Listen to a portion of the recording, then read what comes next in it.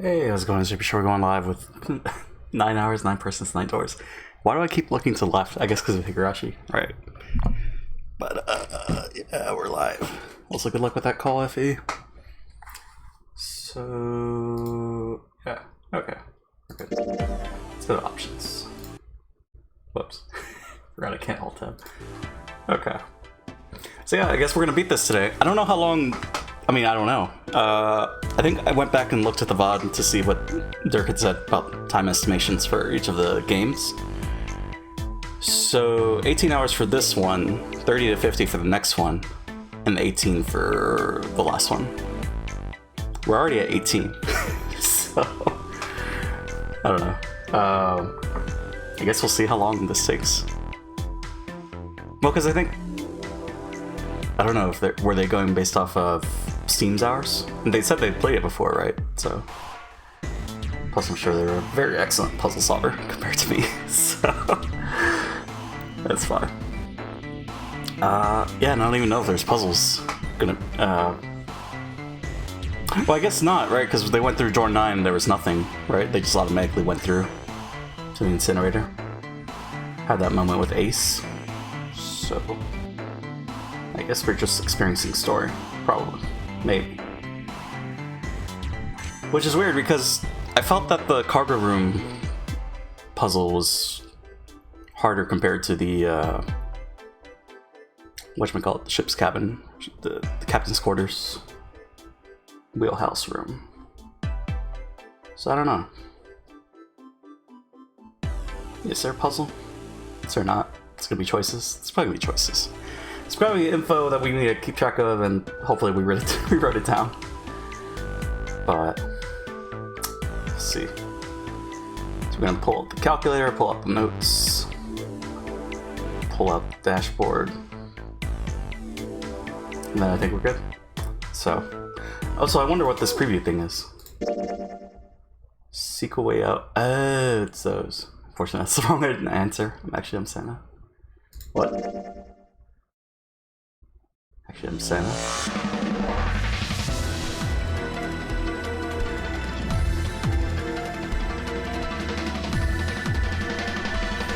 It tells you.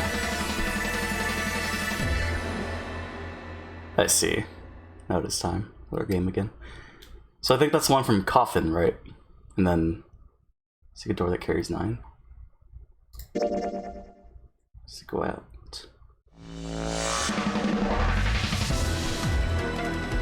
Yeah, I think this was after the one.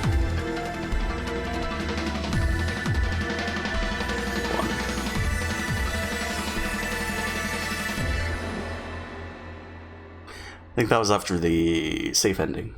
Okay. Got it. Now we're good. Good to go. Continue. 14? Is that right? That's right.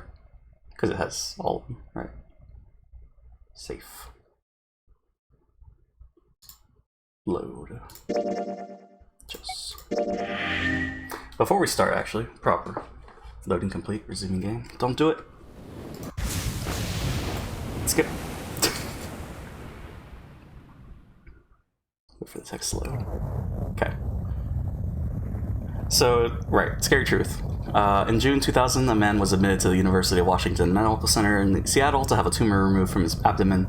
Doctors removed the growth, but left a 13-inch retractor in the patient's abdomen when they sewed him up. The 5th documented case of University of Washington surgeons leaving a medical instrument inside a patient after surgery. Didn't someone leave a knife at one point? Free parting gift for all surgery patients. Jeez. That is rough. Oh yeah, so I do have to take a 2-hour break. No, every 2 hours I do have to take a 5-minute BRB.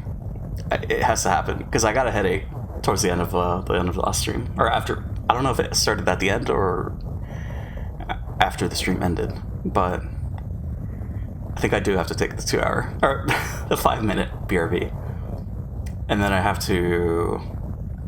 If food's ready, then I gotta go eat. So that's. Yeah, we'll try to be flexible with that.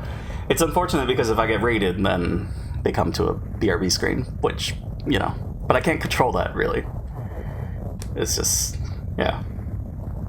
We gotta do the BRBs. Because I think that was... I got the headache because I didn't eat. Because it was like, what, 4 hours afterwards? It's a lot. So... Yeah. It just has to happen. It's fine. That's what we gotta do.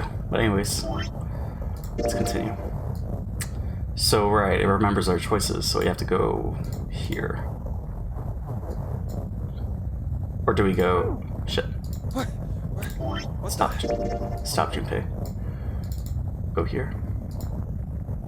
Map the ship, power the shelf. Match, plate on the shelf. Picture of a dog.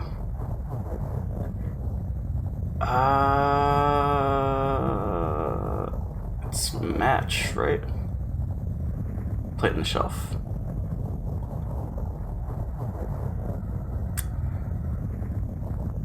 Matches. Let's just go through all of them. Well, shit. Is it the map? Fuck. Oh, just skip. Yes, I guess so.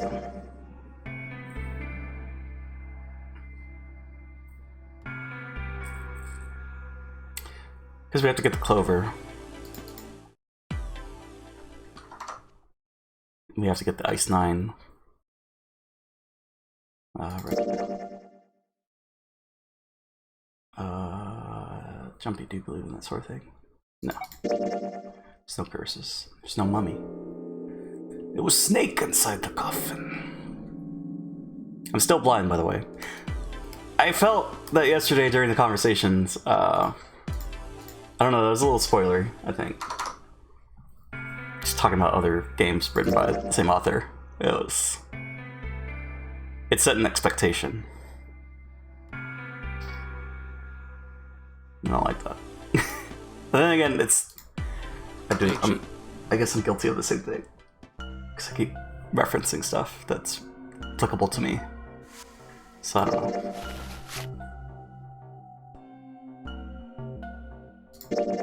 I guess if anything, I'll just speak up next time. Because it was just... Yeah.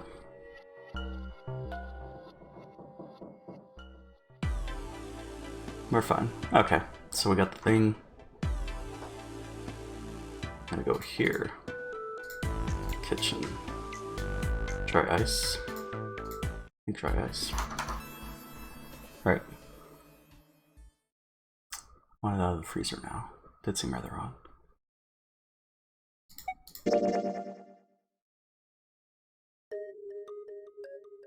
So Santa brings that up? Or no, June does. It's honestly worse. I thought it was Lotus that tells us. I guess not. Just get the freezer.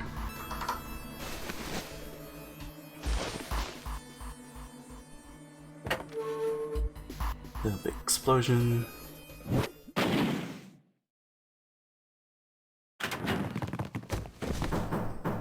And then he's like, why are you sleeping? Just try to rest. Okay. Guessing we're good now for that part. Go to the operating room, chemical closet.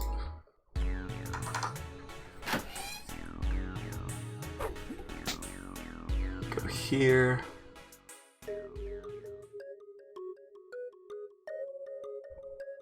Yeah, having played the game 6 times, it's all rough.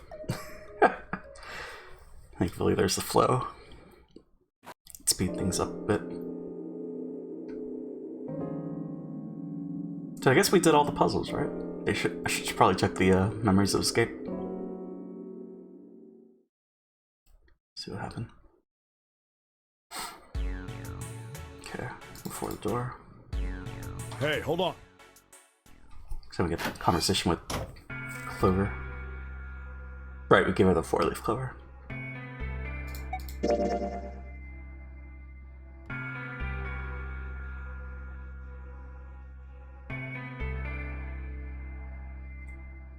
Now, just in case, I guess we go through the other scenes. Patched up. Patched up. We'll stick to our old options. Because I don't want to risk it Probably doesn't matter for that. It's just for the sake of conversation, probably.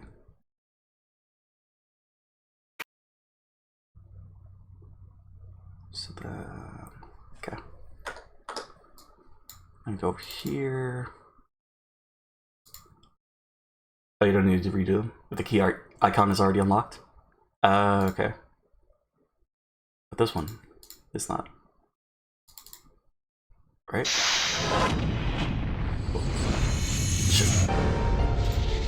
Shit, that was a tart room. Okay. Back. Okay. So then that's unlocked. Okay. Then we're good. 3 left behind. The room fell silent. Junpei, Clover, and 7 had been left behind. Clover looked down at her hand, traced with her finger at the faint blue veins that crisscrossed them. Also, how's it going to hurt? 7 shoved his arms into the front of his overalls and scratched his stomach. No one spoke. Silence made the air feel thick and oppressive. Desperate for anything to occupy his mind, Junpei walked to the larger of the 2 9 doors. He stood in front of it and looked at the red. It read engaged. Wait, but the larger door. He moved to the smaller door.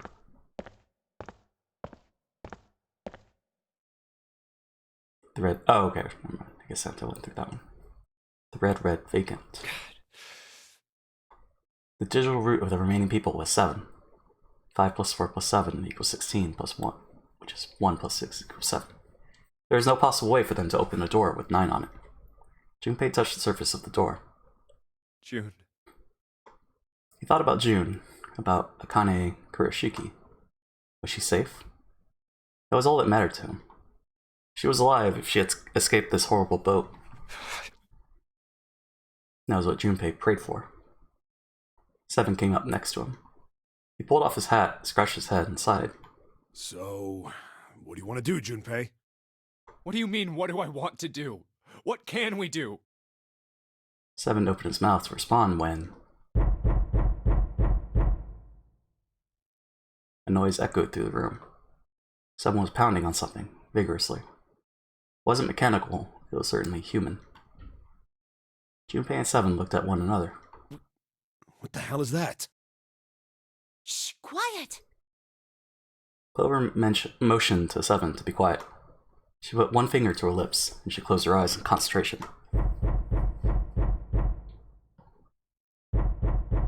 3 of them listened, trying to determine where the sound was coming from. Where is it coming from?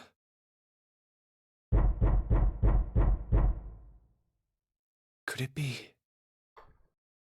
Hey, I think it's coming from this coffin. You're right! Let's open it.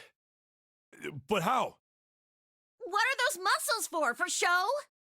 You're telling me to force it open? Just shut up and try! Junpei and 7 grabbed hold of the coffin. They tried to get a good grip with what little purchase they could find and pulled with all their strength.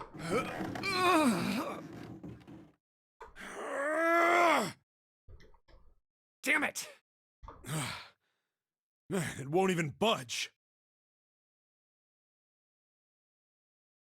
There was some sort of keypad attached to the coffin. Its purpose would not have been difficult to determine. Their eyes were almost immediately drawn to it. Not another one. Yeah, looks like it.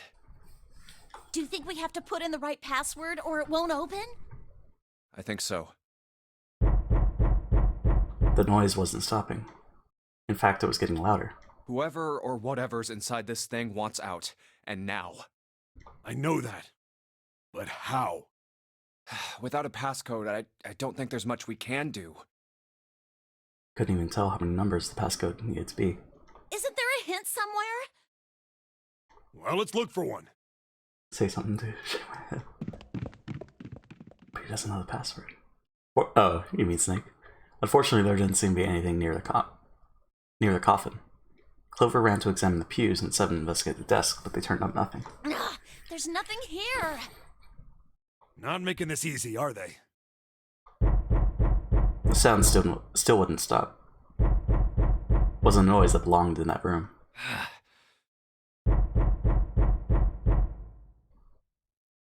What's the passcode?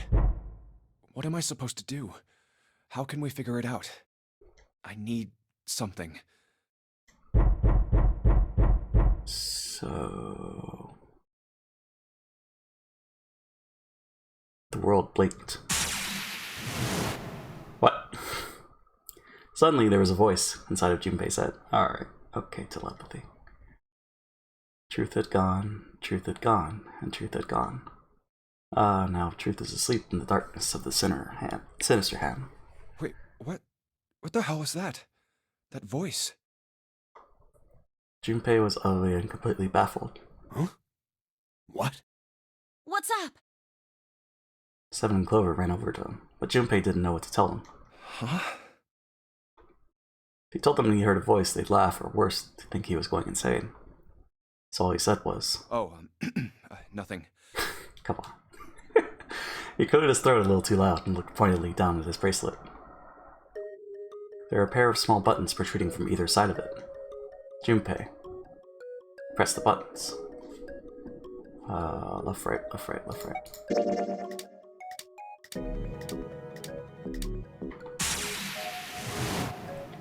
That's wrong. You should know that already. You should know everything. If you don't, then why did you bother to look at the bracelet? You already know that the darkness of the sinister hand is telling you to look at the bracelet on your left hand. That's why you looked at your bracelet, right? What? Left, right, left, right, left, right. What is it? Oh, yeah, it was right, left, right, left. Whoops. That was it. Oh, no, we don't have this if we get it wrong. 8 numbers blinked on and then off on the bracelet display. Junpei checked one last time. 1 4 3 8 3 4 2 1. 1 4 3 8 3 4 2 1. Huh? Huh? Hey, what the hell were those numbers? Oh my gosh, are those? Huh. Junpei didn't answer. He simply walked straight to the coffin. He knelt down in front of the keypad, running over the numbers in his head so that he wouldn't forget. 1 4 3 8 3 4 2 1. 1 4 3 8 3 4 2 1. With trembling fingers, he punched them in. 1 4 3 8 3 4 2 1. That was all of them. Punched the E button. There was a moment of complete silence.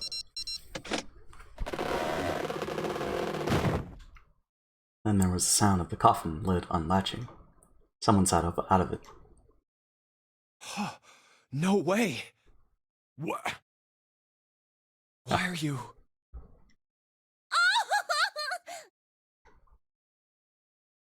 Oh? Is that you, Clover? I apologize for worrying you. Snake! You? Why? Junpei? And Seven? Is that you? Is everyone else there as well? Just like Rip Van Winkle. Still, it was very much like Snake to simply cut to the heart of a matter and ask. Oh. Jeez. Junpei and Seven shared a wry smile. Clover's eyes were filled with tears. You're back! With a cry of joy, she leapt into Snake's arms. Gently now. My body's still a little weak. Oh, you're back! Clover looked like nothing so much as a lost child who had finally found her home. She cried and cried and cried. Her eyes were red, and her nose was running. She hiccuped and gasped as if she were about to begin hyperventilating. You're back! You're really here! Her voice was happy, but almost desperate, as if she feared he would disappear again if she stopped talking to him. Tear after tremendous tear rolled its way down her face. Whoa! Brothers with the raid! Hey Supa, hey Dragons, how's it going? Hey Captain! Oh man, I wasn't expecting this. Did you already beat? Ori in the Blind Forest. I'm good at copy and paste. Anyway, I'm dipping in anyway. See ya, dragons. Thanks for stopping by. Yeah. How was it? What did you think? You did do some reading? I gotcha. Yeah, have a good one, dragons. Well, this might be spoilers to those that are interested in playing the Zero Escape series, because we're doing the final ending. So, but to all the raiders, I'm JP, variety streamer. Play Metal Gear, Mega Man. I played Metal Gear, Mega Man, Kingdom Hearts. Now I'm going through a visual novel phase. So 6.5 completion time. Nice. I think that was about the same that it took me. It's a pretty short game, right? So these people still stuck on the boat? They are! But hopefully we're getting out. So that's great. Nice. Oriented. Yeah, after I beat it, I went back and like went to the Ginzo tree to try to do that without the dash, just to see how it was. It's a little difficult, but you know, we got through it. It was fine. But Will o' Wisp Monday? Gotcha. I can't tune in for that, but I hope you enjoy it. Let me know how it goes. Because I still haven't played it. Is Booby Lady still alive? She's currently held hostage again. So I think that's when you left off, right? Or when you stopped by yesterday, Supa. So wholesome image pog, right? Also, hey Effie. Said at least she could. Perhaps she convinced herself he was real. You'll be tuning in for a while. Is it a long game? Or what's after, goes back to Castlevania after? Yeah. Gotta stay away from Rondo. I can tune in during Symphony though, so there's that. Oh yeah, but you did play Rondo a little bit on stream, right? During the 1,000-minute stream. That makes sense, to be honest. Yeah. Goes back to Castlevania. We'll not tune in for Wisp 2. All I can do is toss up the lure. Perhaps she was worried he would be gone the moment she let go. Perhaps she simply didn't know what else to do. You're back! You'll be going back to the start? Gotcha. Right, no, that makes sense. Because it's been a month. Same thing with what happened with Ori. Come now, what's gotten into you? You're acting as though I've returned from the grave. Not as though you did. I really thought you were dead. Huh? You jerk! Idiot!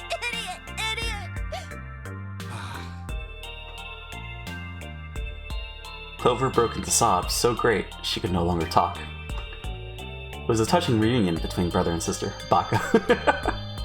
Even though Junpei knew they had little time, and every minute they waited was a minute they wasted, it felt cruel to pull them apart. Junpei and Seven sat down on one of the pews, waiting for Clover to calm down before explaining to Snake what had transpired.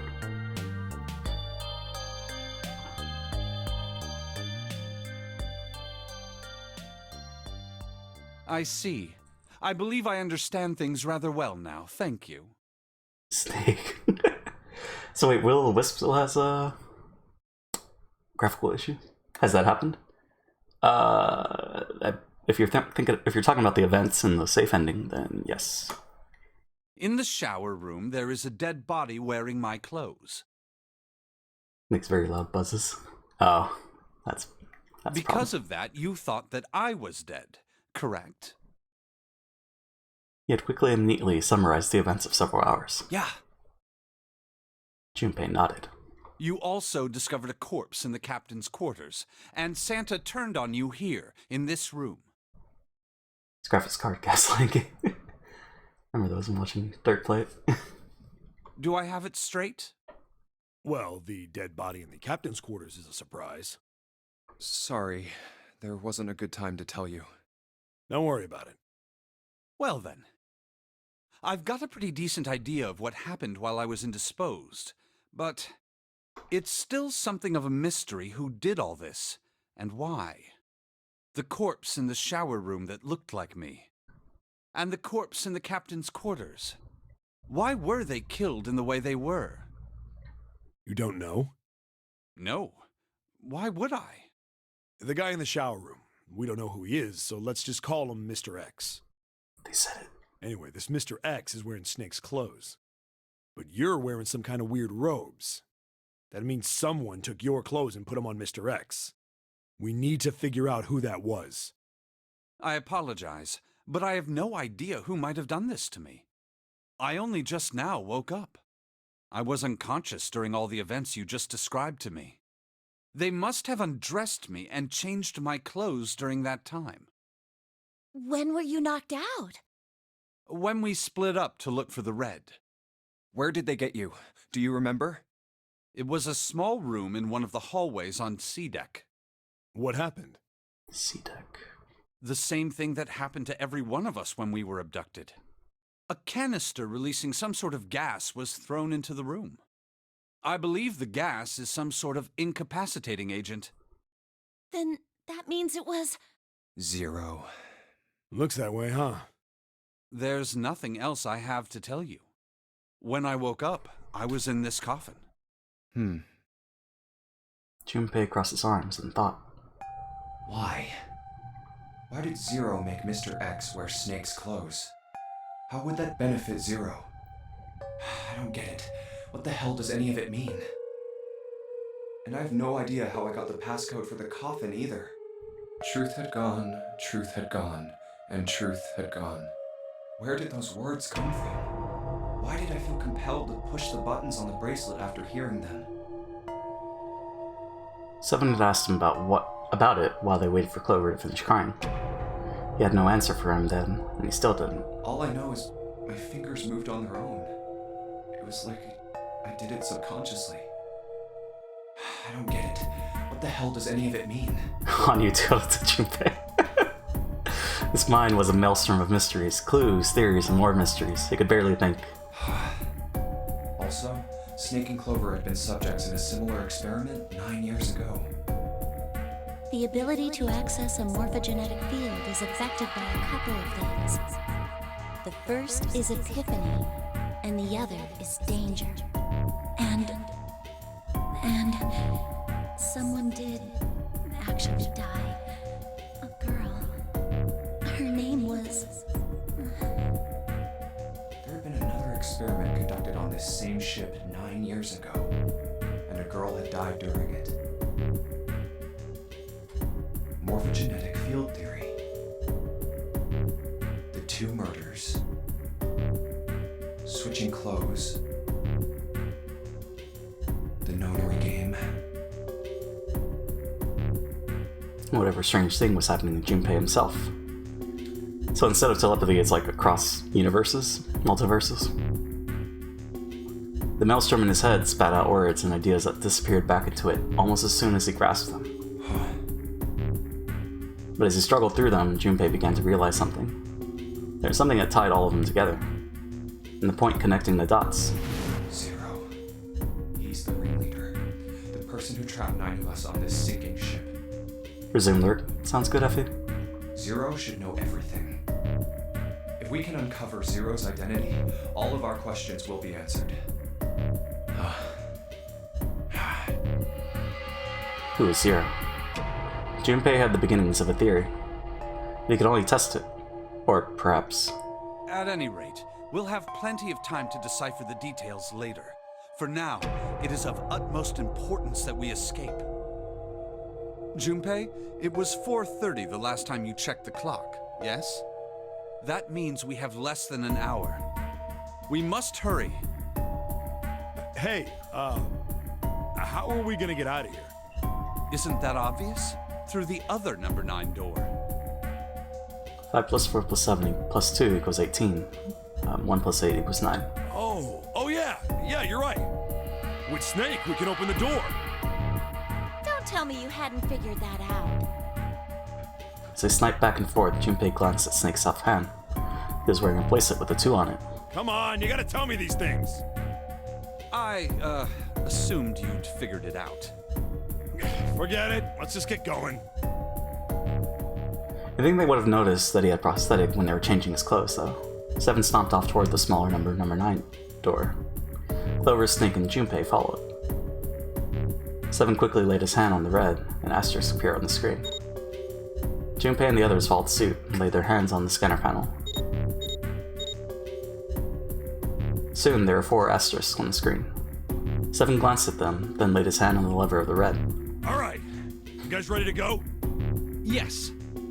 Yep. Junpei paused for a moment. Not yet. Huh? Before we go in, I'd like to check something. You want to check something? Yeah, but before I do, Seven, could you pull the lever? I want to make sure we can verify with just the four of us. What do you mean? We don't need... Just do it, all right? But if the door opens, don't go in yet, okay? Please, this is really important. I really need to check this, okay? Work with me here. Junpei looked directly into Seven's eyes. The older man looked back for a moment, then nodded. Fine.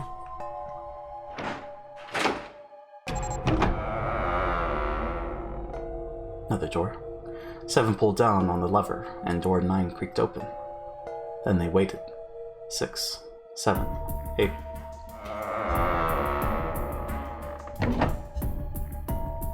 After 9 seconds, the door closed. All right, that means the four of us can go into door 9.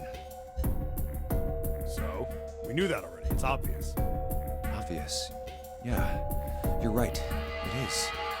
Now, what happens if we add Zero's bracelet? What?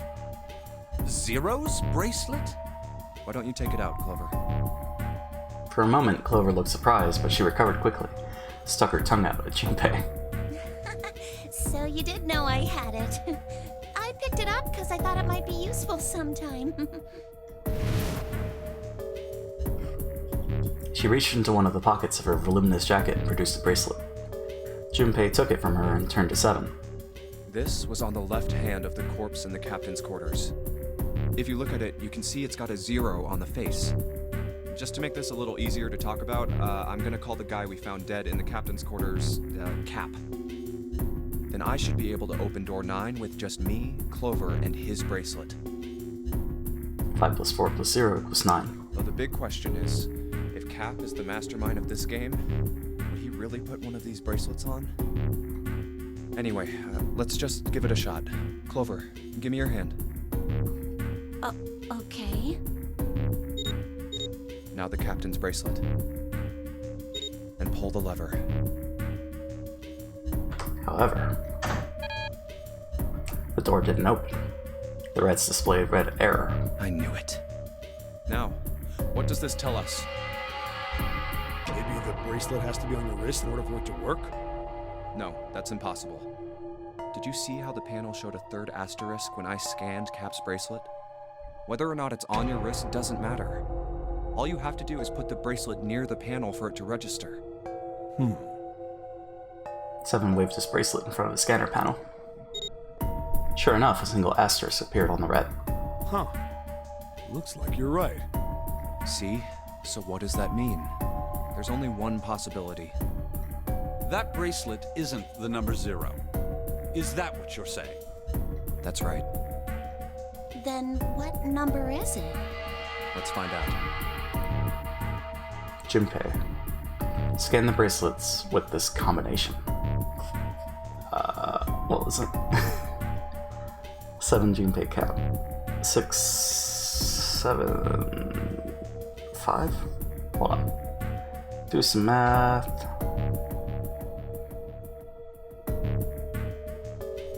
Okay. 7 Junpei Cap. Let's try 7, me, and Cap. 7 plus Junpei. 7 plus 5 plus 12. 1, 2, 3. If this combination opens the door, then Cap's bracelet is number 6.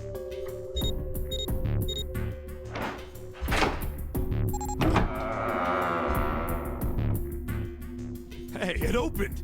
The door opened! What? Why? What does that mean? But Seven and Clover seemed rather shaken, as they turned to look at Junpei for answers.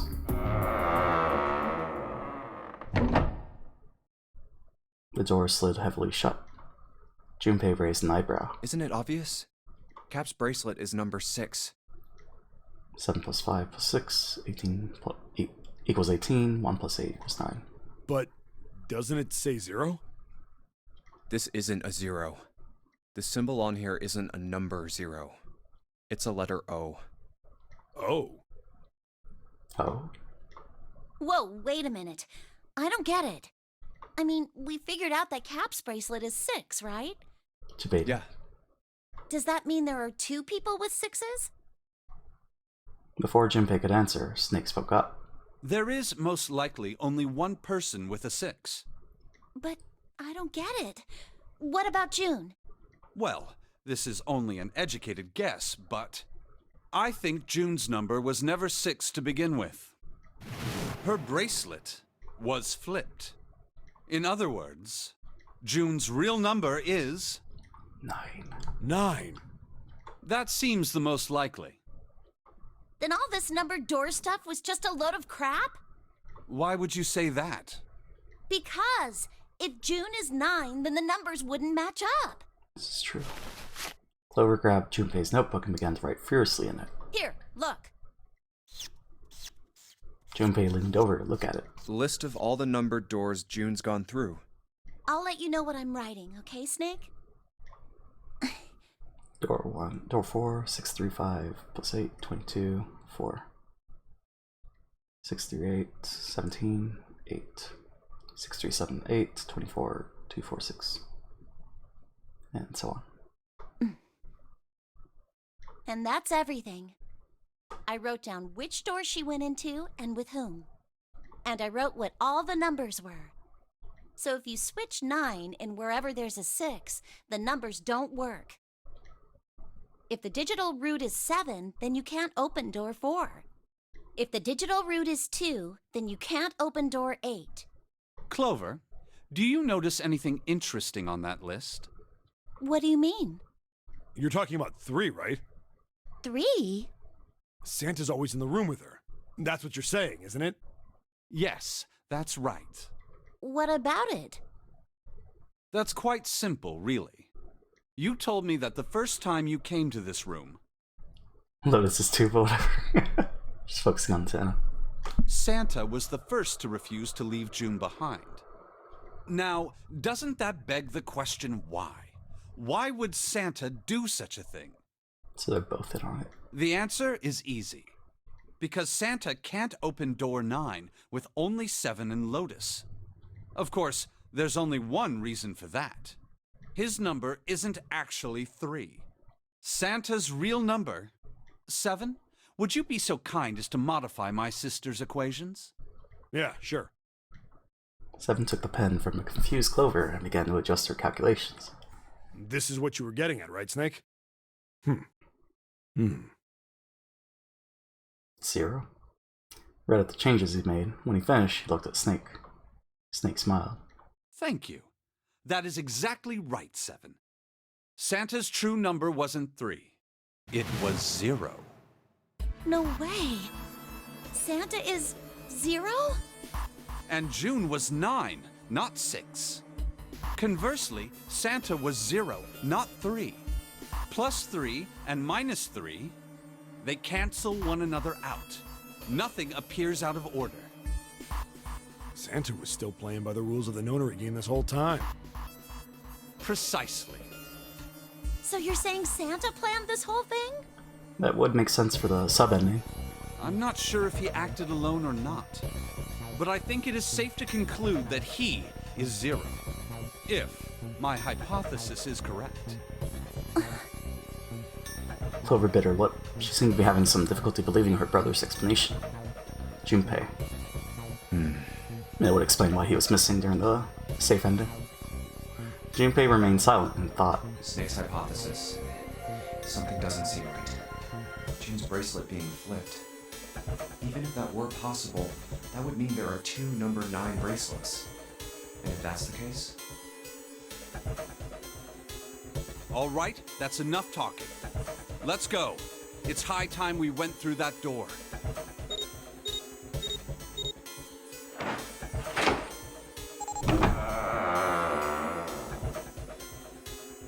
Door 9 opened. Philip through. It's right there. Dead was directly in front of them as they came through the door. Quickly, they scanned their bracelets.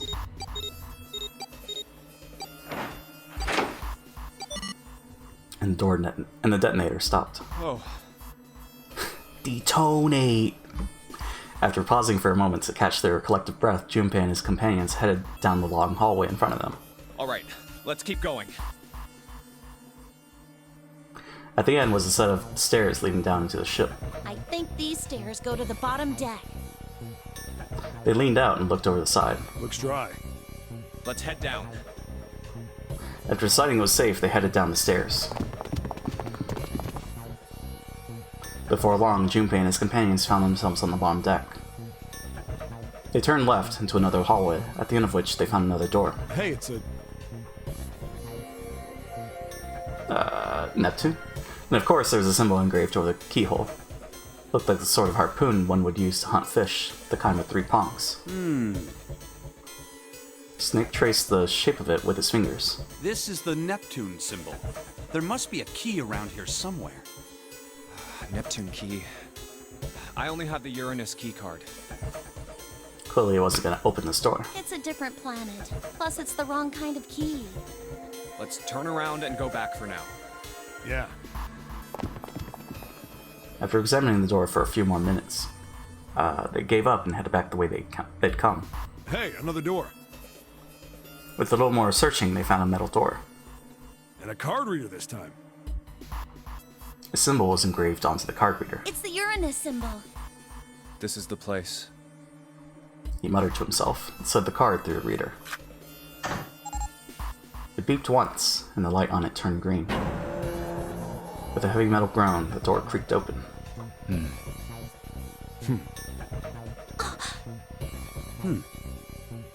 Junpei, Clover, Snake, and Seven looked at one another, nodded, and stepped through. The room they found themselves in was full of books. Wow! Great library. It's totally full of books! There's so many. I don't know where to look. It looked remarkably like a library. Not the sort of library where large numbers of people would come to read books, more the sort of library that was simply a place to store books. He felt a little overwhelmed by the sheer number of books, but Junpei did his best to speak with authority. Alright, if we want to get through that door out there, we need the Neptune key. I say we split up and look for it. Did they say the coffin was in the library? Or was it just next to the library? Okay. Very well. Sure thing. Good. Let's get started then. We don't have a lot of time. Hurry. Alice sleeps in a small chamber past the forest of knowledge. As he began his search for reasons he didn't fully understand, Junpei felt those particular words float through his mind.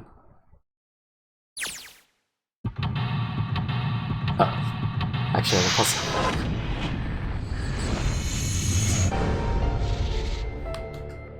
Well then. Library. Okay. This one says transition of extinct species. Need to hurry it up, or we're gonna end up in the pages of a book like that. Theory of evolution. Heck, even I know this one. That's that Darwin guy, right? Well, yes and no. Charles Darwin wrote a book called On the Origin of the Species. In it, he put forth his theory of evolution. Yeah, I remember that part. He called it natural selection. Exactly. Shelf has a bunch of books. Mother Nature. Is that some sort of book about hippie chicks? Probably not, except tangentially, it's most likely about environmental protection. I was just trying to make a joke. Dude, hippie chicks? Really? So hold on, getting the notepad ready. Paleontology, this one's about fossils, right? Amenities are pretty nasty looking. Ammonites. Introduction to geology, huh? Thinking about the Earth, even when you're on the ocean. Kinda romantic in a way, I guess. Theories of the Cambrian explosion. Did a bomb go off near somewhere called Cambria? Wrong kind of explosion. Roughly 500 million years ago, during what is known as the Cambrian period. Research suggests that the variety of living organisms increased by an order of magnitude. Why that happened is, however, still something of a mystery. There are a number of theories. This book is most likely a collection of them. Transition of extinct species, or Mycographia, huh? Ah yes, Robert Hooke's famous work, first published in 1665. He built a microscope and examined insects, inorganic substances, and other things too small to be seen in detail by human eyes. He then drew pictures of many of the things he'd examined and published them in a book. I'd hazard to guess the shelf is concerned with natural sciences. Why did mankind lose their tails? Junpei, do you know what this one's about? Why are you asking me? I didn't even know we had tails to lose. Maybe you should ask a human with a tail. Goku.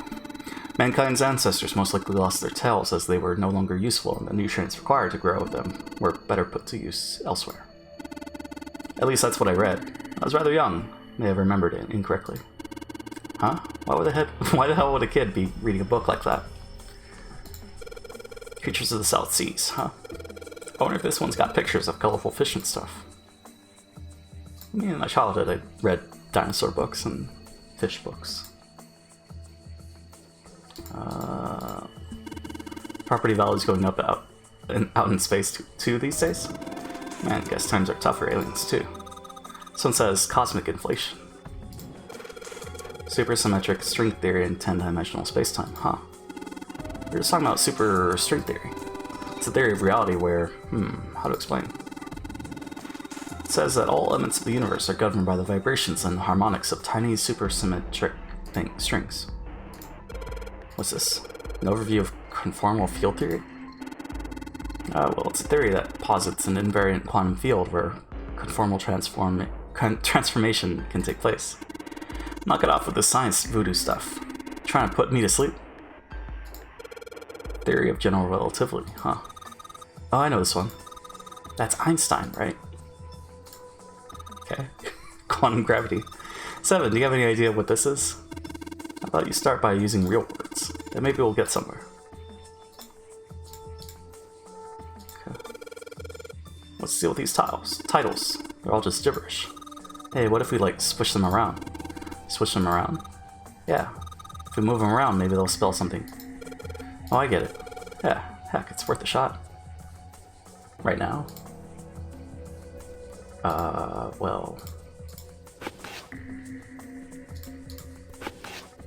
Open here, find bulb. How about this? Looks like putting those books in the right order opened this thing right up. Heh, that was a piece of cake. Hooray! You did it, Junpei. Guess it turned out well enough. So the letters from the title spell out. Open here and find bulb. Did it. Light bulb looks like it's brand new. And it's really big, so it'll make a lot of light. Okay. Guess that's that. There's a note on the table. Lights to the books. Huh? What does that mean? Interesting. Well, intelligence often hides itself in darkness. Have you ever thought about the pages of a book?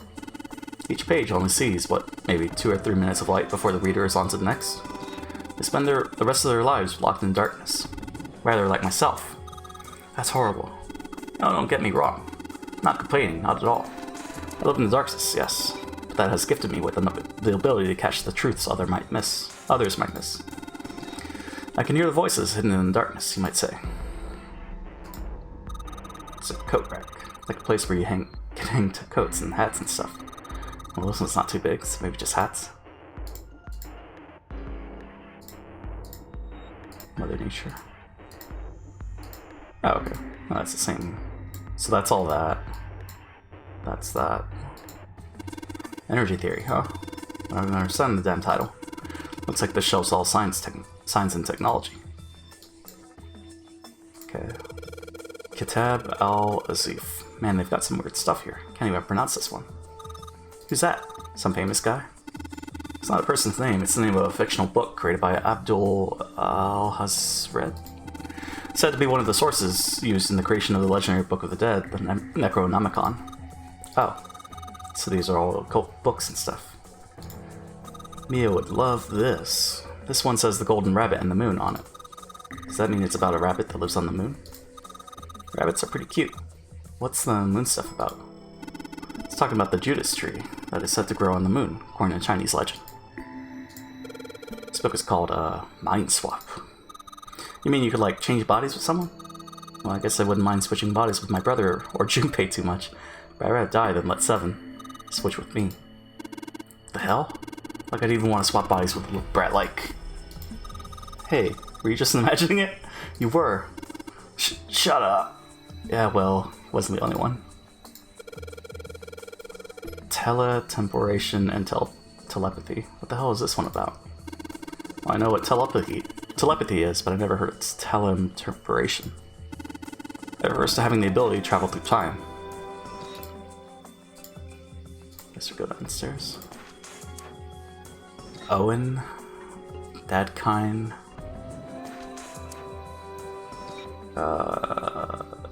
Sheldrake. Is that Libernus? Sheldrake. Isn't Sheldrake? Yeah. It says Sheldrake in the spine of its books. It's got the volume number written on the lower part of the spine. Owen, huh? Owen isn't enough to go on.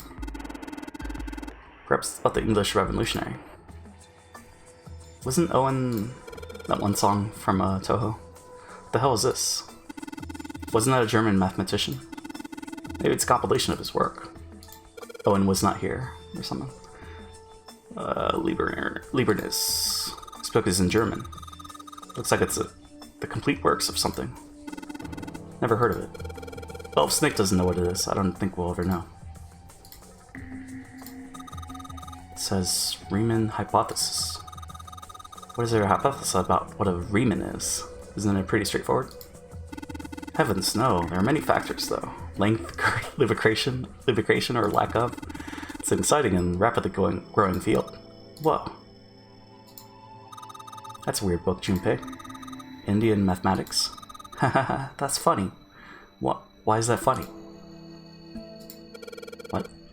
The Pythagorean theorem. This is a famous one. Sounds like there are a number of math books in this section. I forget what that is, but I heard it before. Okay. Algebraic number theory. Math, huh? There's another one like that over here. You mean something like primary number theory? Or analytical number theory? Or geometry? Oh my gosh, how did you know? Nobody said anything about those. Well, number theory is usually split into 4 chief disciplines. There was a book named Algebraic Number Theory. I took a wild guess that the other 3 would be there as well. Looks like I was right. This one's Goldbach's Conjecture. Conjecture? What's it about? What, magic or psychic stuff or something? Pythagoras' right triangle lengths? Okay. So would that be trigonometry? You learned that? Or just regular geometry? Alright, it's about jewelry, isn't it? May have an odd title, but it's actually a very respectable mathematics book. It deals with one of the unsolved problems of additive number theory. Sorry I said anything. Look, let's not get into this right now, okay?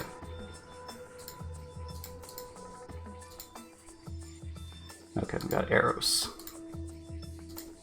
It's a small enclosure with 9 sides. There are 3 of these things that look kind of like music stands. How did Ace and Lotus solve this? I guess they knew. They know. Am I supposed to put something on those stands? 3 lights in this thing. Not very bright though. Hey, didn't we find some kind of really powerful light bulb earlier? Well, you put it into one of those lights. Yeah. Well, it'll get a lot brighter, but if there are 3 lights, that means 3 light bulbs. There won't be much point unless we can replace all 3 bulbs. I mean, 3 light bulbs, huh? There are books here in all sorts of languages, but there's something suspicious about the shelf on the left. This bookshelf has sort of a glass inlay. It's pretty big, but there's only 6 books on it. It seems kind of weird. Hey, it looks like there's something on the bottom. Can't really see it though. The glass is all foggy. Awesome. Let's lock on the glass door. Yup, won't budge. Okay. So what we got here? So many books here. Wonder what this one's. Whoa! What's this? Warm? Oh. Sorry. Oh, no. I'm sorry. Hey, what's the deal with this sappy stuff? On Japanese literature, huh? Picture book here. Looks like it's an old folktale. Don't you think it's a little weird that this book's the only picture book? Maybe you ought to hold on to it. Tales of Old Japan. It's got a magic wand on it. Okay. So what's inside? Well, aren't you gonna open it? Pretty sure it's just gonna have pages inside. Smart, whoa! Pop-up book. SC5.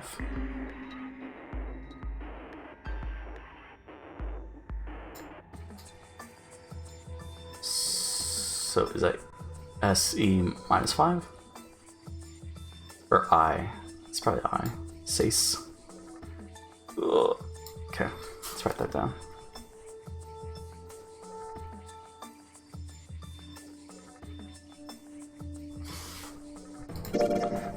SC. Oh, okay. Well, that works. Okay.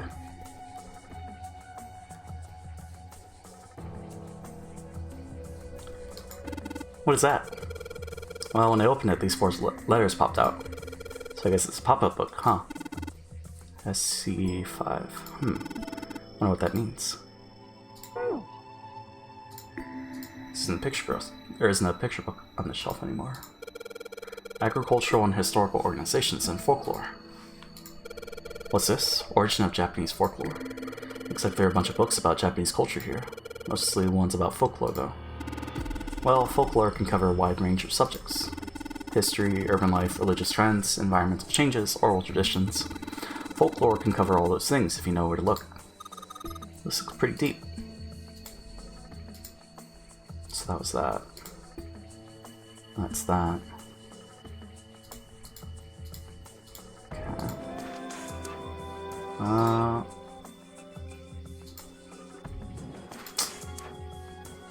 There's more over here.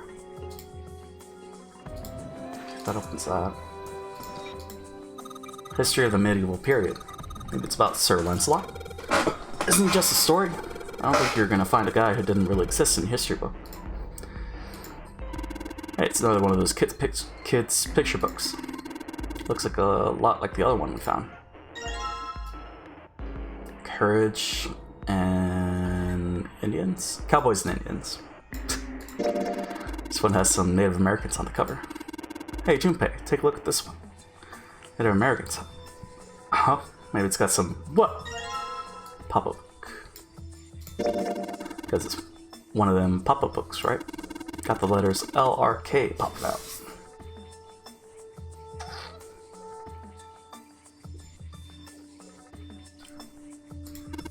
Can't make any sense out of them, though. Large, round, and kinky? Nah, probably not. Is that LRK? Really? How does that work?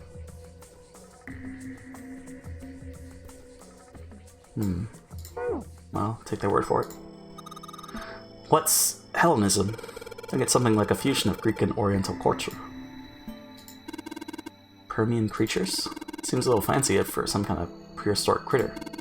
Not to mention most of them were likely reptiles and amphibians, but without hair I can't imagine they had much need of perms. It's got nothing to do with this. Look, this one says cultural heritage of Rome. That's gonna be serious. Inheritance tax. This book's called... Okay. Oriental history. Maybe this one's about China's 4,000 years of history or something. Hey, Chinese history and Oriental history aren't the same thing. This one's called History of the Western World. Well, I'd assume it's about European history.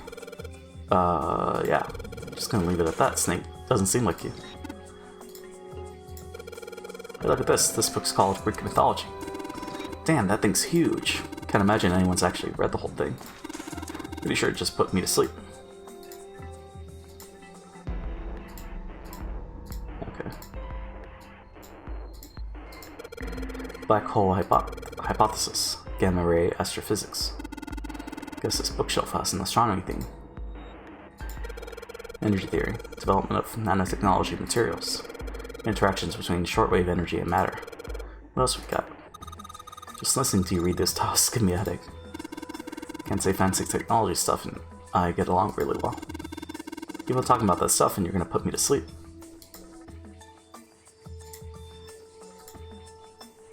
The big opening is the door to the library. It's pretty impressive. Almost looks like the door to a shrine or a church or something. There's another door after it, and then a massive passageway beyond that. They know that passageway is the door with that Neptune symbol engraved on it. Hurry up, we need to find the key with the mark of Neptune. Okay, sounds like a job for the best brother and sister team in the world. Man, it's like 7 and I don't even exist. Okay, that takes us there. Is this new? Dissection Atlas, huh? This whole shelf is full of medical books. Functions of the human brain. Huh. Guess this is a book about the nervous system?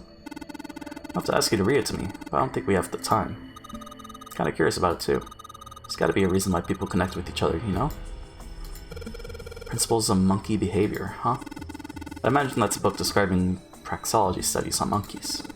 Monkeys are very similar to humans evolutionary, so I imagine the research was fruitful. Oh look, 7. Here's a book that's perfect for you. It's called Correlation of Muscle, Bone Density, and Bone Strength. I'm just saying that because it says muscle. This one looks just like the picture book from earlier, the one with the pop-ups. I think they're part of a series or something. They do have the same binding.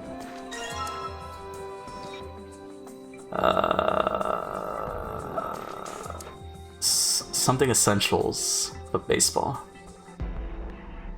Fundamentals? It's baseball in this one. Come on, Junpei, let's see what's in it. Gonna go on a limb here and say it's probably baseball Whoa. Head. It's a pop-up book. It's got the letters H-E-A-D popping out of it. Forehead. So what does all this have in common? SC5, LRK, head. Okay. This book's called Correlation of Muscle, Bone Density, and Bone Strength. Look, this one's called Recreation of Lost Human Functions. I think they're talking about if you lose part of your body, then you could grow it back. I don't think so. Maybe they're talking about reconstructing abilities that humankind once possessed. In other words, they may be talking about cultivating a sixth sense. Ancient Gladiators. What's this book doing here? Maybe they're researching human physical limits across history. Human equilibrium theory. Human anatomy. The generation of internal organs. This book is just called Dissection. This bookshelf must be all medical books. From what I could tell, it sounds as though these books have been organized by genre. This library must be massive. I'm rather impressed by how well organized it is. I think that was everything there. Okay. That takes us back to the beginning. This bookshelf's downstairs. Don't shove. Not kidding. Don't push me. What the heck, man? I wasn't gonna, but now that you bring it up. Jesus. Okay.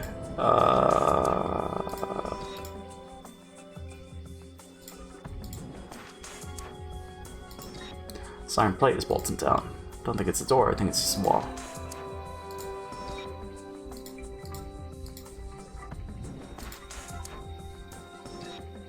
That takes us there.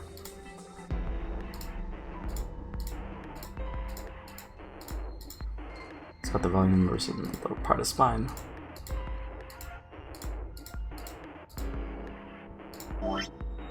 Both combine.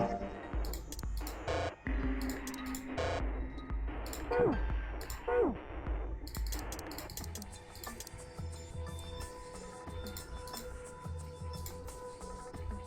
Have I not searched?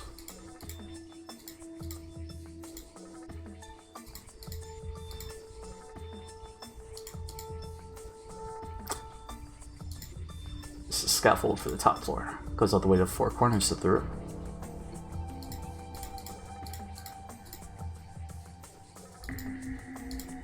We have 3 light bulbs first. Modern Japanese literature.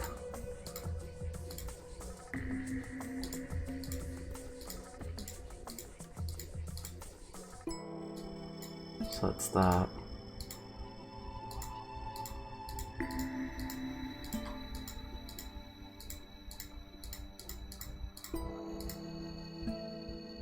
Like there's gonna be a light bulb there. There's probably gonna be the light bulb behind the bookshelf.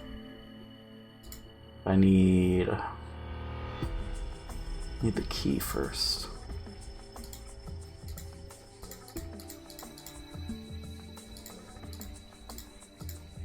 Place the books.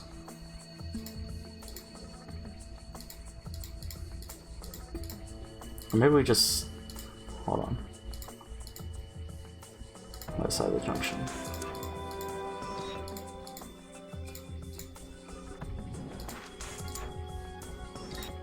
If I could just change out the bulbs, then what's the use wishing?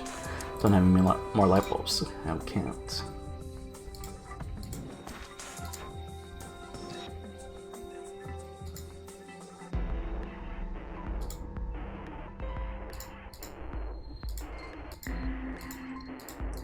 Here, find a bulb.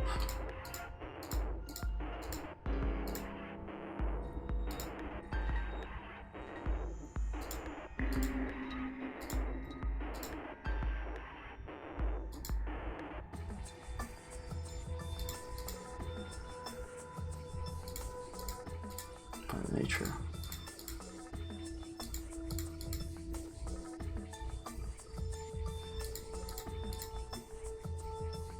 I would have thought pulling out some of these books would have done something.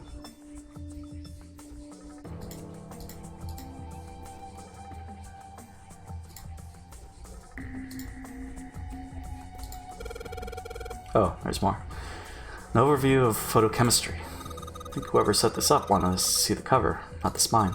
Let's look at it, okay? Huh? Looks like the whole space behind these books. Look, Junpei. I think there's something hidden behind the books. It's a brand new light bulb. Looks like a pretty high wattage one, too. Oh, there goes like, well, here. There's something here now. Communication and computer science, huh? It's a pretty generic title. To be honest, it's so vague, I don't really know what it might be about. Automated robotic assembly line techniques, huh? What's that? Some sort of comic book? Geez, I guess boys really like that stuff, huh? No, you're thinking of a different sort of robot. This book is talking about automated machinery that's used to build things like cars. What's that one called? It says Foundations of DNA and Genetic Engineering.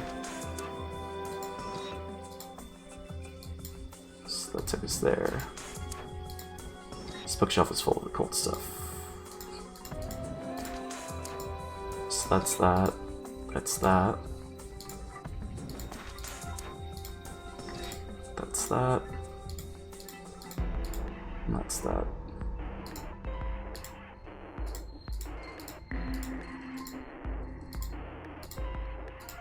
Okay. Handrails made of metal. I want to see like what the outline is. Okay. Pretty sure we searched everything there. Okay. There it is.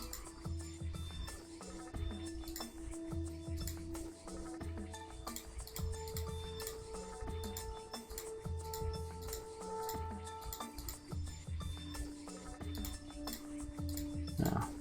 Squeak.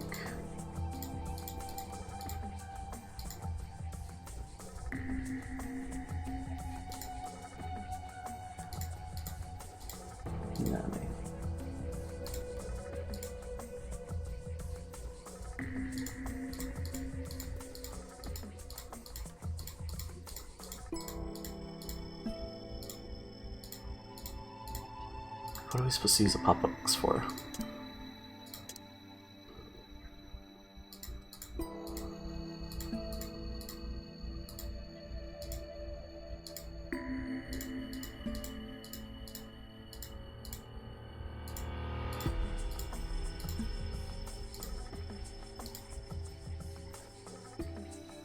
Well done. In the middle of that door is a cylinder lock. What kind of lock?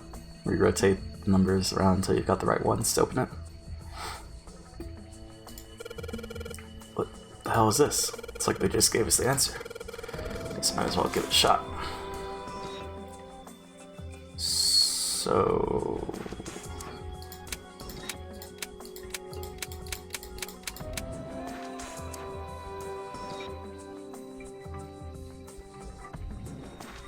okay.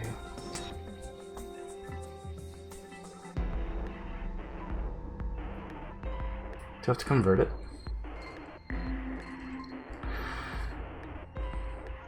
Oh man, do we have to convert it?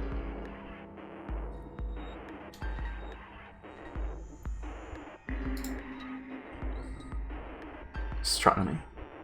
Oh, it's okay. 632416. Gotcha.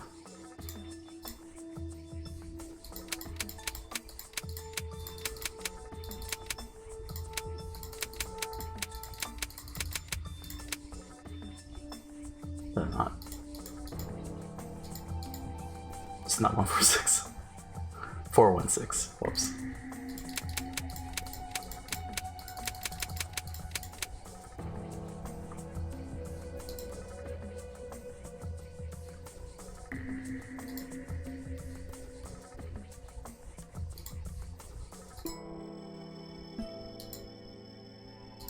So not.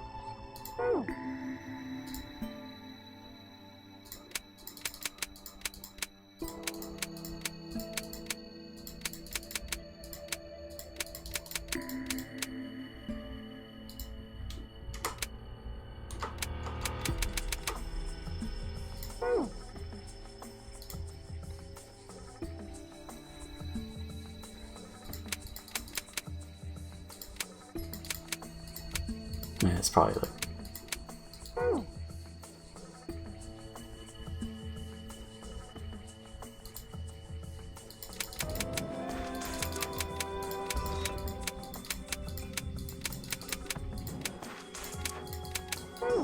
That's not what I want to do. Jesus, keep backing out.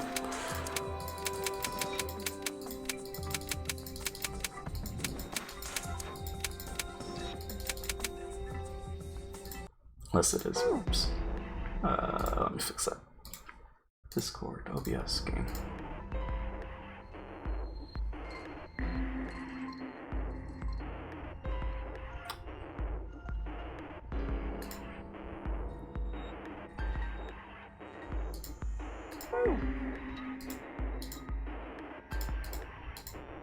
There's a couple books on the glass shelf. Left to right, they say volume 6, 3, 2, 4, 1, 5. Oh, it's 5. God damn it.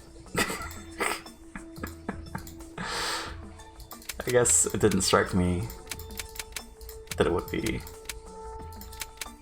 2 volume 6s. Maybe they just really love volume 6, you know? God damn. You did it, Junpei! Yay! Don't know why, but I don't really feel particularly happy about being praised for that. Whatever. At least the lock's open now. Let's see if we can get it open, alright?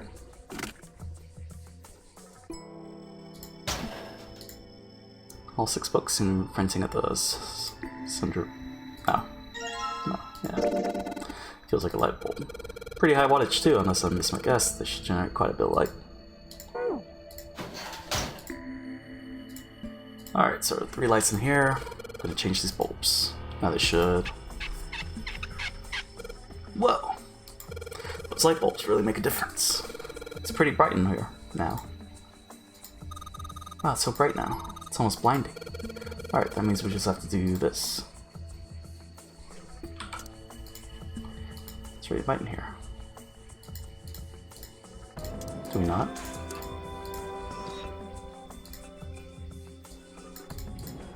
Oh, okay.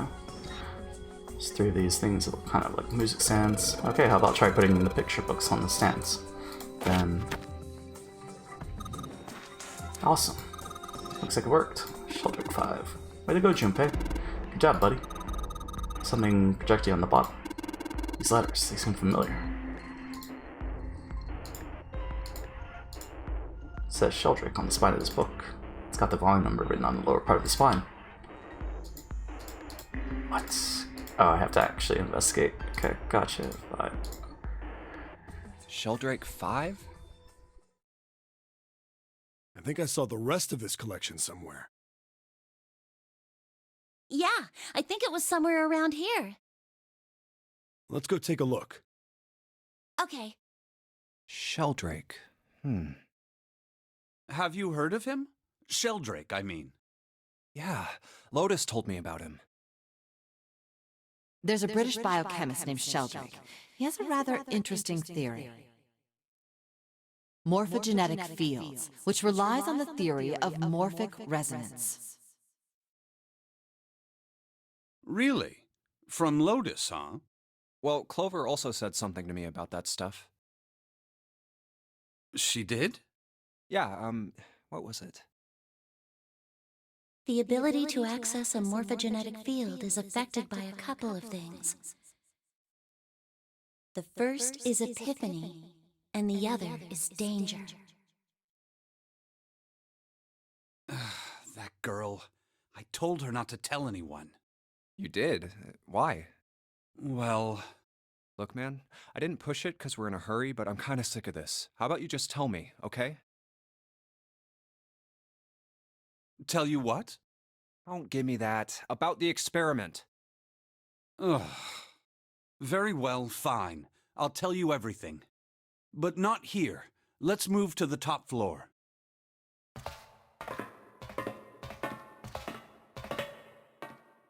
I suppose I might as well start by telling you why I kept quiet, and why I made sure Clover did as well.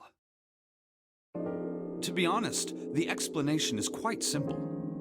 Zero told me not to. I had little choice. He didn't walk up and tell me, of course. He gave me a message engraved on a card. That's a Braille card. It looks just like the one you showed us earlier. So you had 2 cards? No, only one. Huh? What do you mean? I thought that card just had some rules for the nonary game on it. Yes, it did. And those were the rules I read you. However, they were not the only thing on the card. There was something I didn't read. Well, perhaps I should say, there was something I couldn't read. And that was? Tell no one of the events that took place 9 years ago. Tell, and I activate your sister's detonator. It's a threat on our lives. Oh. Well, what about Clover? Did she get a message from Zero too? I don't believe she did. But doesn't it strike you as strange that Zero would shut my mouth, but not hers? Yeah. To be on the safe side, however, I told her it was best not to tell anyone. Still, apparently she told you. That girl. What's wrong with her telling me? I figured some stuff out with the things she told me. I mean, it looks like the whole activate her detonator thing was just a bluff. She's prancing around downstairs happy as a clam now that you're back. That's very true. I've decided I can trust you. I've decided to tell you the truth. The chance that Santa is Zero is very high. I feel I can assume Santa doesn't have the time to observe us at the moment. And at any rate, even if he were, I very much doubt he would kill us. Why? Clover told me about the 4-leaf clover, about the words. If he knew about that, then he was in my group during the first experiment. I'm sure of it. He wouldn't kill us, no matter what the situation was. Hey, Snake? Yes, I know. You want to know what happened during the experiment. Yeah. How much do you know? Clover told me about...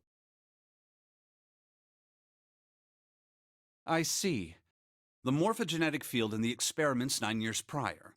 How the experiments had taken place simultaneously at 2 locations, one being the ship and the other being a building in Nevada. And the girl that died during the experiment. She told you all that, did she? At any rate, I now know how much you've learned. All that remains for us to determine is who did this and why, right? Yes. Can you tell me what happened? Yes. The people who organized the initial experiment were from a company called Cradle Pharmaceuticals. There were 4 of them running the show. Gentaro Hongo, Nagisa Nijisaki, Teruaki Kubota, Kagechika Musashido. Hongo was the CEO of Cradle Pharmaceuticals. Nijisaki was his right-hand man and did the lion's share of the planning. Kubota led the company's research and development division. Musashido was their majority stockholder. It was these 4 people who planned the initial experiment. Let me simplify it for you. Hongo designed it, and Nijisaki put it all together. Kubota developed the technology required, and Musashido provided the cash. So it's Hongo, Nijisaki, Kubota, Musashido. Of course, more than 4 people were required to conduct an experiment of this scale. To that end, they organized a top-secret team to assist them with their research. All in all, they gathered 10 people or so. Those 10 completed their team, and they were able to begin the project. They named it the Nonori Project. The purpose of the experiment was to research the prospect of controlling a human mind through sheer will. The vessel, I suppose you could say, for this control was the morphogenetic field. Why did the glycerin suddenly begin to crystallize? Why did the crystal structure of EDT undergo a sudden change? Why did the rats improve their puzzle-solving skills with each generation? Experiments with humans produced the same results.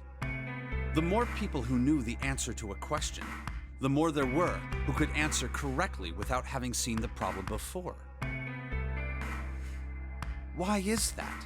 How could it happen? The answer is that the shape of the answer has been stored in a field invisible to the naked eye. And through that field, the resonant event transmits information related to that answer. That's essentially the idea behind morphogenetic fields. But that's just a theory. Can't bring yourself to believe it? Yeah. Let's say someone killed another person because the devil told them to do it. Whether the devil exists or not has no relevance to the murder. They believe the devil exists. Whether or not he does is immaterial. So what matters here is that Hongo believed in the morphogenetic field. That's right. But I still don't get it. You said they wanted to figure out how to control people. Right? That is what you were saying. Yes. So how are they going to do that with a morphogenetic field? I'll keep it simple. Let's suppose 10,000 people have solved a certain problem. The chance of you knowing that answer, even if no one has told you, will go up. Let's have another example, shall we? Say 1 million people were to do a handstand right now. Tomorrow, the chances of you doing a handstand would be higher, even if you had heard nothing of this hypothetical mass handstand. Mankind's thought process and actions are all part of a resonant event. All of the resonant events encoded in the fields are projected onto you. Of course, this assumes you believe in this theory. Do you follow so far? Yeah. Now, if there was a person who had the same effect as those millions of people, what would happen? If that one person were to do a handstand, other people would find themselves wanting to do handstands as well. Can you imagine what a person with powers like that would be able to do? Come on, there's no way. I'm not done. Imagine another scenario. Imagine another person. This is an ordinary person. Let's say he does a handstand. What if there was someone who could grab the resonant event he created by doing that and use it to make other people do handstands? What would happen then? A person who has the power to write to the field, and someone who can read from the same. You could think of them as the writer and the reader, or the transmitter and the receiver. What would the world be like if there were people with abilities like these? So the transmitter's resonant event can be transmitted through the field and sent to the receiver. And then the transmitter can control the receiver however they wish. That's what you're saying, right? Yes, close enough at least. Come on, that's just crazy. Well, if you want to prove that, then you'll have to test it first. At least, that was how they thought. That was why they decided to do their experiment. That was how the Nonary project began. By the way, Junpei, have you ever heard of the Gansfeld experiment? Yeah, that was an experiment in telepathy, right?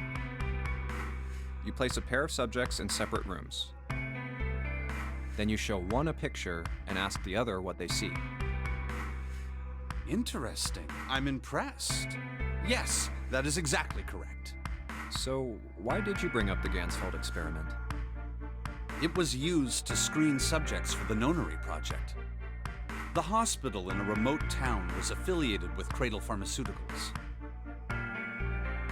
Hongo used it to conduct experiments on visiting children in secret. Some of them, he found, had potential. He began to gather children that showed promise, children that seemed as though they might be able to access the field. Of course, none of them volunteered. They were kidnapped. There were 9 pairs of siblings taken, for 18 children total. For reasons that were not fully understood at the time, each pair had 1 transmitter and 1 receiver. They were split perfectly. As such, the 18 children were split into 2 groups of 9. The children who were put into Group Q were the ones who excelled at transmitting. They were transferred to the mock experiment building known as Building Q in the Nevada desert. The children who excelled at receiving were put in Group A. Group A was then placed on the former hospital ship Gigantic. From the experiments he had conducted so far, Hongo had learned the following. There are 2 things that can increase one's resonance with the fields. The first is epiphany. The other is danger. Have you ever been faced with an especially difficult problem and thought about it very long and very hard until finally an answer suddenly appeared in your mind? It may seem obvious to say so, but that is what is meant by epiphany.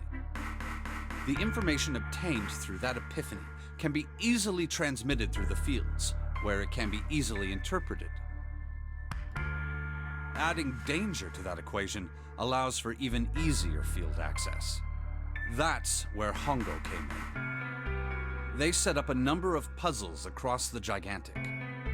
The participants had to solve each one before they could move to the next room. Of course, he hadn't forgotten to include danger. He had detonated a bomb on the hull of the Gigantic. The children in Group A were forced to play the Nonary game as the ship sunk. By forcing the children into a life-or-death situation, Hongo hoped to increase the likelihood of their tapping into the fields. The children from Group Q, on the other hand, were confined to the mock experiment building, Building Q. Building Q duplicated the interior and puzzles of the Gigantic exactly. Every detail was exactly the same. Hongo explained the situation to the children in Group Q. Solve the puzzles you find throughout the rooms. When you have the answers, transmit that information to the children in Group A.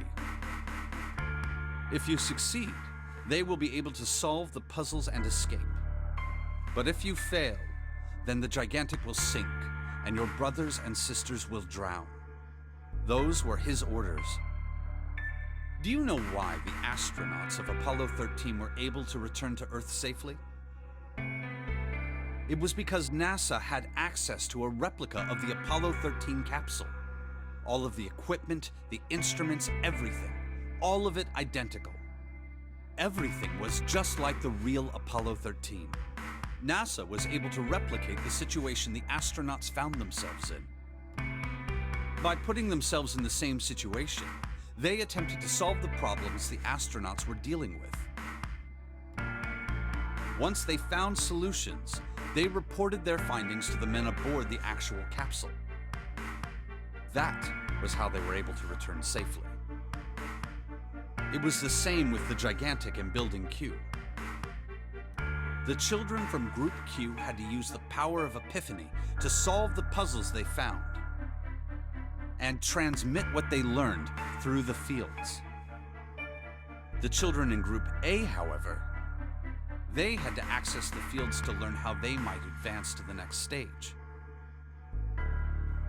That is the simplest explanation I can manage. Huh. Hey, Junpei, Snake! How much longer are you two gonna sit around on those bony asses? Get down here already! He's right. Let's go, shall we? We don't have much time. We need to get out of here, and soon. Hold it. There's one more thing I want to ask you. Are you sure that there were 18 kids? Why? Well, I thought it was only 16. Oh, yes. That was what they said on the news, wasn't it? Yes, I have no doubt that 18 children were abducted and used in Hongo's experiment. After all, you couldn't exactly play a nonary game with any less, could you? Well, yeah, but are you saying that the news got it wrong? Yes, I am. There were 2 more children. However, they had no relatives that I'm aware of. I imagine no one filed a police report when they went missing. They were brother and sister, like Clover and I. The brother's name was Aoi. The sister's name was... Her name was Akane. That was the girl who died. Akane Kurashiki died 9 years ago? Then, who is Chun? No. That's impossible. It can't be true. Akane isn't that uncommon of a name. If Snake had known her last name, that's a different matter entirely. So they share a name. A lot of other people do too. It doesn't mean anything. It was someone else. Of course it was. It has to be. Is something wrong, Junpei? Your breathing sounds strange. Oh, no, it's nothing. I'm fine. Let's get back down there, all right? I couldn't do it. Why didn't I ask? What's her last name?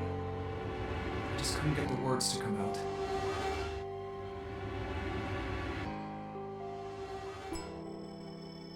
No, it's fine. There's plenty of iconics out there. I'm gonna go on a tangent. So, Metal Gear has the same, like, sort of explainy stuff. Higurashi had a little bit of that. But in those two, I enjoyed it. Here, it's just, I'm like, it's okay. I don't know. Maybe it's just that part. But, let's continue. I don't know why it is. It's presentation? I don't know. This is it. This is what the shadow picture was pointing to. But didn't it say 5 at the end of the shadow picture? Yes, I think we need to find the 5th volume. Just keeps going. Yeah. But I mean, Metal Gear and Death Stranding 2, they went on. Doesn't end. So much lore though. Yeah. Mass Effect a little bit, I think? Epiphany plus danger equals monologue. Well, would you look at that? There's a big red button from behind this book. Guess we should press this button. Small tangent. What? Okay, 2 doors. What was that sound? Sounded like something really big was moving. Came from the top floor. Alright, let's go check it out. Because Metal Gear is like an hour and a half of explaining. And I was like, I'm totally fine. My ears? Oh, was that loud? Oh. X3, 13, 14, 10, 13? Well, I bet you gotta type something on that keyboard. Yeah, but you can only enter letters. Looks like you only enter 4 letters. Let's see how it works. Guess you need to hit enter once you type in the letters. And you can erase what you typed with clear. Okay, I got the basic operations. Let's give it a shot. Nope. Damn it. Just don't get this. What the hell is the point of these Roman... What is Snake doing? These Roman numerals. You can convert them to Arabic numerals. Arabic? You have 13, 14, 10, and 13. True. But this keyboard only has letters, and we can only enter 4 letters. Why don't you just convert the numbers to letters? Convert the numbers to letters? 14 is E? Or does it mean actual translation, not the base 10? Shit.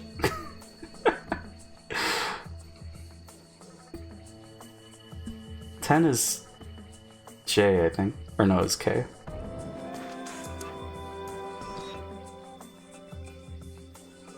There it is. That's not... Magic Master 5 letter breakdown? Nope. Okay.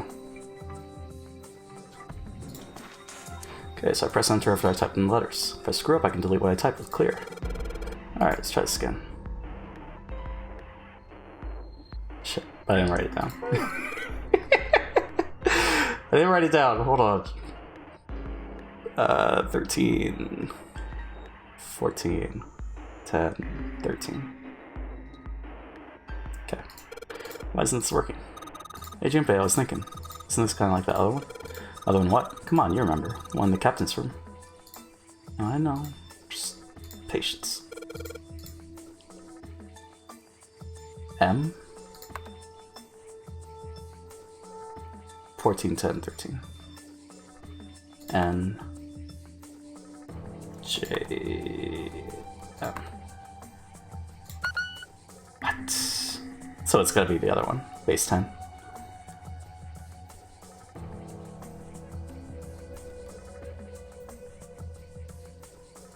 One, 3, 3, 7.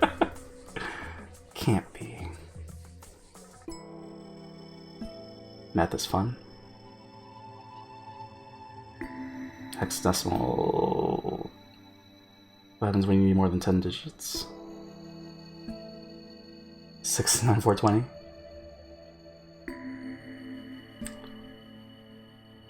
When I write this down. So A was 10. Weed.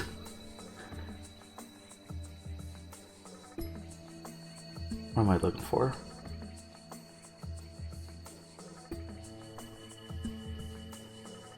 I mean, it's... Is that right? Hold on. Well, no, we don't have to... Screw it. Well, never mind, that just brings up that.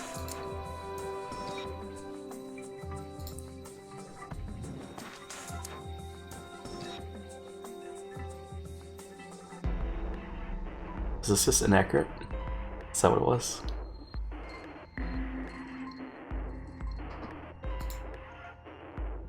Because that should have worked. Or did I type in something else?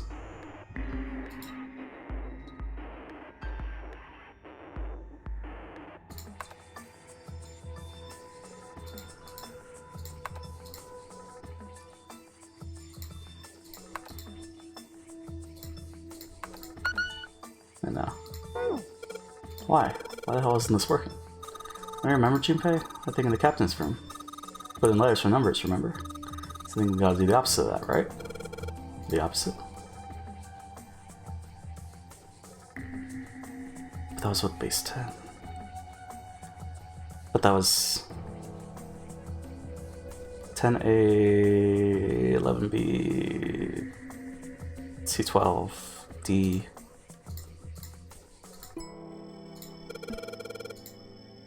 Oh, is it dead?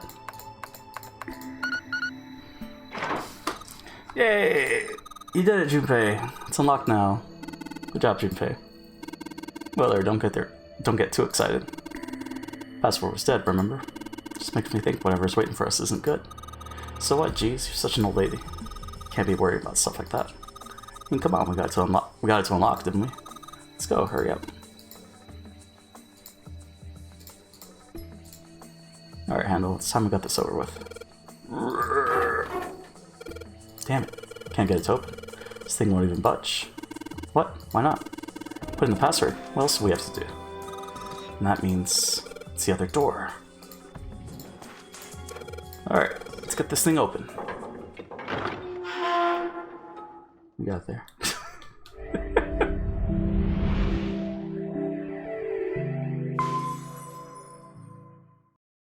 All right, this is the next. Ugh, the door! Did that just close on its own? Don't tell me we can't go back.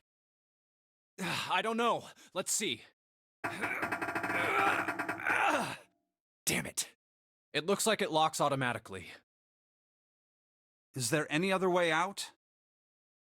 Well, there's another door over on the right. There's a card reader next to it. It's got a red light on it, though, so I'm pretty sure it's locked too. But there is a card reader, right? Yeah. Then perhaps if we find a key card, we could open the door and leave? Well, yeah, that might work, but... Hey! Wait a minute! Are you saying we're gonna have to search through this room for one little card? Oh, man.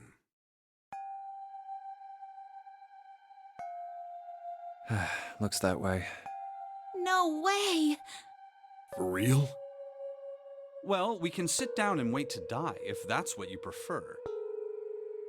I rather doubt that, however, so it would be wise to start looking. We haven't much time. Let's find that key card. Oh, and the Neptune key as well. We won't be able to get through the hallway without it.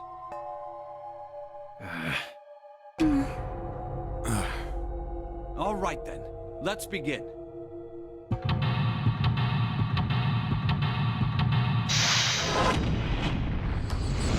Forehead. Seek a way out. Find the card. Find the key. The study.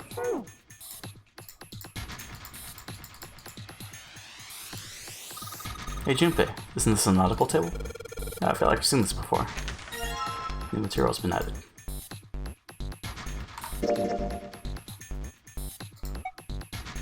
Study nautical table. It's found on the drafting table. The faded line on the right edge must be connected to the line on the left edge. Let's just take a photo of this.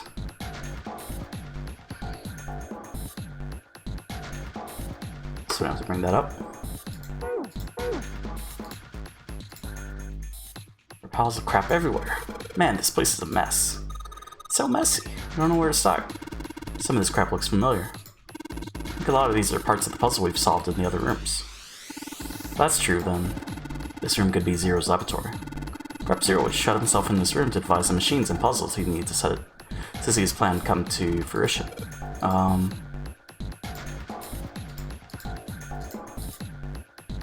Just a pile of junk. It's nothing useful. Okay. Don't tell Rena that. There's a control panel in front of the big screen here. Wonder if any of these buttons do anything. There's something on the screen now. What's this? 15 cells here with numbers and letters in them. Let me see that. Ah, I see. So wherever you touch a cell, the ones next to it turn on or off. You just gotta use that to make the all cells on the right and the bottom green. Hey Junpei, I found this piece of paper on that thing. Do you want to take a look at it? You think this might have something to do with the puzzle? It's a piece of paper Clover gave me. There are a bunch of numbers and letters connected by equal signs on it. Just like she said, this is probably related to the puzzle on the screen somehow. Thanks, Clover. This really helps. Hehehe. Alright, let's go back and try again. Anyway, looks like I just need to make all the cells all green. This was paper. 0066. A10, B11. Okay.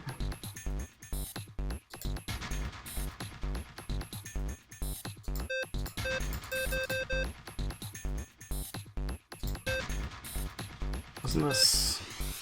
This is just like the other puzzle. Hold on.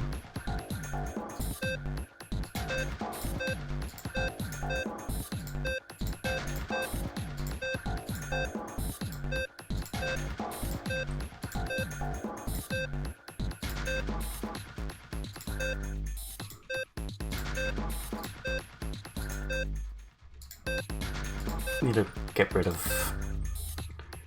Well, now we're back to the start. Okay.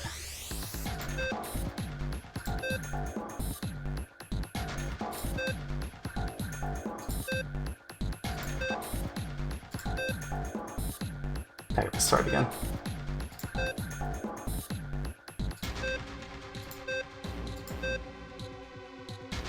How's it not?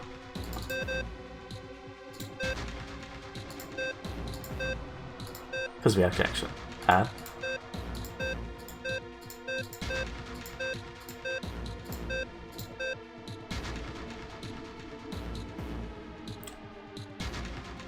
Okay, well, let's add. 4, 5, 12. I return with milk and chocolate. Nice. Big brain time? I guess so. So 4, 5, 12. It's 21. You have to make it 21. Or is it 3? Not gonna lie, when Dirk did this, PTSD. Didn't know what the fuck was going on. 1 F5 L 21 plus 21 plus 6 is 9. 4, 5. How does that work though? Oh, because it wants to equal. Oh. So we need that.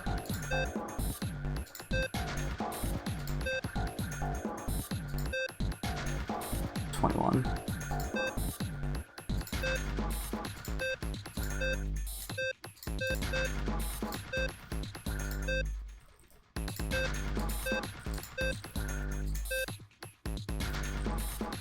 Need to get rid of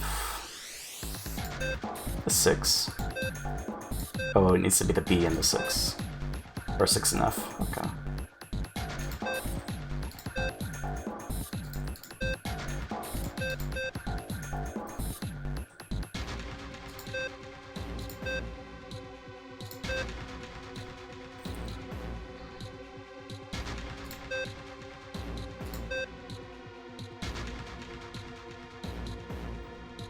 I don't know what the fuck is going on. Watch this, I don't know too. You know what I was doing, I just couldn't work out how to get there. No, you did, but I didn't.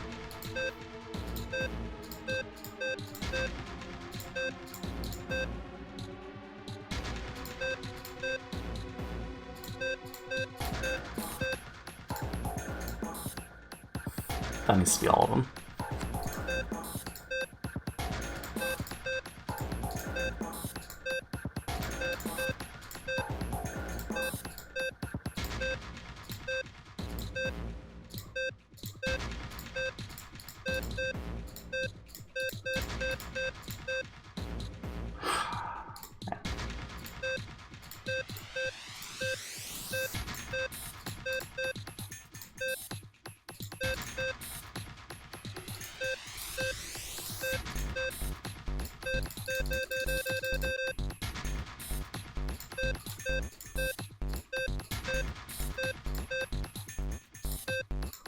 It's that middle one.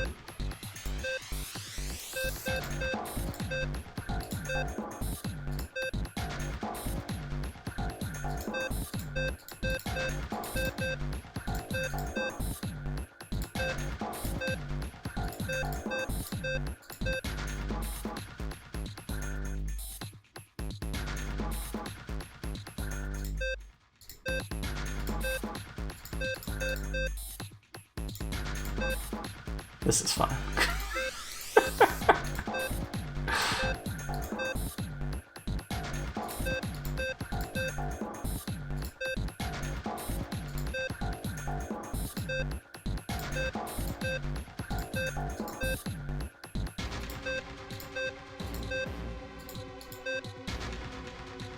There's 6 in F, right? Yeah.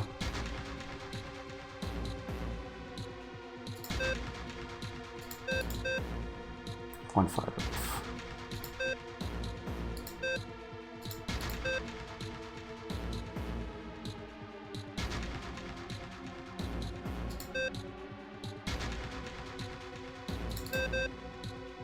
Okay, that D.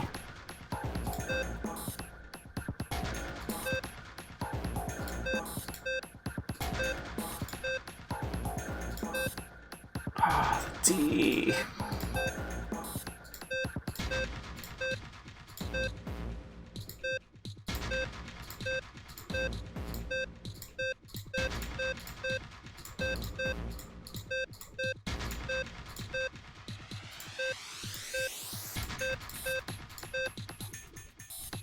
And the B.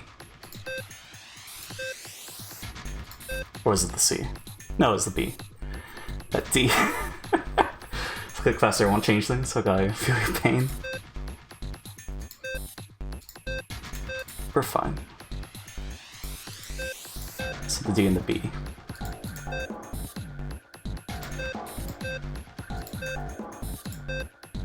D and the B. Get rid of the D, get rid of the B.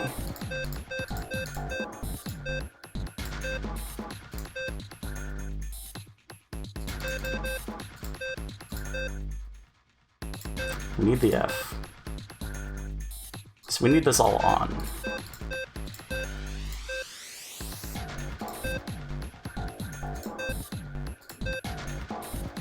Wait. Well. No. I got one of them. Which one we gotta get rid of?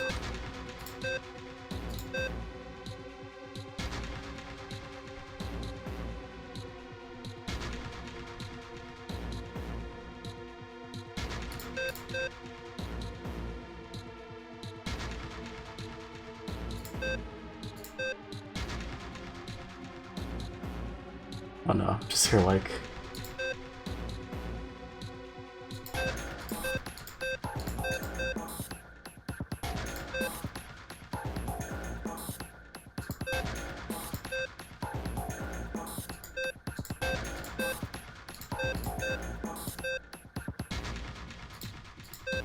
Shit.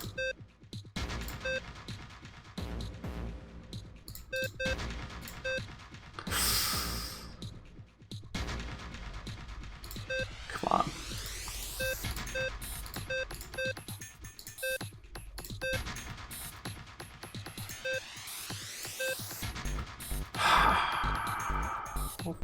Just that one.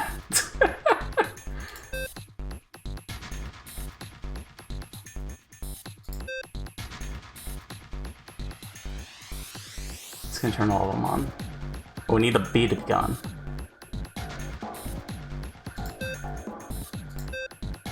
Damn it.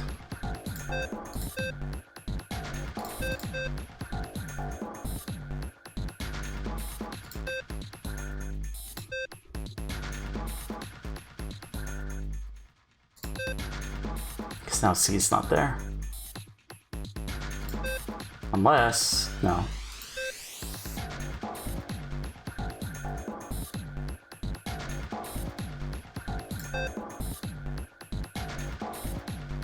I need the corners to be on without these three being on.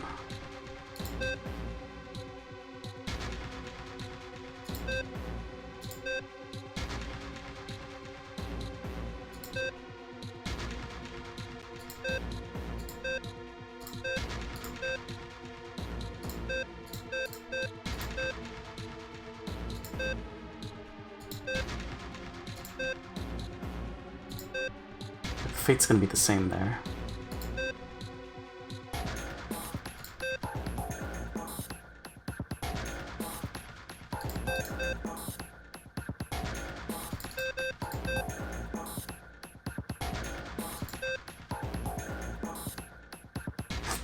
No, I need them to be on.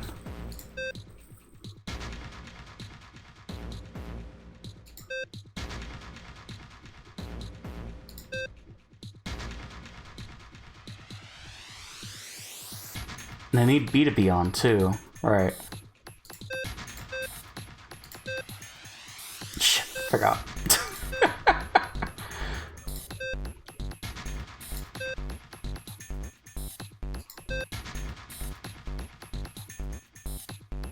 No, because it's gonna get rid of C.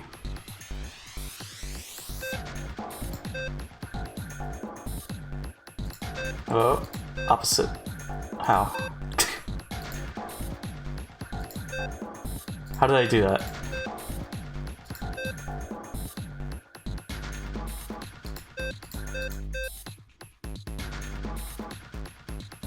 Ship of the 5 is there.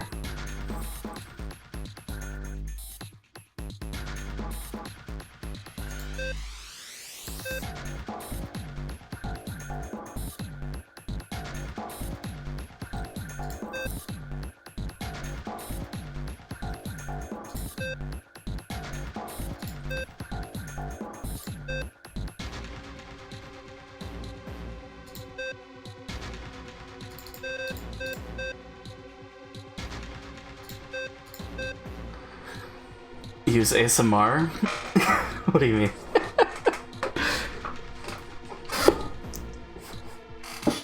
Like how? We need the 6. We need the 4. We need the B.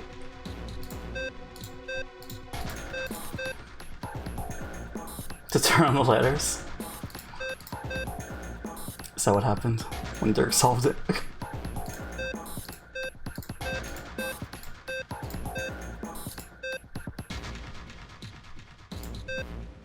Damn, it's close. We need the B. Unfortunately, no.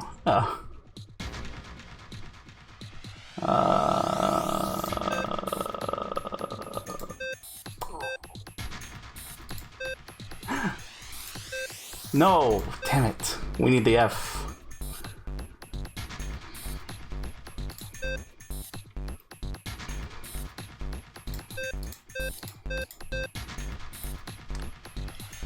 Damn it.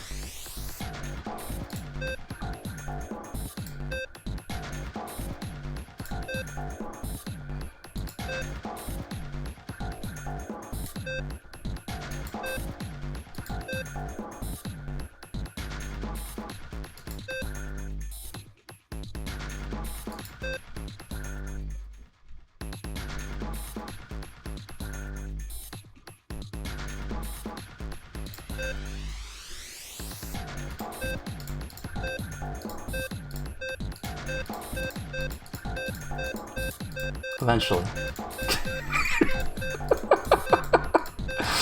No, this isn't gonna work.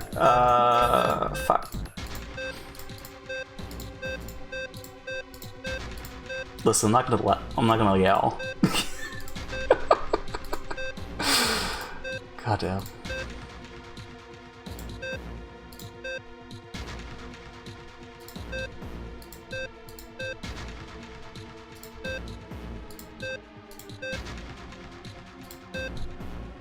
I'll yell for you.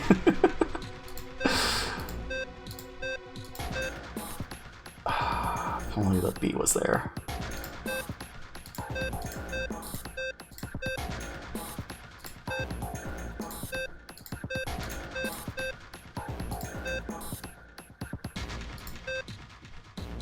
Need the B to be there. If this had swapped, damn it. But how?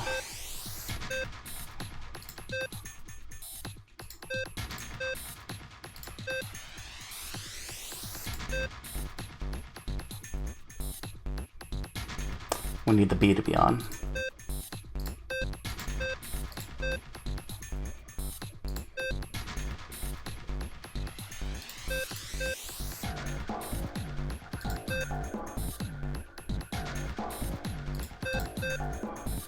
Oh, everything's on. No.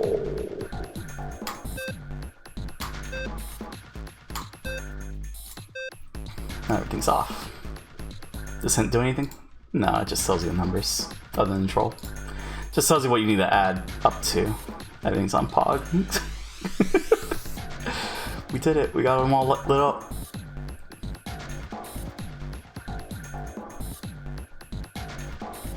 So wait, this mic should be good.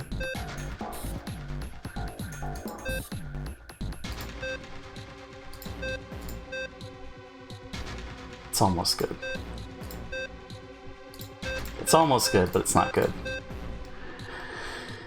Because we need B to be up. All these three need to be up. Well, that's a start. Clean start.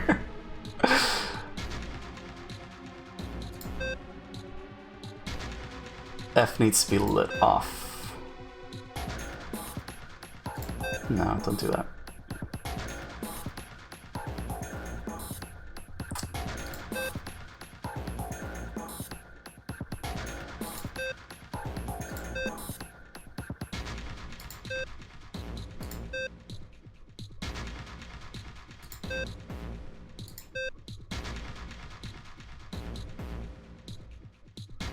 Need these to be off. 5F.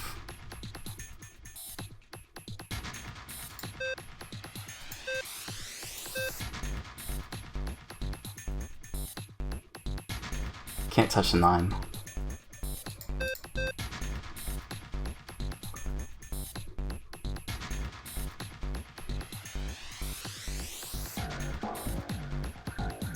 How do we make it?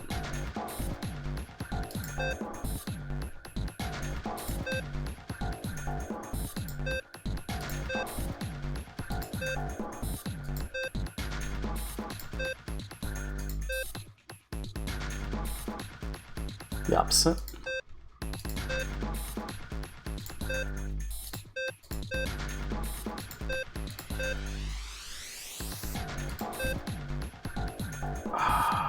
But the B's off.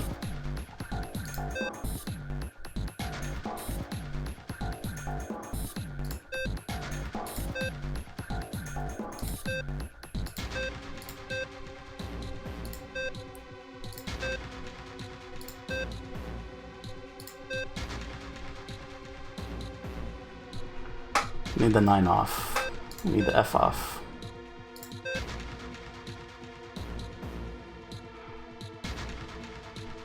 Is that right?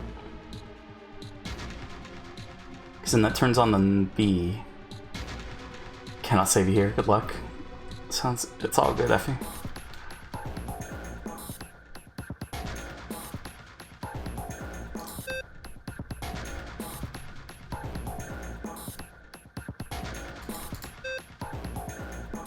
I need the 6 off.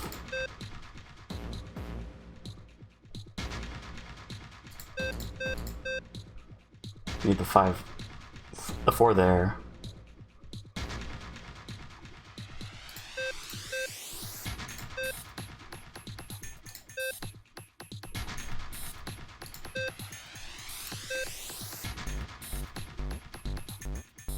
Just so close.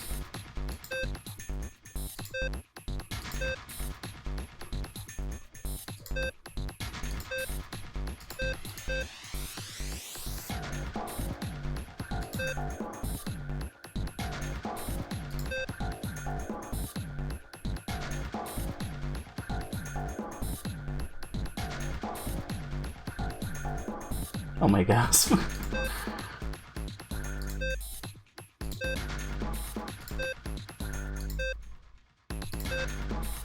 Brain problems.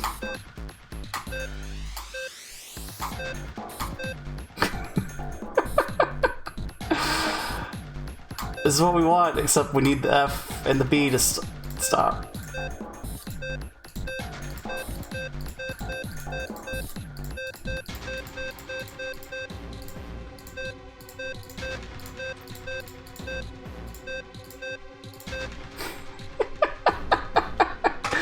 Don't add this, I'm being extra. No, I'm not. Mega Gasp's not. That's fine. F. Literal F.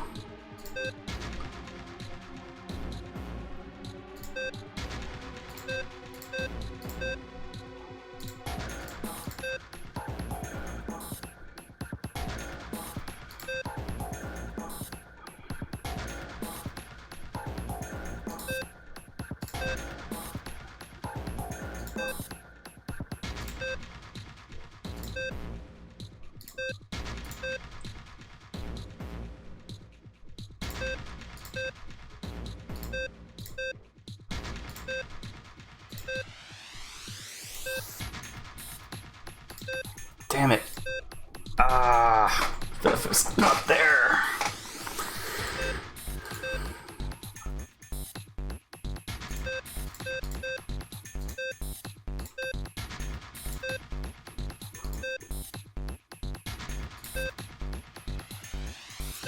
Yeah, that happened on the episode.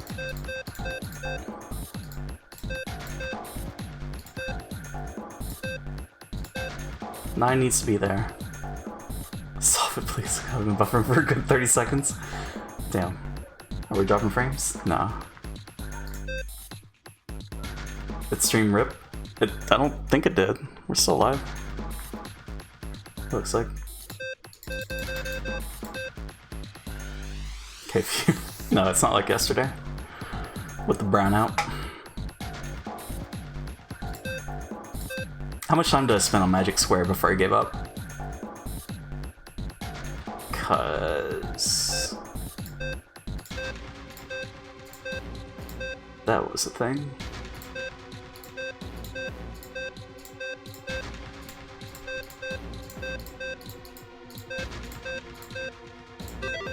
What? No!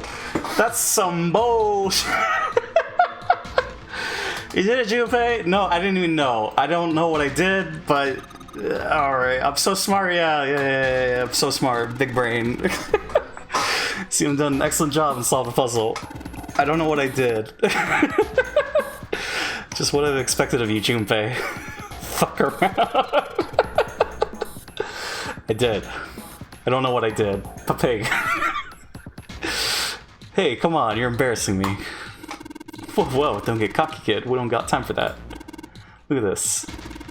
Check out the right edge of the control panel. The lid slid open and something came out. Oh, I didn't look it up. Pog. There are 4 indentations in the desk. I wonder if I'm supposed to put something into them. Mouse. Nothing happens when I mess with it, though. Oh my god, the keyboard. Let's just step a few keys to see if we can wake this thing up. Damn, no dice. 3 monitors here. Power's on, but there's nothing on any of the screens. It's the Shakespeare monkey thing! It happened eventually. This monitor is part of this machine. It's really dim though. It's got a map of the world on it, but I can barely see it. This panel on the side of the monitor, it looks like it's covering something. Junpei, it looks like there's a compass on there. Ah, no, I get it. What do you mean? Guess you weren't there, Clover. But I solved the puzzle like this one in the wheelhouse. I think I just need to do the same thing here. Same thing. The important part is the nautical table we just found. Just have to match up the directions on the compass with the lines on the nautical table.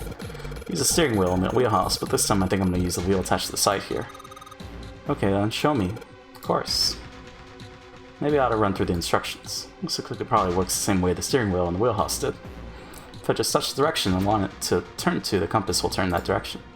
Then it's going to press stop when the compass is pointing where I want it to. I'm betting something will happen if I can do it right. Alright, let's do this. Well, I guess the hint's right there. There's the map. But where do we start from? I'm guessing from here. So south, west, southwest. Or, no. Yeah? Southeast. Just write it down. Southwest, southeast. Northeast.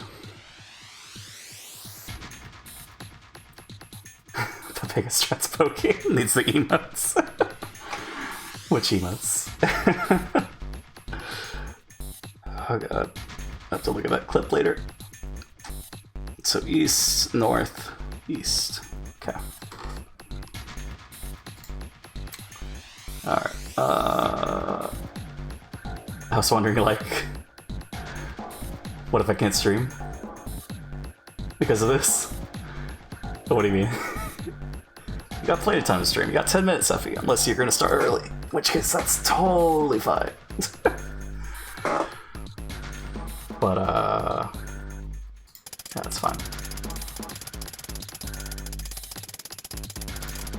south, west, southeast,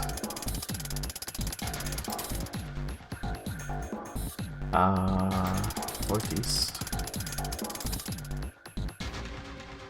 east, north, east. You did it. Yay, you did it, Junpei. Want to be like, watch to the end of that puzzle. Oh, imagine if I did that longer. Well, I'm glad we finished early. Good boy. Who's a good boy? Oh, knock it off. Hey, we don't have time for screwing around right now.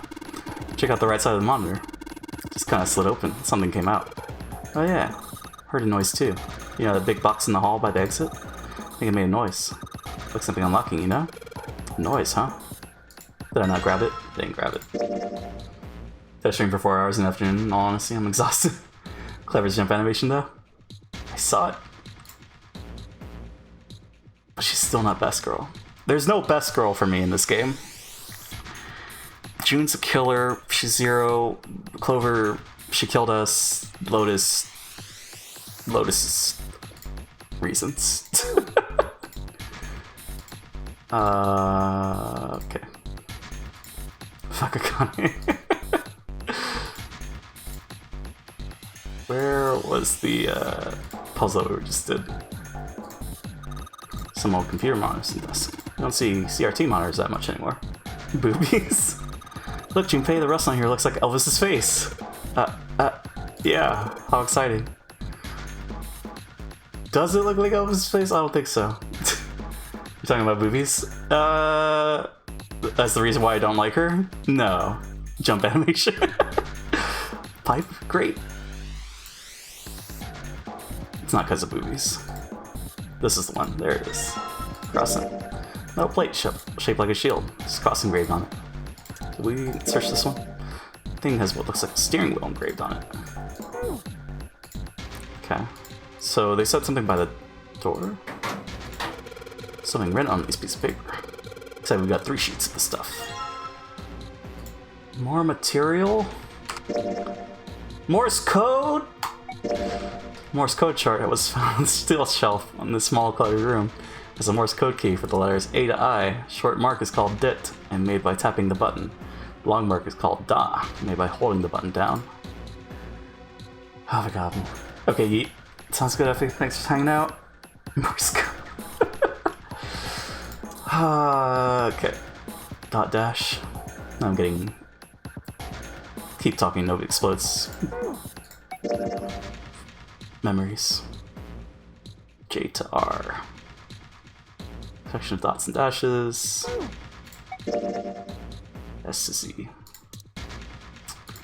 Well, time to take a photo. Okay, bye. See you, Effie. Do we need that? We don't need that anymore. Discard. Get it out of here.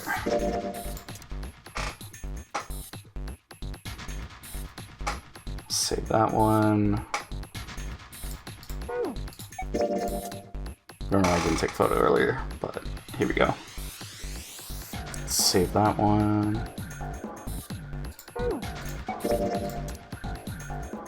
And that one. Probably put these in the subscriber Discord. Probably. That's where I put all my extra stuff. Okay.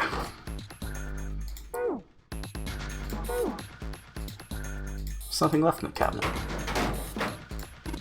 Pipe? A pipe! A pipe.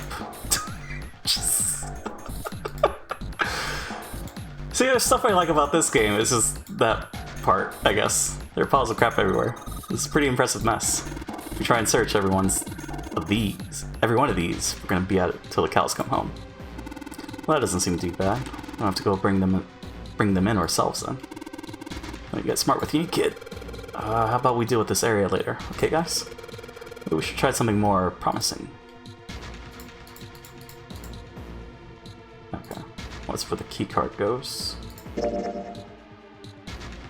So we're over there. Did we do these computers? Because so that's the steering wheel.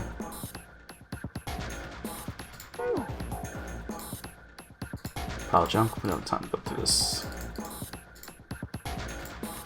These monitors hang down from the ceiling. Each screen shows a room on the ship. Side of machine, the rust makes it feel rough.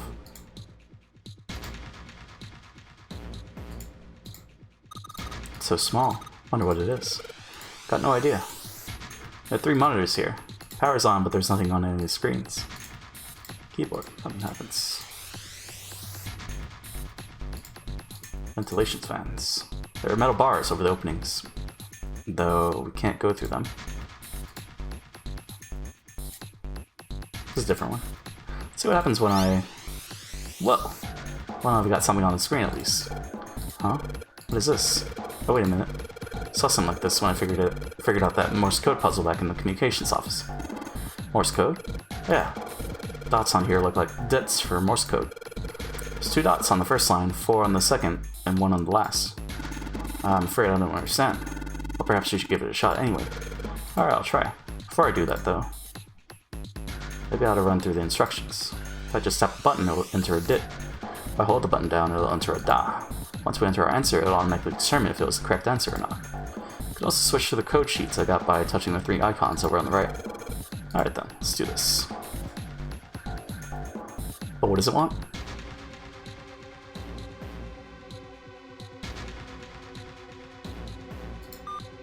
Stop. Alright. No! Stop.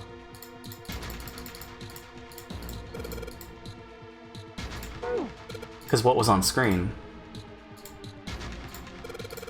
No.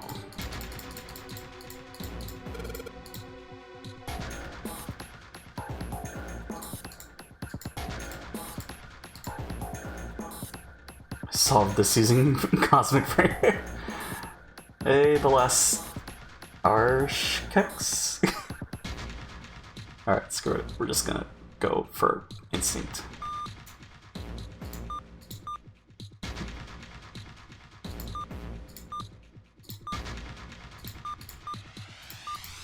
It reset.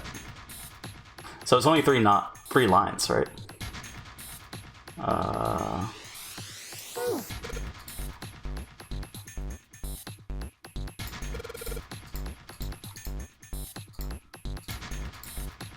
But it was just dits, right? It was just dots? No. What was on the screen? Shit, do we go back? Gotta go back in the VOD? Stop.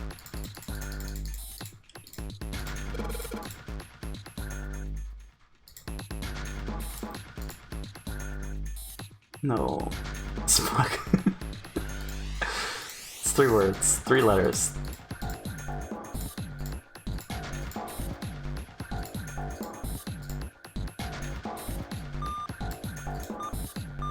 Oh, it's 2 letters. Or, no. What? How did that happen?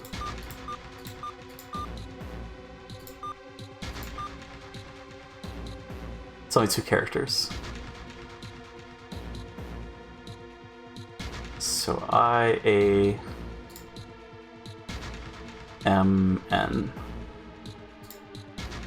T.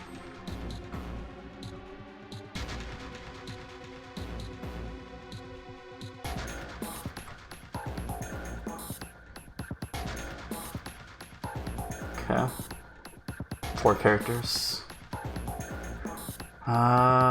It's gonna be a lot more, right?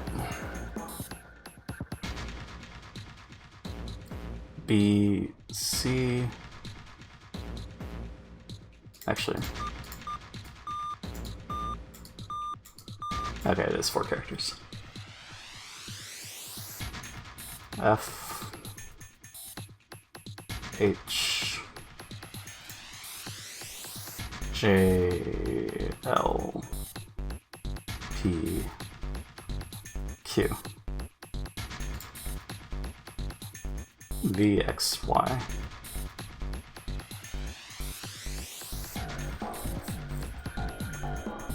and then one character for the last one. Wait, why did I write T for the last one?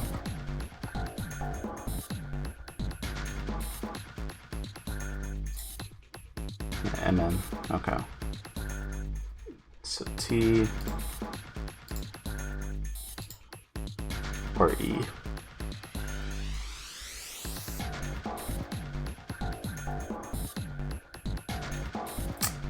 What do we got?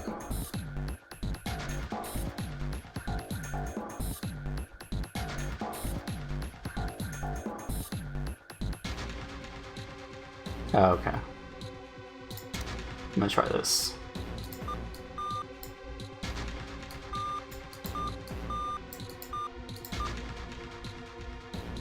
It's not ace.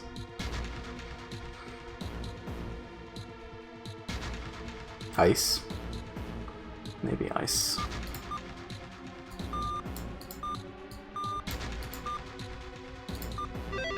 It's ice.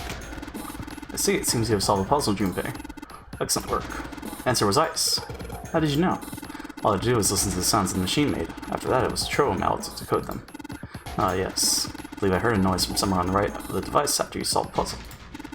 Ice, Allus, mummy. Sounded very like something slightly open.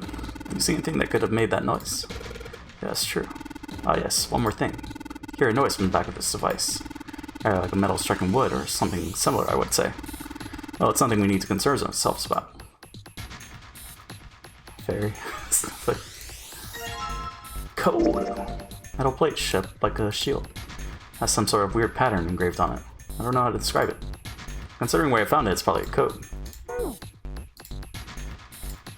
So this thing. Metal shower looks pretty sturdy. It's framed with black and yellow warning stripes. Alright, let's open it. Holy shit. That is pretty damn creepy. There's a coffin in there. Coffin? Coffin? Oh man, does Seven think? Yeah, he's all pale. He's thinking the same thing I am. No way. Could this be? Sorry, but what's going on? It's a coffin! Wonder if there's a vampire in it. Right, I guess Clover and Snake don't know the story. Man, I can't bring myself to tell them. Well, anyway, let's have a look around. I'm gonna say... just in case. Alright, fine, I'll open it. Okay, Junpei, you can do this. It's just a box. It's just a box. Oh, holy shit, this is a coffin. There's gonna be something horrible in there, I just know it.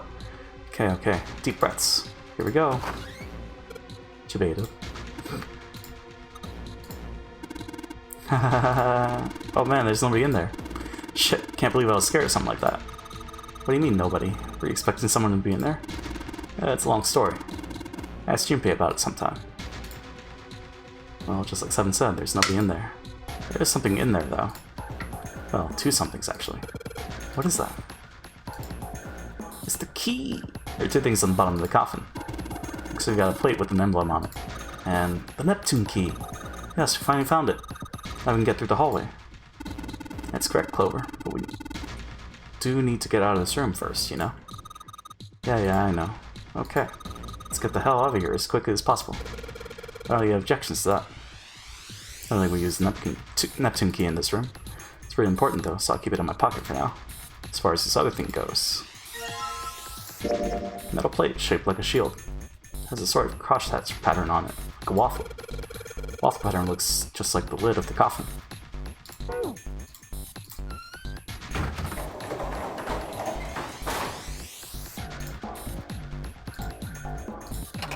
Alright, put the emblems into the four indentations on the desk, but... Huh? Nothing's happening. Wait, what's Snake doing? I feel symbols engraved on just above each indentation. On the upper left is the steering wheel symbol. On the upper right, the cross symbol. On the bottom left, the mysterious circle symbol. Lastly, the waffle pattern is engraved near the bottom right indentation. Additionally, each symbol seems to have been given a number. I'm gonna write this down. Okay. Hold on.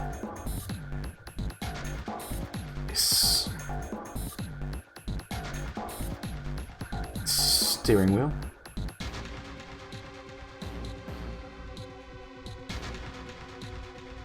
To cross. 3 circle, 4 waffle. Perhaps we need to insert the emblems in this order. Huh? I put the emblems in the invitation, but there's nothing's happening. Oh, because I see. Yeah.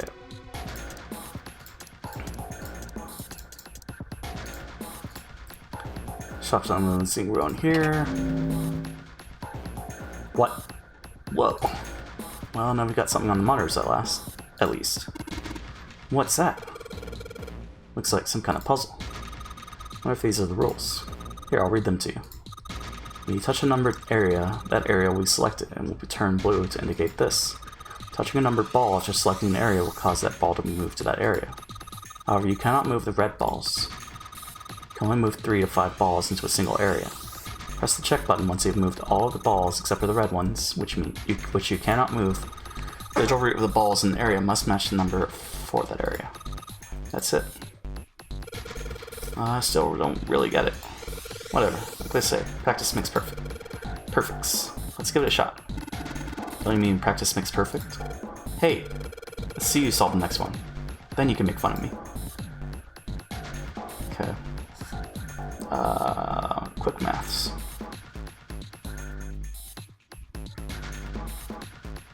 Let's move that over there.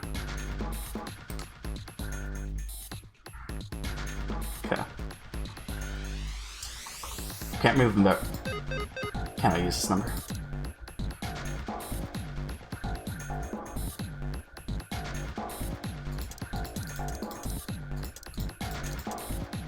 Okay.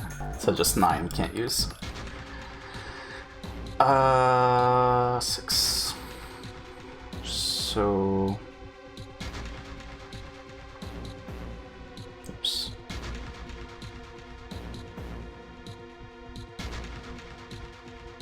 It's 5 plus 8. Oop.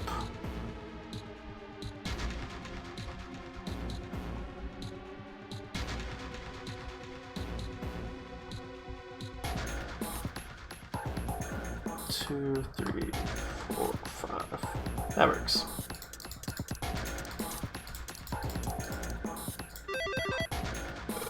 Okay, this is it, right?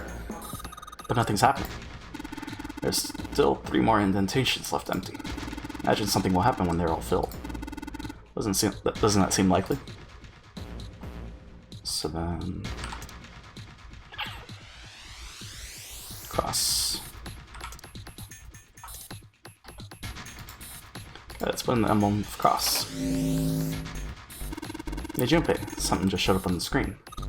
This puzzle sure looks a lot like the last one. Yeah, but there's more of those red balls you can't move.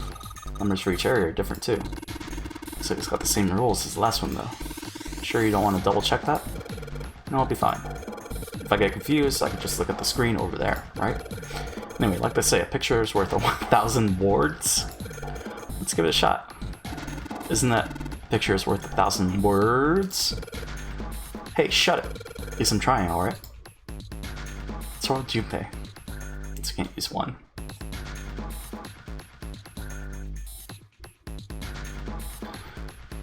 Hungry for worms? No, I'm hungry. Shit, come on. We're in the joke. Anyways. 7, 6, 8. No.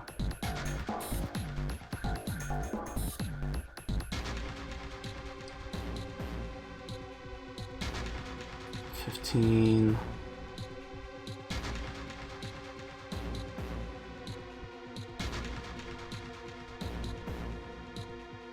It's not that. Actually, we need it to equal 10, right?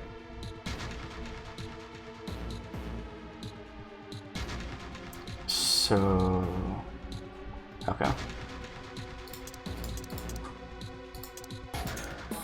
But it has to be 5 on 1. Wait, but how does that work?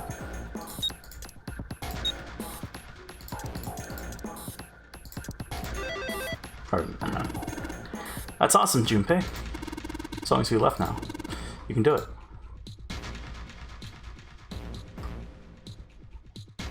So then, circle. Yeah, let's put in the emblem with the secret code.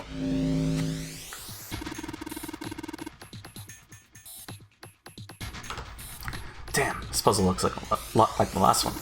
Looks like the rules are the same though. Don't you think you should double check it? Come on, this is the third time I've done this. It'll be fine. So this is, if you can't think of anything clever, please don't strain yourself. Might hurt something. Ah, shut up. Just give me a break, alright? Think of something. Okay, 7 and 7. Without a 3. Oh, it's gotta be 3 on one side, 3 on the other. So...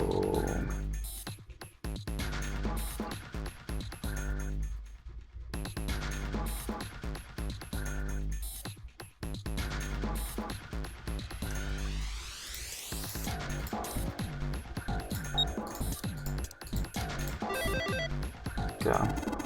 Excellent work, Junpei. You only got one left. I can see the light at the end of the tunnel. Let's see what happens when I put the emblem of the coffin into this indentation. This is the 4th one. This puzzle looks a lot like the last couple. I think this is probably the last one. Once you solve this puzzle, I'm sure something will happen. Alright, I'll solve it in no time. But we can't, because we're missing one. So let's just solve for 8. Actually, it doesn't matter. I'm sure something story related is going to pop up. Actually.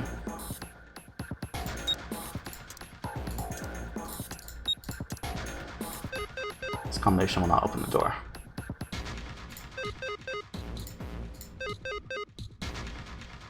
But that's probably because 4, 5, 8 doesn't work. No, it does. Damn it, just don't get this at all. The rules are displayed on the screen. Maybe I should read it again. All the emblems are in the invitations. I'm gonna give the puzzle another shot, and the keyboard needs to be... Well, let's give this another shot.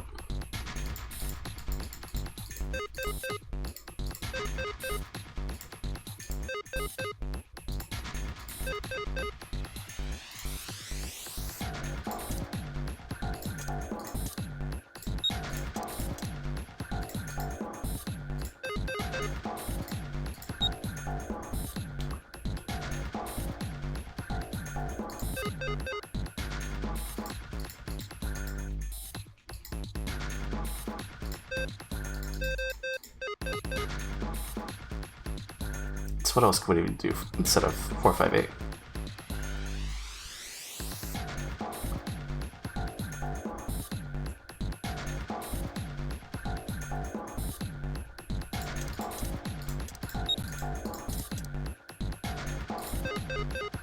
Okay.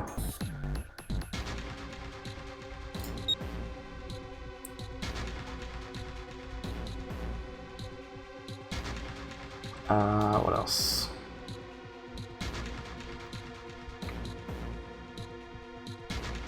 One, 3, 6, 9.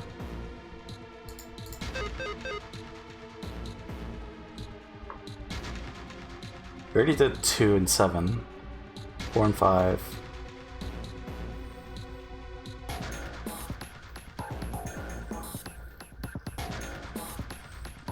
Unless... wait.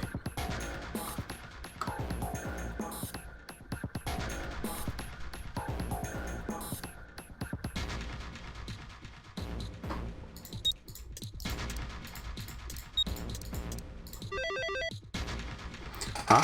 Where'd that noise come from? Underneath the keyboard. Way to go, Junpei. You answered all the questions. Damn, Junpei, good job. Hey, did you hear something just now?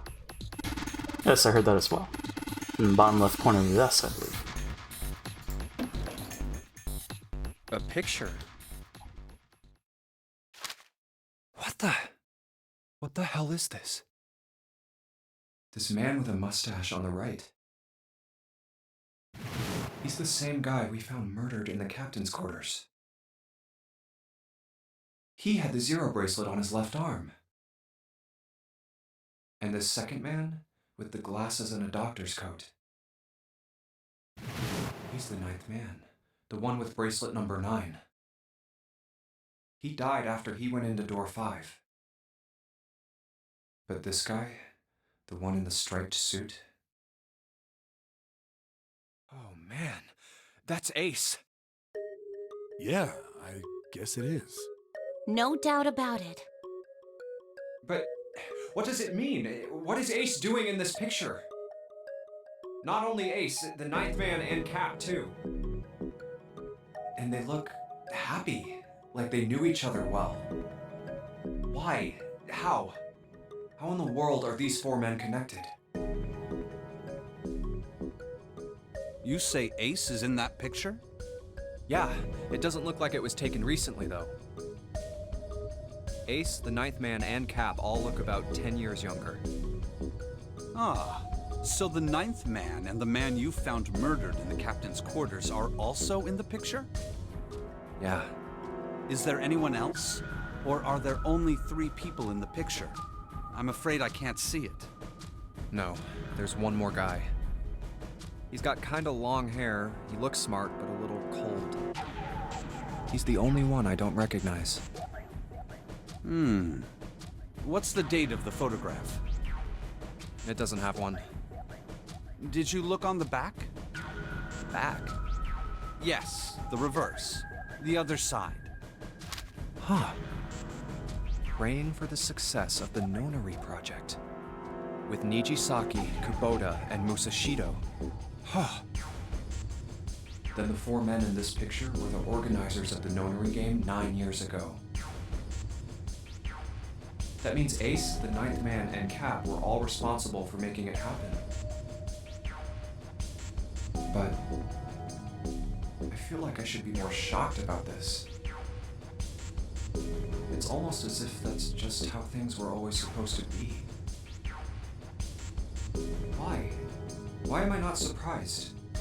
Ace was the one in charge of the Nonary project. But why? Why am I so calm? It's like I already knew. Ah, of course. I understand now. Ace was the CEO of Cradle Pharmaceuticals. He was the one who invented the game 9 years ago. He was Gentaro Hongo. Ace is Hongo? I had my suspicions from the beginning. Their voices were similar. Too similar to be a coincidence. I could never forget his voice. It was the voice of the devil. I couldn't be sure, though. After all, I had no way to check. I certainly couldn't ask him. Even if I had known, however, I would never have told you. Zero made it quite clear what would have happened if I did. Oh my gosh, I had no idea. Huh? I didn't know that Ace was Hongo. Oh, yes. I suppose you wouldn't have. 9 years ago, you were in Building Q in Nevada, but Hongo was in the Gigantic with us. I know. That's why I didn't know what Hongo looked like. But why? Why didn't you tell me? I mean, I'm your sister, right? You could have told me. I'm sorry. I apologize for keeping this from you. But if I'd told you, Clover, you would have told everyone else. And if you did, then I would have been forced to tell them about what happened 9 years ago. I had to prevent that. Hey, Junpei. You think I could borrow that picture for a sec? Sure. Hongo, Kubota, Nijisaki, Musashido. Hongo, Kubota, Nijisaki, Musashido. Hongo, Kubota, Nijisaki, Musashido. Hey, Seven, do you... Shut it! Just be quiet. I'm this close to remembering. This close. Hongo, Kubota, Nijisaki, Musashido. Cradle Pharmaceuticals. Nonary project. Shit. What? What's wrong? Holy shit, this is nuts. What's nuts? I remember Remember what? everything. Everything? Yeah, I remember all of it. My memory's back. I remember what happened before I got snatched. What? let me tell you what happened. Like Snake said, Ace is Hongo from the right. The other three are Musashido, Nijisaki, and Kubota. Musashido was the man with the cash. Nijisaki was Hongo's right-hand man, and Kubota developed the actual technical details of the experiments. How do you know all this? Come on, man, I told you, I finally got my memory back. No, that's not what I mean. I'm trying to ask you why you knew all this stuff in the first place, before you forgot it. You really want to know? Of course. Me too. This is gonna take a while. Hell, it'll probably take me a good 3 days to tell you everything. Well, we don't have 3 days. Just give us the short version, all right? Short version, huh? All right, fine. I'll give it a shot. No promises, though. I'm a detective. It's a little awkward to say this about myself, but you could probably consider me a lone wolf type. I hold to my own code, as I think doing what's right is more important than doing what you're told. That's why I followed my gut that night. A slim lead brought me to the wharf. It was 9 years ago. The wharf had been cold as fuck, and I could barely see squat. I was investigating a mess of kidnappings, all of them children. It all had one thing in common: a history of visits to one particular hospital. A hospital under the management of Cradle Pharmaceuticals. And my investigation had turned up evidence that Cradle had been involved in the kidnappings. After a little sweet talking, I managed to finally get a real lead from someone inside Cradle. My source told me this. Tonight, a ship is set to take the children to a large passenger liner docked offshore. So I headed to the wharf. In the shadows, I searched the harbor until I found the ship he was talking about. There was a bunch of movement near it. Men in black suits, many of them carrying large bags. Bags. There was something about the way they moved as they were carried. No doubt about it. There were human beings in those bags. I moved before I realized it. I came out of hiding with a gun already in my hand. Don't move. I felt metal touch the back of my head. Drop the gun. I could kill you right now. It'd be easy to get away with it, too. Just tie an anchor to your feet, and no one would find you for a week. That what you want? The fish here would love a meal. He kept digging the cold metal thing into my skull. There was nothing I could do. Did what he said and laid my gun on the ground. Then suddenly, there was a sharp pain in my neck. A needle. A drug? That was my last thought. My face hit cold concrete. I was out like a light after that. I woke up on a hard floor. Damn it!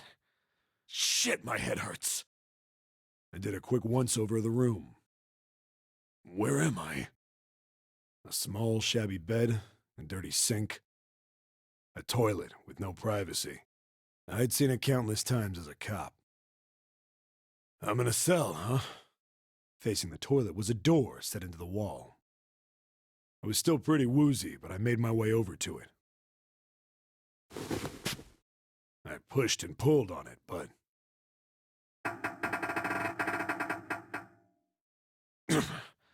it won't open. Not like I expected much else. Would be dumb enough to put me in a cell and leave it unlocked. Threw myself against the door a few times, but it wouldn't budge. I knew it. I gave up and made my way back to the bed, and sat down. Huh. I sat there for a very, very long time. Who knows how long. Then, I heard a faint voice. The voice was far away. I couldn't understand what it was saying. But I could hear one. It was pretty high, probably a little kid.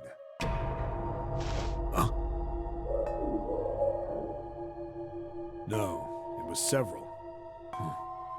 I hear 5, or 6, maybe more. Where? Where are they coming from? I pressed my ear to the wall and tried to listen through it. No, that's not it. Left.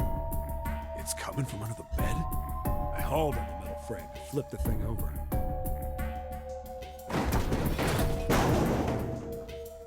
And there it was. The bed had hidden an air vent under it. The hole in the wall was covered by a metal grate. I dropped flat on the floor and peered through the grate. I couldn't see shit. But I knew it in my gut. This was where those voices were coming from. Hold on. Why are there kids here? But then what my inside man told me popped into my head. Tonight, a ship is set to take the children to a large passenger liner docked offshore. Whoa, whoa, whoa. Am I on that ship? It didn't matter. All I knew was I had to get to those kids. I checked out the metal grate. Could I fit? I stuck my fingers in and grabbed it. Then...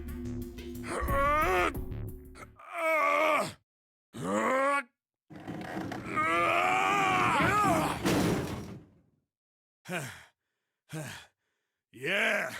How do you like that, you son of a bitch? I finally got the damn thing off.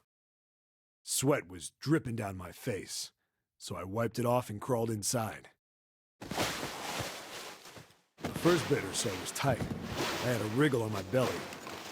It wind up eventually, and there was space for me to crawl along on my hands and knees. I went from crawling like a worm in dirt to skittering like a bug. Couldn't say it was much better, but I'd take what I could get. And when I'd been in the thing long enough to start wondering where it'd take me, a massive sound nearly scared the piss out of me. It was like a heavy metal door had just been slammed shut. Then there was a voice.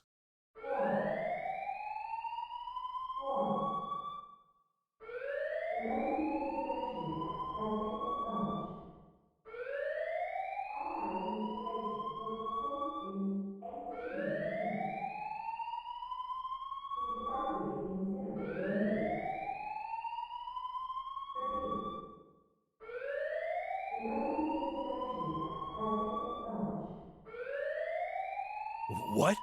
I wasn't sure what it meant, but anything with incinerator is bad news. Then, almost as if that was a cue, I heard a mess of young-sounding voices.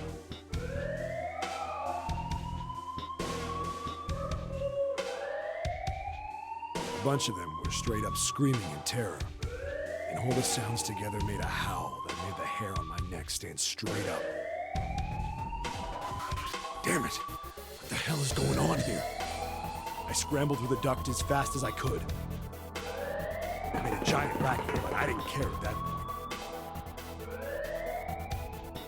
I soon found a metal door on the left side of the duct. The kids were screaming on the other side. I found it. I yanked the handle and threw the door open. I almost ripped the metal off its hinges. What the hell is this place? I couldn't believe what I saw. The room had a dome up top. There had to be about 9 walls, all the same size. Up in the ceiling was an upside-down funnel, almost like a chimney. I looked down. There they were, the kids I'd been searching for. They all gawked up at me, suddenly silent, for the moment, from surprise and fear. Scared of the room or me, I couldn't tell. Probably both, actually. Not like I can blame them running into a mug like this when they're already scared shitless. I snorted at my own dig at myself and turned to the kids. Don't worry, kids, I'm not your enemy. I'm one of the good guys. All of them stood there, frozen. Well, except one. He was a boy, slightly older than the others, in a private school uniform. Who the hell are you? He stepped forward and glared at me suspiciously. I'm a detective. I'm here to rescue you. It looked like they relaxed some the second I got the words out. How are you gonna help us? Where's the exit? There isn't one. The doors we came in through won't open, and the door over there... He kinda cut himself off. I think he was considering something before he changed his mind. Anyway, there's no point. We can't all get out of here. If we don't get out of here, we're gonna be burned to death. Burned to death? Can't you hear it? That voice said the incinerator's gonna start up soon. So...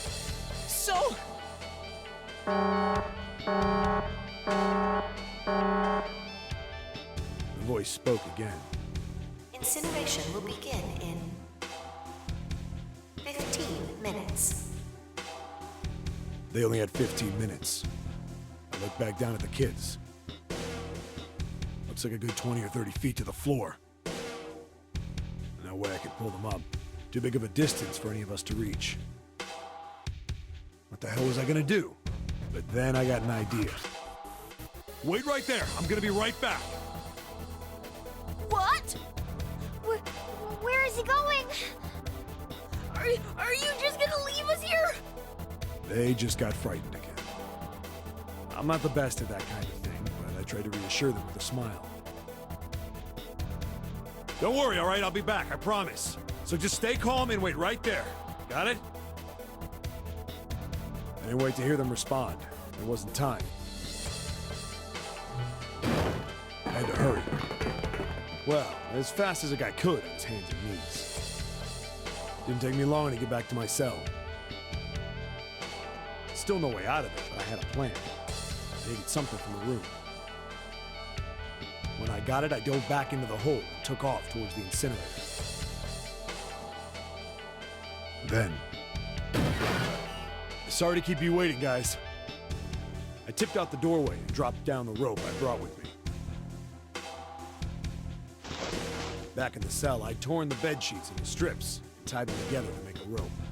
It was sloppy, but it got the job done. All right, just tie that around yourself, okay? I'll pull you up one at a time. Right! Huh. Wait a sec. Something was off. There were more of you before. Where'd the rest of you go? The boy in the uniform answered. I let them go on ahead. We opened the number 9 door and they left.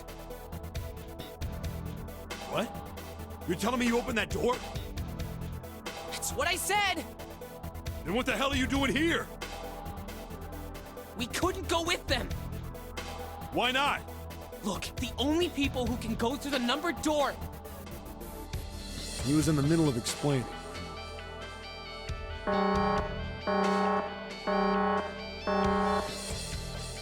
Incineration will begin in 5 minutes. The wall shook a bit from the voice bouncing around. Look, that can wait, all right? Just get us out of here! Right! Grabbed onto the rope. First one I pulled up was a girl with a ponytail. Next was a girl with a red necktie. A boy in a jacket came after. He said he'd climb up on his own. The boy in the uniform was the last up. Like the other kid, he climbed up the rope himself. He looked pretty scrawny, but I guess he was stronger than he looked. He moved fast, but when he was almost to me, we heard some knocking. Everyone looked at the door. It had a thick, square window set into it. On the other side, an angry face was staring in. God damn it! What's going on here? Why is the room empty? Where the hell are those fucking kids?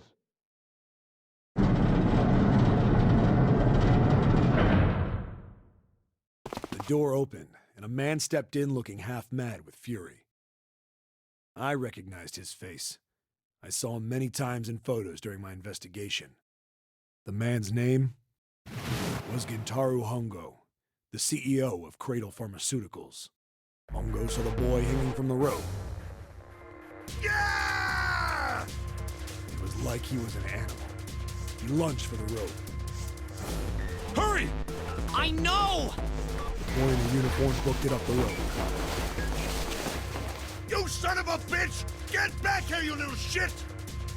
15 feet. 10. The second I could reach the kid, I grabbed him. I hauled him up and tossed him into the duct behind me. No! No! Hongo had lost it. His face didn't even look human. It was like the bastard pulled off his fake face. He was really a terrifying devil or some kind of damn monster. I quickly reeled in the rope, leaving a furious Hongo yelling at me from the floor. You fucking bastard! You won't get away with this! How dare you compromise this experiment! Experiment? What experiment?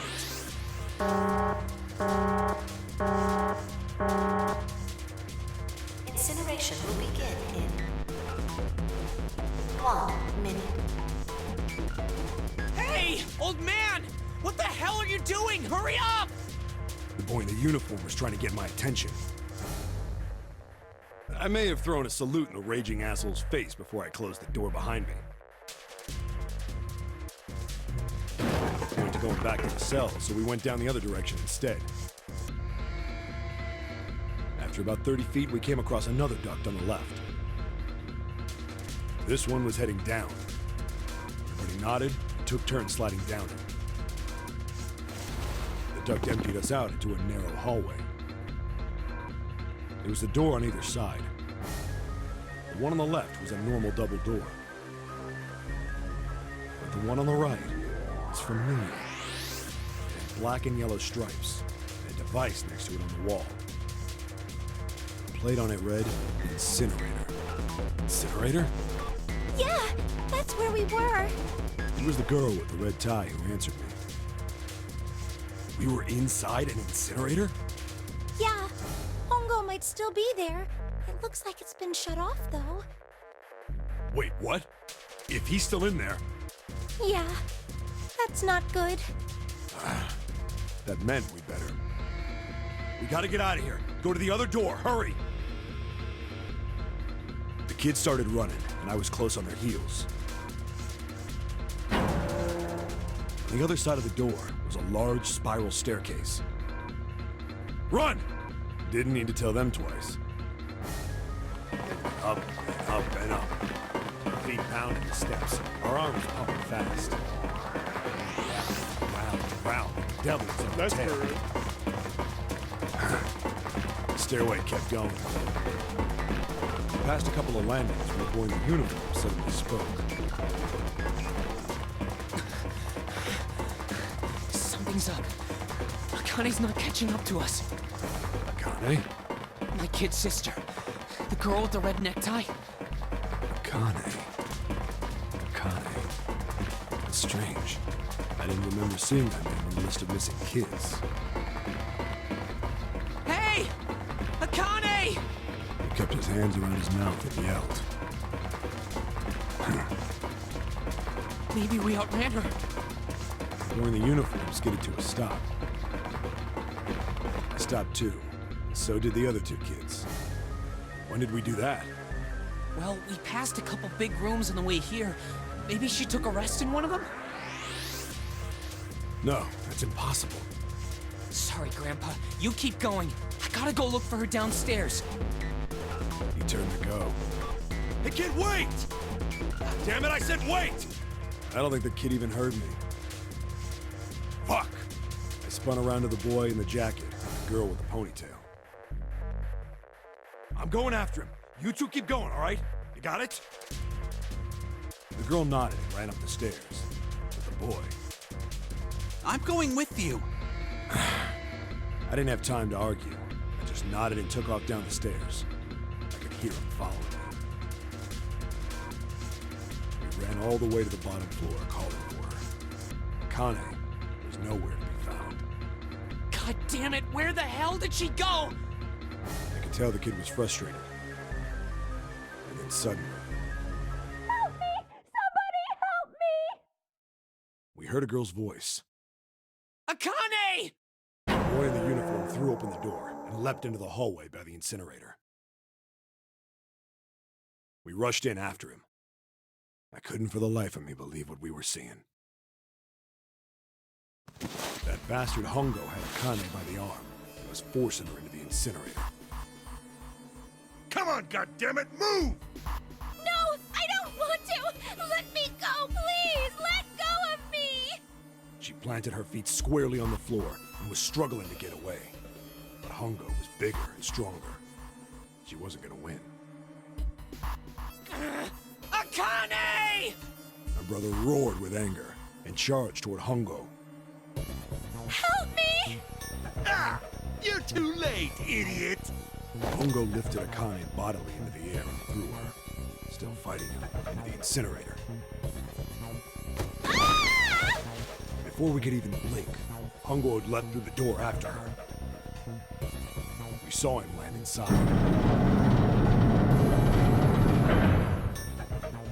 And then, the door slammed shut. We ran to the door. We did everything we could think of to get the thing open. But Ah! Fuck! It's no use! The goddamn thing won't move an inch! he started slamming his fists against the door. He was close to shattering his knuckles with how hard he pounded on it. Akane! Akane! Are you okay? You came back! Her voice was muffled, but all of us could hear the sheer terror in it. What should I do? I think I'm trapped in here! Where's Hongo? He went out the other door! What? Warning. Warning. Emergency incineration command has been acknowledged. Automatic incineration will take place in 18 minutes. Please evacuate the incinerator immediately. Repeat. Emergency incineration command has been acknowledged. Are you fucking kidding me? It's the same damn thing! Are you there? Yeah, we're here. Just hang on, alright? We're gonna figure out a way to save you. His words would have seemed like a sick joke to her if she'd been able to see how white and bloodless his face was right then.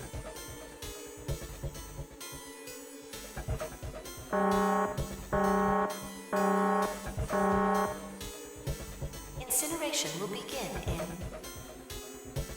17 minutes. Please! Please help me! I'm really scared! I don't want to die! Please, I don't want to die! I don't want to die! It's gonna be alright. I'll figure something out. I promise. I promise, okay? You hear me? I promise! It was torture listening to her sobbing on the other side of the door. Her brother was nearly crying himself. He could only stand there, fists clenched so tight his knuckles were white.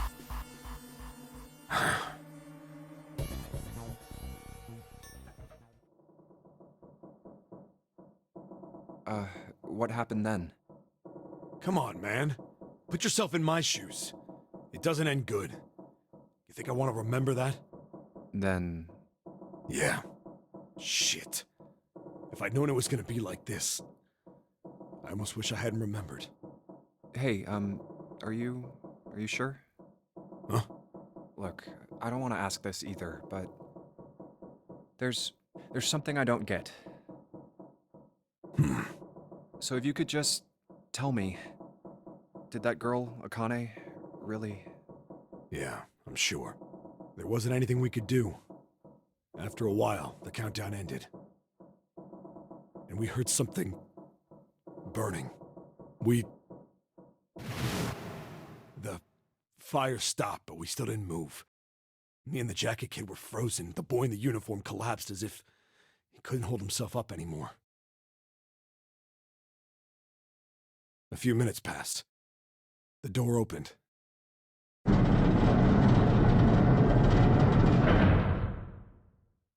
The boy in the uniform tripped over his own feet running in.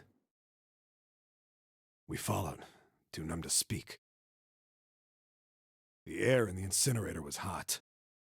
Every breath made my lungs feel like they were on fire. It was like standing on hot asphalt. The air was wavering, and in the middle of the room, there it lay. The kid's legs were shaking so bad, I don't know how he managed to walk. I couldn't see his face, but his body somehow looked empty. Finally, he reached it. He fell to his knees as his legs gave out on him. And then...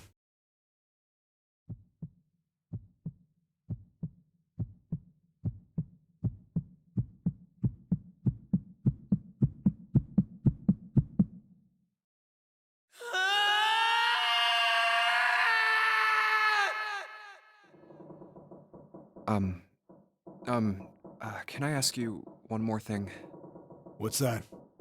The girl, Akane. What was her last name? What does it matter to you?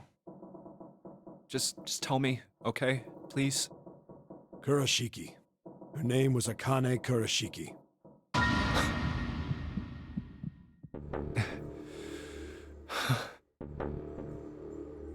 You were there that day, weren't you? The tall kid in the jacket. That was you, wasn't it? Yes, it was. You are correct, Detective. Don't misunderstand me. I told you before how Zero threatened me. There was nothing I could do. I couldn't say anything about what happened 9 years ago. So you're saying you're not working for Zero, right? Of course not. Clover, what about you? Hey, come on! You really think I'm working with Zero? I told you before, you idiot! I was in Nevada, in Building Q. I did hear that a detective rescued the kids on the boat, but... I didn't know it was you! Well, I guess I believe you. Alright, let me ask you another question. Santa's real name is Aoi Kurashiki. He's Akane's brother. You know that? No, I didn't. Did you? Well, yes. I know Aoi Kurashiki was her brother, but I didn't know he was Santa. At least not from the beginning. 9 years ago, he was in the middle of puberty. His voice is entirely different now. I'm ashamed to say that even my exceptional hearing wasn't able to make that connection. As such, I had no reason to think Santa was Aoi. When did you figure it out? Clover told me that Santa might have been one of the subjects of the initial experiment. It was only a short while ago, while we were leaving the library. When she told me that, I had a feeling. Santa is Aoi? Akane Kurashiki, June's brother? There's still a lot we don't know. I mean, like, a lot. But there is one thing I think we can say we know. What's that? The body we found in the shower room. It had to be Nijisaki, dressed up to look like Snake. What? Come on, man, what kind of detective are you? You didn't figure that out already? Hey, go easy on me, man. I just got my memory back, alright? Cut me some slack. Well, if he is, the 3 murders make sense then, don't they? Yeah, that's right. Murder. Kubota blew himself up, but that was murder too. So why did these murders take place? If Junpei is correct, and the body in the shower room was Nijisaki's, that means all of the people who were murdered were involved with the creation of the Nonori Project. Kubota, the person who conducted the actual experiments. Nijisaki, Hongo's assistant. Musashido, the man who financed the project. You mean this was all just revenge? Santa is Zero. He's getting revenge for the death of his sister. That's why he killed them. No, I don't think Santa actually murdered anyone. If I'm right, then it's not hard to figure out who the next victim's gonna be, is it? I'm pretty sure I don't have to tell you. Yes. Yep. Right. The next target will be Gentaro Hongo. The person who planned the Nonary project. In other words, Ace. What? What the hell's going on here? It must be 6 a.m. Our time is up. Shit! Come on, we need to get out of here. How? I'm betting this sucker opens the exit. Come on, let's go. They talked until 6 a.m.? Kidding me? But so it's 0 and 6? Well, they said it was O, and then the numbers added up to like 6. And then there's something with 3, but I forgot what it was. Keycard 0. Keycard 0 in the middle of it. 0. 0. God damn it, Zero's just screwing with us, isn't he? Oh, alright, just get out of here. Alright, let's just swipe this card. Junpei, look. Also, thanks, Thickben34 for the follow. Just thought I'd verbally say it. Junpei, look, it's unlocked. Yeah, now we can go back to the library. Hurry up, Junpei, we don't have time. Let's go! Alright, let's go.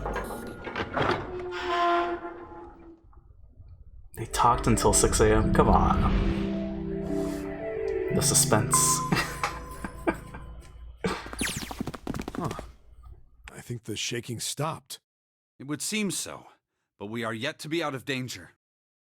You're right. Let's hurry. This exit needs the Uranus card, too. Hey, Junpei. Yeah, I know. All right, it's open. Let's go. Okay, Neptune Key, let's see if you work. Yes! I think it unlocked. It says incinerator. So this is the incinerator. This is the first time I've seen it from this side, but yeah, I think so.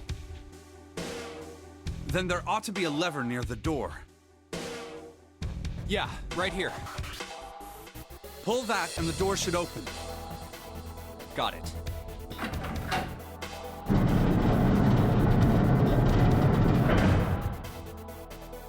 Let's go.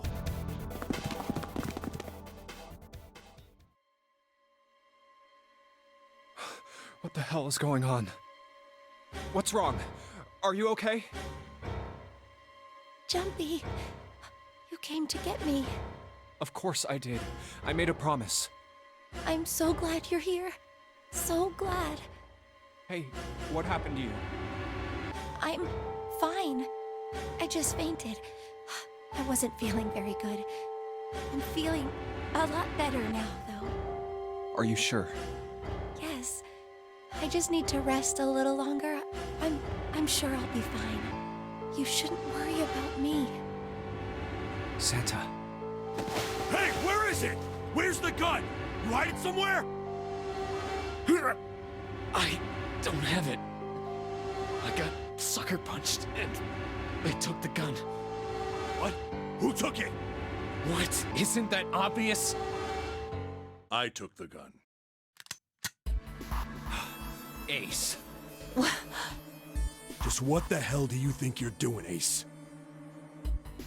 Or maybe I ought to say Gentaro Hongo, CEO of Cradle Pharmaceuticals? You have me at a disadvantage, and I don't like that. You know me, but I don't know you. Do you have any idea how much I've suffered? Can you even begin to understand my pain? The pain of prosopagnosia, right? Another irritating insect. And how do you know that? Good question. No matter. If you don't want to answer, it makes no difference to me. This is a waste of time anyway. It's time for me to go. First is 1. Give me your hand. 8. And with this, 9. The ninth man. Kubota's bracelet. I believe I've won this game. I've had quite a time playing with you. I must thank Zero, I suppose. Wait, what? Ace doesn't know who Zero is. What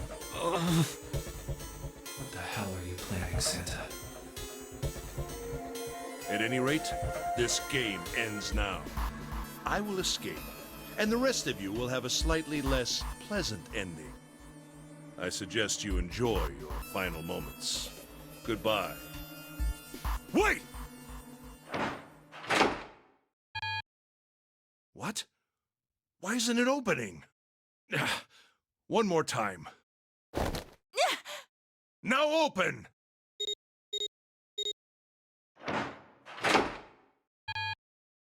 No! What is this? Why?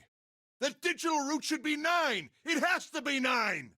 Then why? Why isn't it opening? Now! No!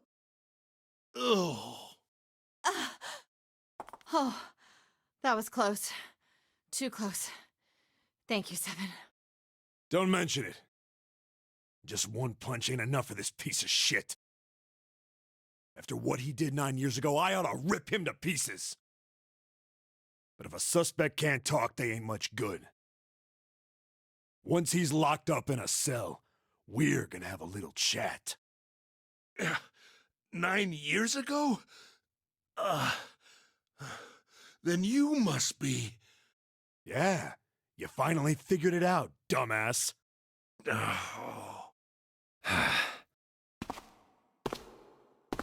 Ace, you killed Kubota, Nijisaki, and Musashido, didn't you? Wait, Nijisaki? Oh, right. You don't know yet. All right. We'll just go through them in order then. Let's start off with Kubota.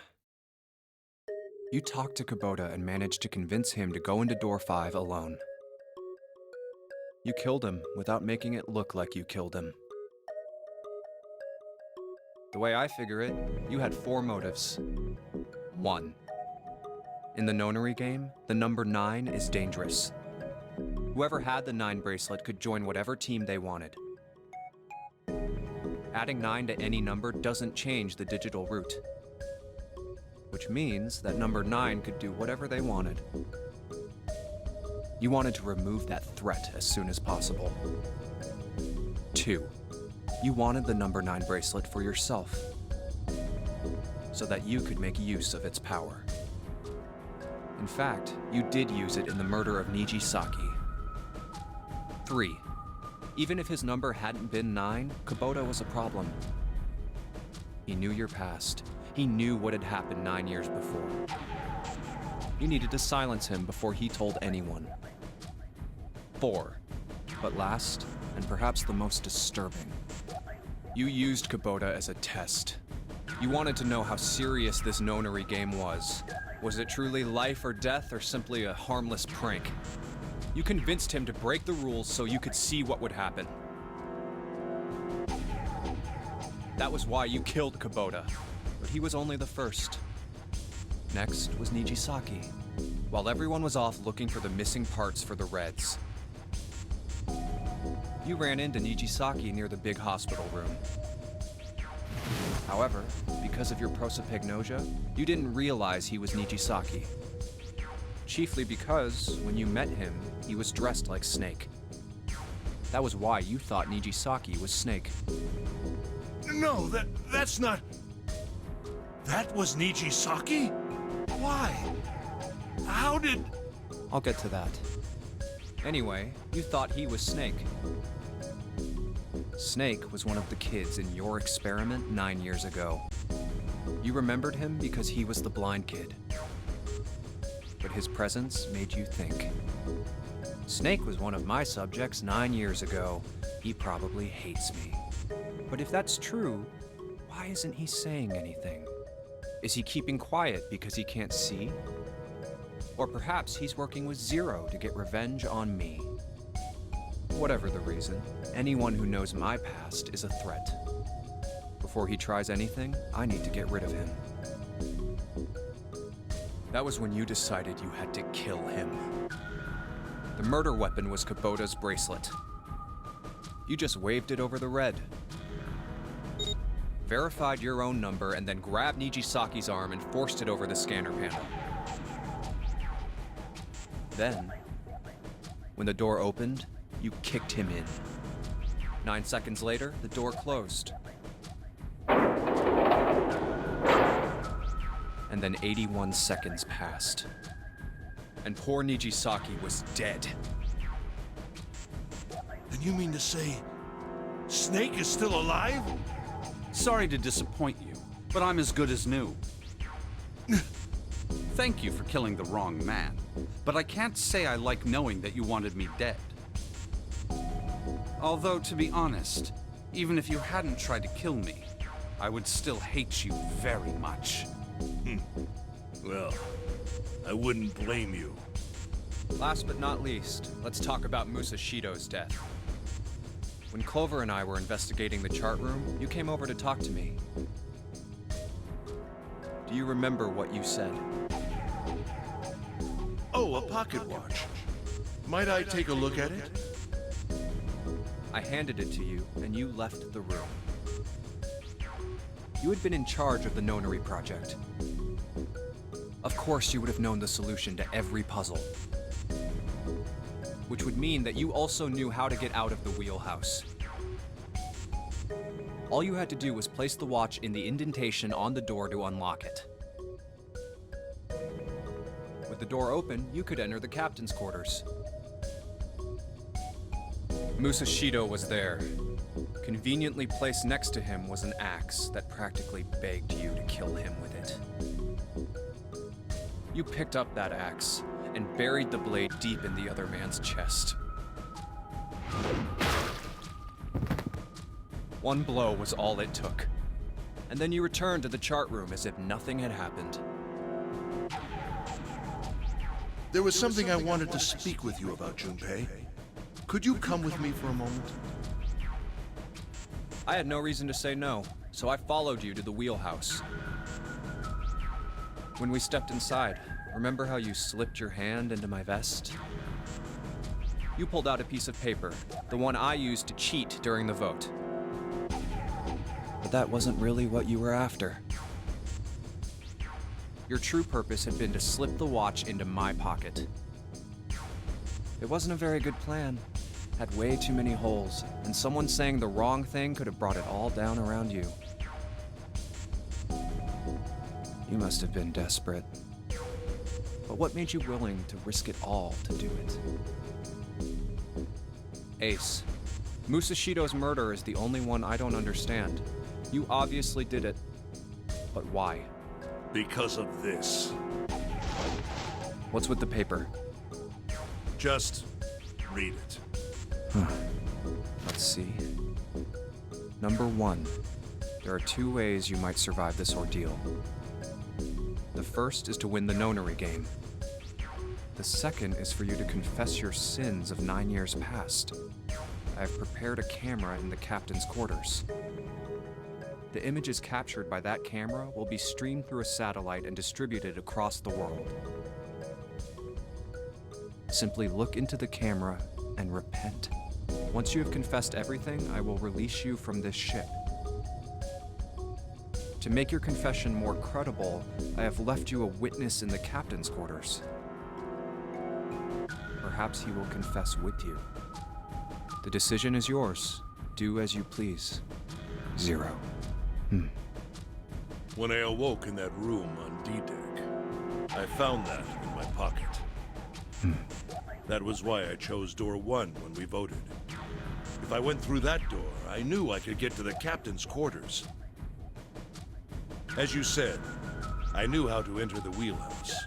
My plan was to find the pocket watch before anyone else. If I could, then my alibi would be set. At least, that was the plan. Unfortunately for me, you got to it first. That sleight of hand was the best I could manage on short notice. You meant to kill him from the beginning, then? Musashido, I mean. I only knew Musashido was the witness after I reached the captain's quarters. I asked him, and he answered. He seemed groggy. Perhaps he had only just awoken from sedation. I suppose Nijisaki was in much the same state. He seemed confused and disoriented when I encountered him. But yes, you are correct. I intended to kill him from the beginning, even though I didn't know who he was. I proceeded to the captain's quarters in order to remove this so-called witness. Ace, you figured it out, haven't you? You were being manipulated. Yes, so it would seem. I was little more than a puppet, in many ways. Everywhere I went, everything was already prepared. The Reds in the large hospital room were dismantled. Nijisaki was dressed like Snake. There was an axe in the captain's quarters. Musashido was delirious from the anesthetic, so he couldn't fight back. Nijisaki as well. In retrospect, I can't understand how I could have fallen into such a simple trap. But yes, this was a trap. It was Zero's trap. And I fell for it, hook, line, and sinker. I did everything he wanted me to do. Yeah. By manipulating you, Zero was able to kill 3 people and keep the blood off his own hands. All of this was revenge for what happened 9 years ago. That's why this nonary game happened. Am I right, Santa? Huh? What the hell are you talking about? I don't know any... Ain't no point trying to play dumb anymore, Santa. Actually, I guess I should call you Aoi Kurashiki, huh? My memory came back to me, kid. You're Aoi Kurashiki, no doubt about it. Never thought I'd be back in this room talking to you. But hey, I guess this was all part of your plan, right? After all, the person who planned the nonary game this time around was Zero. And Zero's you. Looks like you really do have your memories back, huh?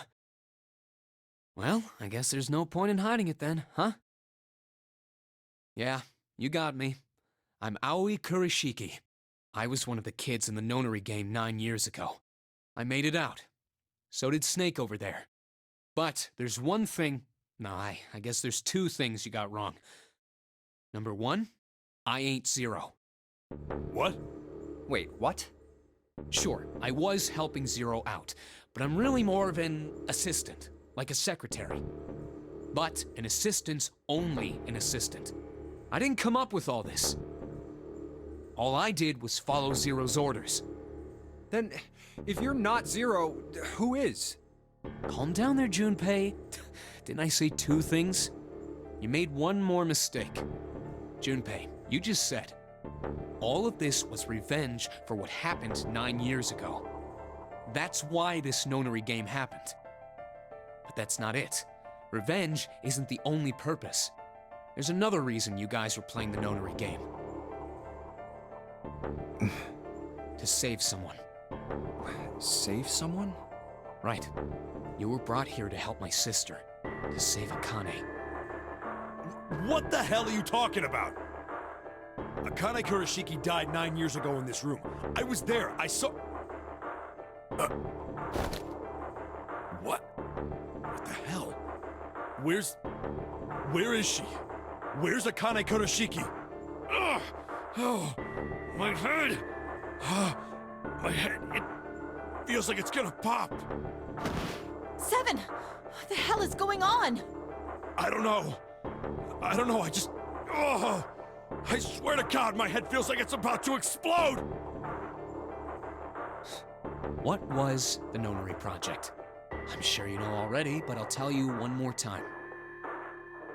It was a project designed to test a particular phenomenon. And what was that phenomenon? For 2 organisms to communicate with one another in the absence of physical contact.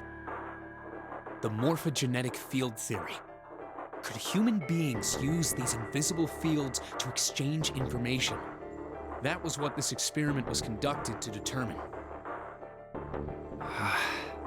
There were 2 separate locations. One was the Gigantic, and the other was a building in Nevada called Building Q.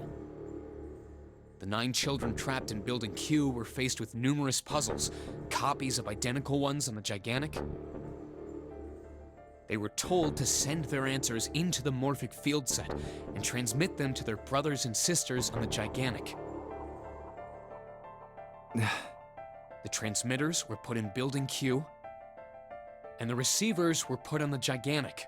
Each sibling pair was supposed to be split up, but there was a mistake. Akane was a transmitter. She should have been in Building Q. However, for some reason, she was placed on the Gigantic with the receivers, like me. Perhaps she was mistaken for someone who was supposed to be in Group A. Whatever the case, Akane ended up on the Gigantic. I think I've told you enough. You get it, don't you? I'm pretty sure you know where this is going, Junpei. Where what is going? Don't play dumb. You know things you shouldn't. Things you couldn't. How did you know Ace had prosopagnosia? How did you know why Ace wanted to kill Kubota and how Nichisaki was killed? Were you surprised when you found out Ace was Hongo? And what about the coffin Snake was trapped in? How the hell did you open it? Well, that's...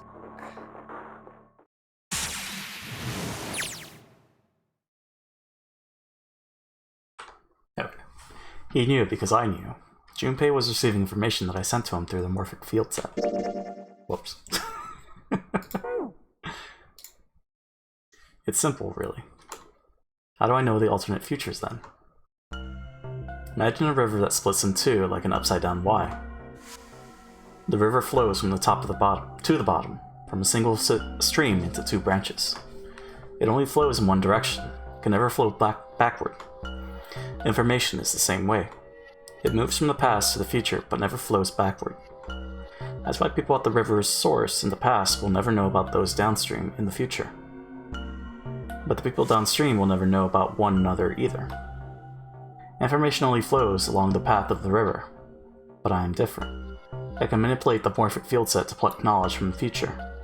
I know what happens on either fork of the river, even though the people on either fork know nothing about one another.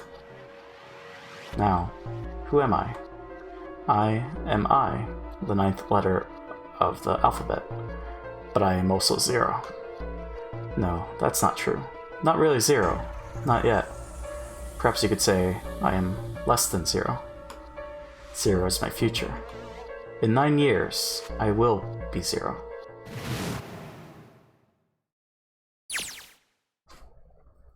Where did she go? June. No, Akane. Where did you go? Santa! Wise Clover. Oh shit. Freeze. Santa's got the gun. Guess he picked it up when we weren't watching. Looks like he's turned the tables on Ace though. Wonder how he likes having a gun to hit. How he likes having a gun to his head. Get up. Sure isn't about to take that gun off of him for a minute, is he? Ace isn't putting up any kind of fight. I mean, I don't think I would either, but he just looks drained. Guess he's going for the door, huh? Doesn't need to verify to go through that door, but... Hey, what's your plan, Santa? What are you doing? He can't get through any numbered doors with just 2 people. What the hell is he thinking? Didn't I tell you? I'm Santa Claus. It's time for me to go make a wish come true. That's it? That's all he's gonna give us? The hell does that even mean? Shit, they're out.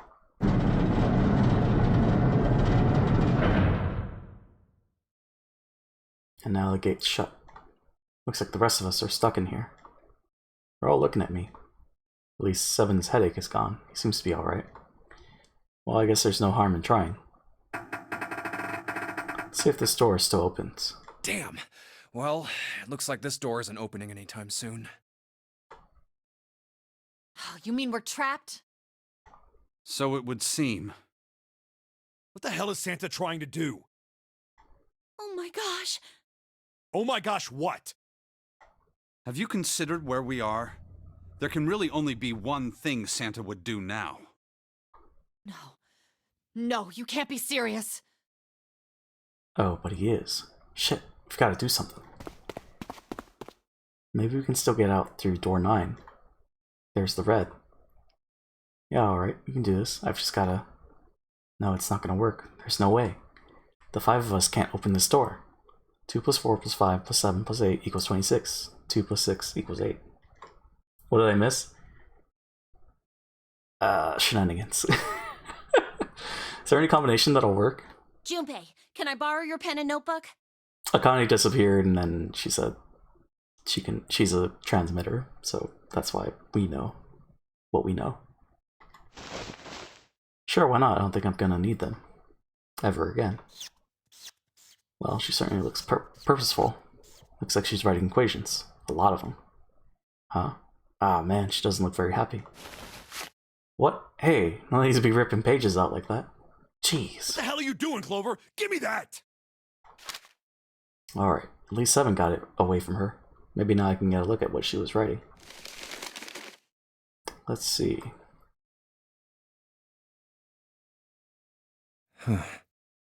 Big oof. What? And there's no other way? Lotus. Looks like she figured it out, though. Man, this is just too cruel. It's okay. Go. Lotus. Come on, you know we can't do that. Don't give me that. I'm sure you'd love to get rid of me. God damn it, you idiot! Well, where the hell did that come from? Looks like she expected that about as much as I did. Without... if you're not... Look, it'd be bad, alright? For a cop, sure doesn't have much confidence. Bad? Yeah. If there weren't assholes like you around, I'd be out of a job. Uh-huh. Look, I'm just not leaving you behind, alright? End of story. 7. He's right. I'm not leaving you either. Me too. You didn't honestly think I'd abandon you, did you? You're all idiots. Act as tough as you want, Lotus. We can all see you're about to cry. That being said, however, I doubt we would be able to open the door anyway, even if we were to leave Lotus behind. Huh? Why? I trust you remember what happened to Ace? I couldn't, see exactly what happened, but I was able to guess what he was attempting to do earlier at the Red. Oh, yeah. You're all idiots. No! What is this? Why? The digital root should be 9! It has to be 9! Then why? Why isn't it opening? Just to see, why don't we give it a shot? Give it a shot. Yes, that is what I said.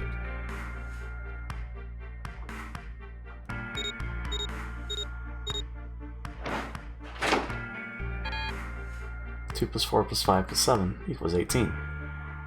1 plus 8 equals 9. You were right. It ain't opening. But it did open 9 years ago. The digital root was 9 then, I'm sure of it. You think maybe they changed the settings? Perhaps. Shit. If we can't get through the door, we can't get out. The walls are way too high. There's no way in hell we could get to that hole 7 popped out of 9 years ago. All we can do is stand here and stare at this door with the 9 on it. Guess this is it. This is the end.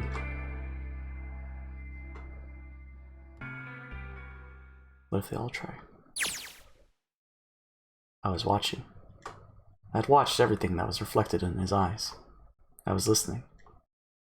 Akane vision. I did just notice that. Every sound that vibrated in his eardrums I heard. Smell, taste, touch. Felt everything he felt. I knew. I knew everything about him. What he was thinking, what he was feeling, what he was sensing. All his feelings and worries and fears became mine. My mind, my consciousness was inside of him. Through the morphic field set, we were resonant, and we were as one. I was him, and at the same time, I was an observer. It started with a tremendous noise like a clap of thunder. That was approximately 9 hours ago. Bomb had gone off on the ship we were on. This is where the port gets a bit different from the original release. Oh, how so? Because we have connotation, or... That was when my resonance with him began. My resonant event melted into him and became one, inside of Junpei. Somehow I found myself in Junpei's mind, 9 years in the future. But I didn't lose myself. I was living in two realities at once. One was the present, and the other was the future. Perhaps you can think of it as two movies showing on the same screen at the same time. Eventually it becomes difficult to separate them, determine which movie is which. However, if I concentrated, I was able to focus on one or the other. That was why I was able to grasp what was happening in front of me. Come on, over here! That was my brother Aoi. He was yelling. I followed him. Around me were 7 other children. They all looked like they were about my age. Come on, hurry up! Let her crawl quickly when it switches between Junpei and Kane. It switched screens on the DS. Okay. Ran down a long straight hallway and burst into the large hospital room. Like at the same time? Or... Everyone was arguing. 2 of the boys got in a fistfight. A girl watching them began to cry. I want to go home, she cried. I want to go home. Another girl slapped the crying girl and glared down at her. It has been 2 hours since the nunnery game began. We were starting to fall apart. Just when all hope seemed lost, Light started talking. He was blind. 9 years later, we would call him Snake. Hello? Everyone? Could you come over here for a moment? He was older than most of us, and his voice had authority and dignity. The fights died down, and we gathered around him. I have a little sister. She is very important to me. Right now, she is over in Building Q, and is desperately trying to send information over to me. Her name is Clover, and today is her 9th birthday. As he spoke, he pulled something from his pocket. In his hand were 9 4-leaf clovers. I was going to give these to her as a birthday present. I was outside picking them when I was abducted. I'm sure I've already told you, but I am blind. For a man who can't see, collecting 9 of a very specific plant is, well, it is difficult. But my sister means a great deal to me, and I hope that these would show her how much I cared for her. Since it's her 9th birthday, I thought 9 4-leaf clovers would be appropriate. Every one of you has a brother or a sister in Building Q with Clover. For their sake, we have to survive. We have to get off this ship. Do you understand?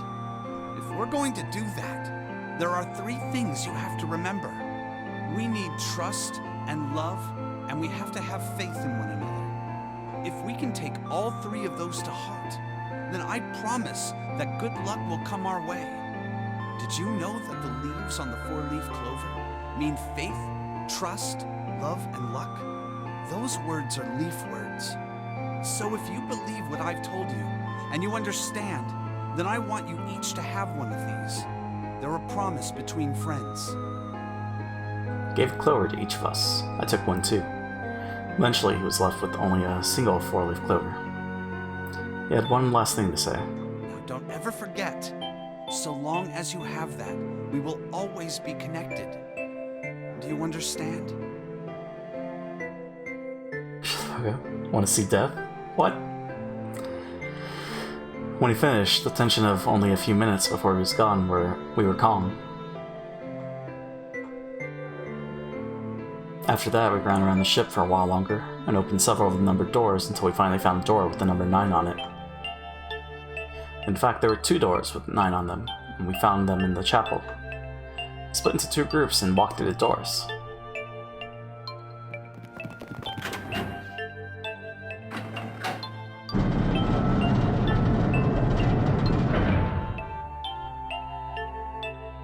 Before long, we all found ourselves in a room with a ceiling that looked like an upside-down funnel. For some reason, this room had another number 9, but this time it was the only one. But if there was only one door, that meant only 5 people could escape. What are we gonna do? began to panic.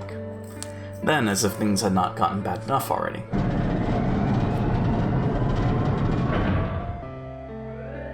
Warning. Warning. Emergency incineration command has been acknowledged. Automatic incineration will take place in 18 minutes. Please evacuate the incinerator immediately. Repeat. Emergency incineration command has been acknowledged. What? What's happening? What did that thing say? That didn't sound good. My brother Aoi swallowed hard and answered. I think it means this room is gonna burn. Burn! The plaque on the door says incinerator. And that voice said that the incineration is about to start. And incinerate means to burn. My wish has been heard. Help me! Abject terror filled the room as everyone began to scream and cry. Every pair of eyes were filled with despair. Then, high up on the wall, a door opened and a man appeared. He was a huge, frightening mountain of a man, as large as a bear. 7 years later, we would call him Seven. Don't worry, 9 kids, I'm years not later. your enemy. I'm one of the good guys. I'm a detective. I'm here to rescue you. The rest happened just like Seven had said it did. The 4 of us who had stayed behind were saved by Seven. Crawled through the vent away from the incinerator and slid down to the hall. We came out on the other side of door 9. On the wall opposite the door was a set of double doors. Went through those and began to run up the spiral staircase. As we ran, I led the way. Behind me were Nona, my brother Aoi, Snake, and Seven. The other children, the ones who'd gone through door 9 before us, were up ahead. I could hear them cheering each other on. Deja vu. We ran and ran and ran. We leapt across as many stairs as you could and kept running. The stairs spiraled upward like a tornado. So who was Nona? Eventually I pulled ahead of the rest. Perhaps Nona had slowed them down. Didn't want to lose them, so I slowed down as well. Didn't stop, but I glanced over my shoulder from time to time to see if they had caught up. That was when I realized. Oh no, where is it? Did I drop Jumpy's present? What? I knew I had it with me when we passed through the vent. Then, had I dropped it as we slid out? I had to go back. I had to. But I knew I couldn't tell the others. They would stop me, I was sure of that. I didn't stop to think, I simply moved. I ran to the central hall, the room that connected to all the other areas of the ship. I hid in the shadows, and moments later I felt a rush of wind as they ran past me up the staircase. I waited until they were out of sight, and then I ran. I moved as quietly as I could, down and down and down. Finally, I reached the bottom deck. I ran to the hallway and looked around frantically. There it is! It was just where I thought it would be, sitting under the opening of the vent. I ran over and snatched it from the floor, but as I ran back towards the stairs and freedom.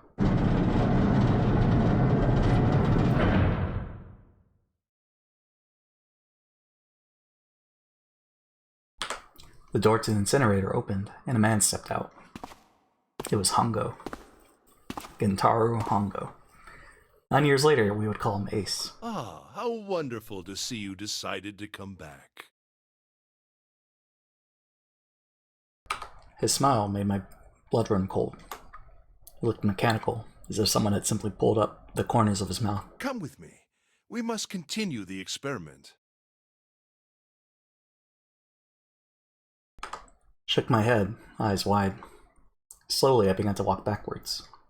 1 step, 2 steps, 3 steps. Then I spun around and broke into a run.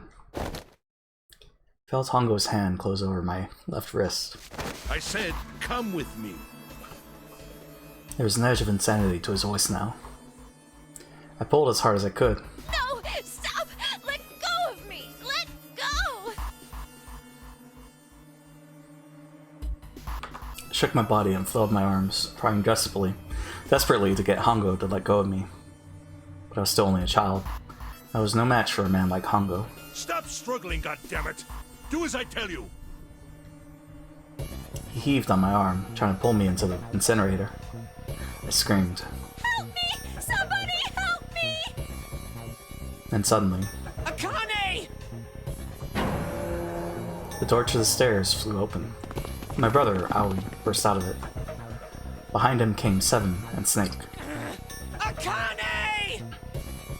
He cried my name again as he leapt toward Hongo. You came back! I cried out. But then, Ah! You're too late, idiot! Hongo threw his full weight against my arm, pulling us both into the incinerator. The force of it threw me to the floor. I scrambled to my feet and looked toward the open number 9 door. Hongo stood between it and me, but behind him I could see my brother, his fists clenched. But those fists never reached Hongo.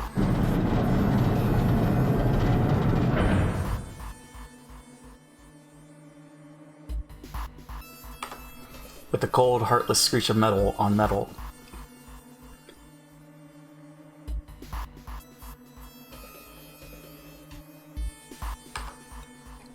the door slammed shut. Hongo glanced at me mechanically, his face registering that there was an object there, but not anything he would consider a human being. Then he turned away and walked to the red that sat next to the door. He reached into his pocket and removed 2 bracelets. He waved them both over the scanner panel. 2 asterisks appeared on the red. He checked the screen, then tossed the bracelets carelessly onto the floor.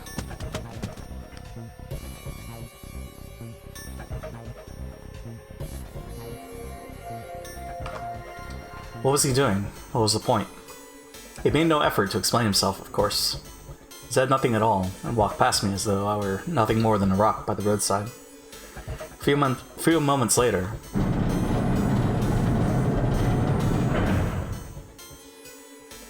two other doors slid shut as well.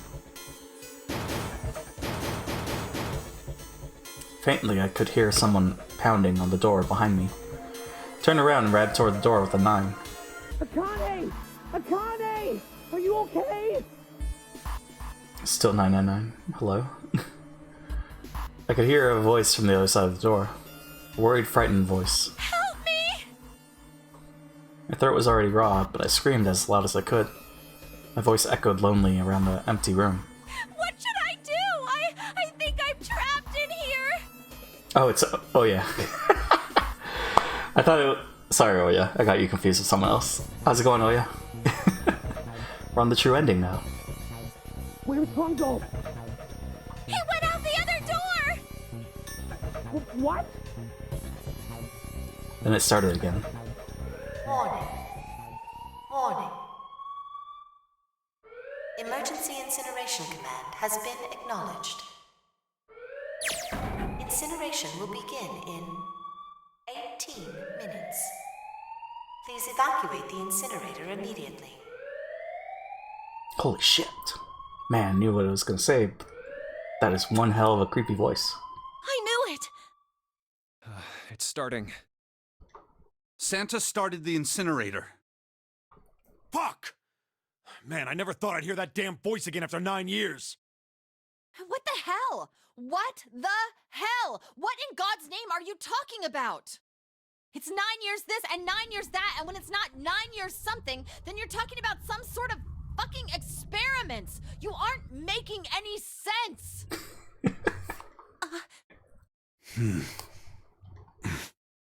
I'm sorry, Lotus, but we really don't have time to explain it right now. Does the incinerator start by itself or manual? That's a good question. I promise. I'll tell you everything once we get out of here. But... Incineration will begin in 17 minutes. You know what that means, right? Incinerate means burn! I thought it was 6 a.m. already. What kind of idiot do you think I am? I know what incinerate means. Well, god damn it!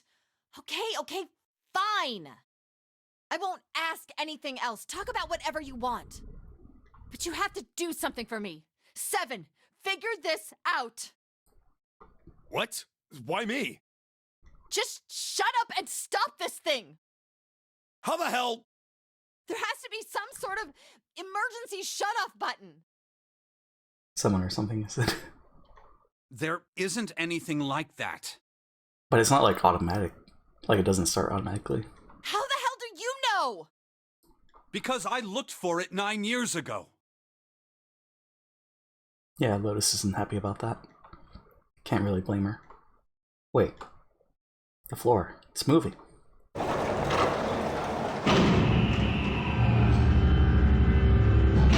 What?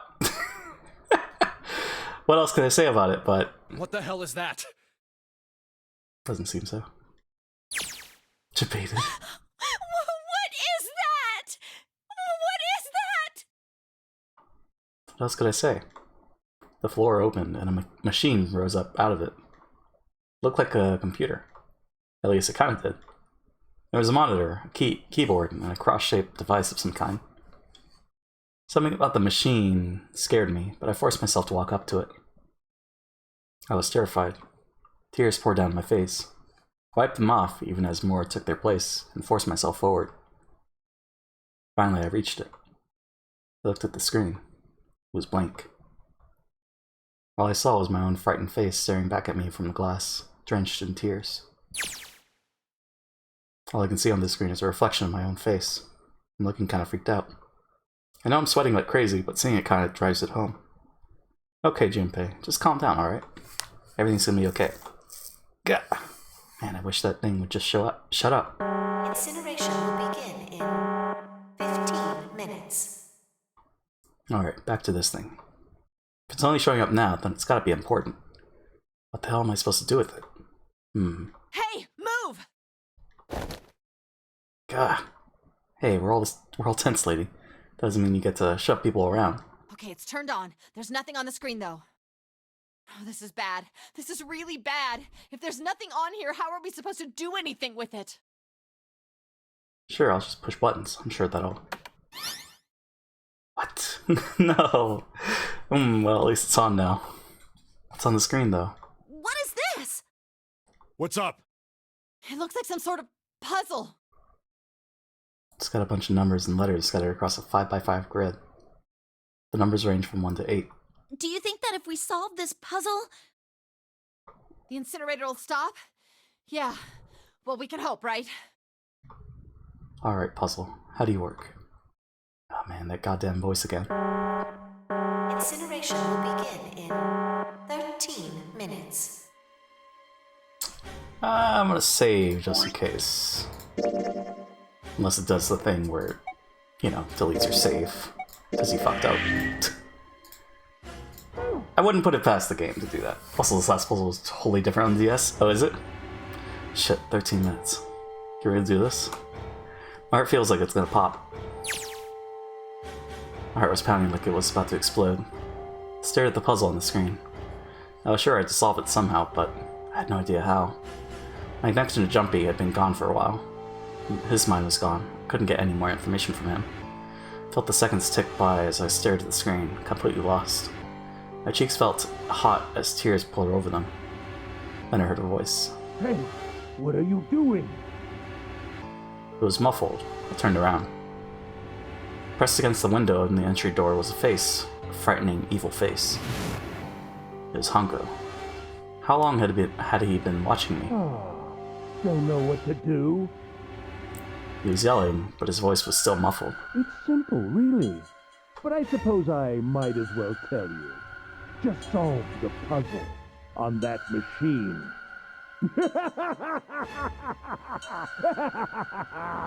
Why is he psychotic? His laughter was muffled by the door, but it still tore at my heart like the claws of a vicious monster. I bit my lip and glared at Hongo, struggling to hold back hot tears. You're a terrible person! I hate you! 'Cause danger and epiphany? I gotcha. Oh my! How could you call a gentleman such as myself a terrible person? That's not very nice. I'm quite fair. I don't use tricks or play dirty. You see? I've even left you a way out. A way out? Didn't you hear me? All you have to do is solve that puzzle. Do that, and you can stop the incinerator. What's the point of stopping it? You'll only capture me and make me do this all again. I'm not going to listen to you. If you're just going to throw me back in here. I might as well just die now. My goodness, haven't you listened to anything I've said? I told you, I'm a fair man. Huh? If you solve the puzzle, the verification function of the red will in turn activate. If this experiment is to deliver valid results, there must be a chance of success. If you succeed, you will escape. The verification function of the red? Then I remembered. Before Hongo left the room, he had scanned 2 bracelets into the red. Ah, so you do remember. Right now there are 2 numbers in the red. The first is 1, and the second is 3. Say, Akane, what's your number? 5. Looked down at my left hand. The face on my bracelet showed a 5. 1 plus 3 plus 5 equals 9. Ran to the door with the 9 on it. Grabbed the red and put my hand against the scanner panel. You really aren't one for listening, are you? I hear Hongo's muffled voice from across the room. I've already told you, didn't I? Once you solve the puzzle, the verification function of the red will activate. In other words, if you haven't solved the puzzle, you can't enter your number. What kind of fool are you? Why are you doing this? You could never understand. You don't know what it's like to spend every day surrounded by monkeys. Now start the experiment. Solve the puzzle.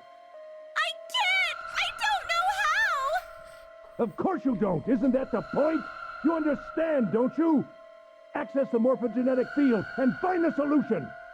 I can't! Then you'll die. You'll burn alive. It's gonna be quite hot in there in a few minutes. I imagine it will be very painful.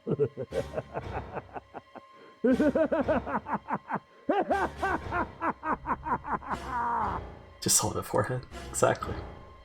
His horrible laugh echoed across the room, and even after his face disappeared from the window, I could hear it.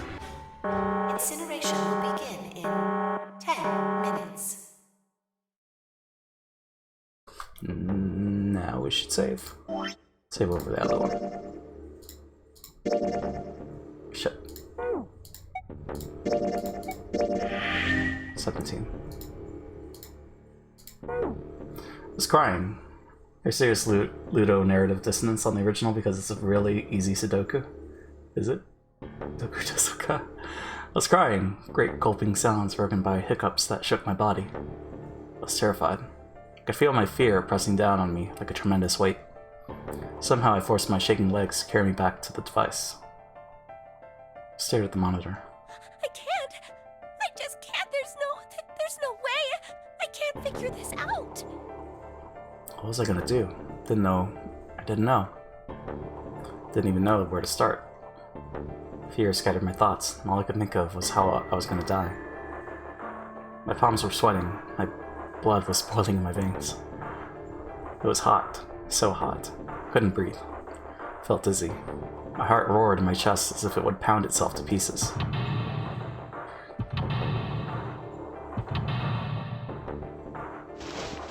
Reached into my pocket. Wrapped my hand around the thing I'd come back to get. The doll Jumpy had given me. This is a Ken puzzle? At least I had that. Held it tight with both hands and prayed. Help me! Jumpy! Help me! Help me!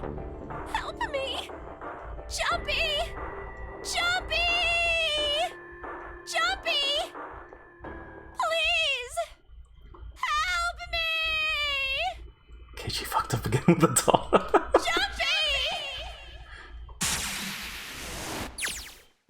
Akane? Oh, man.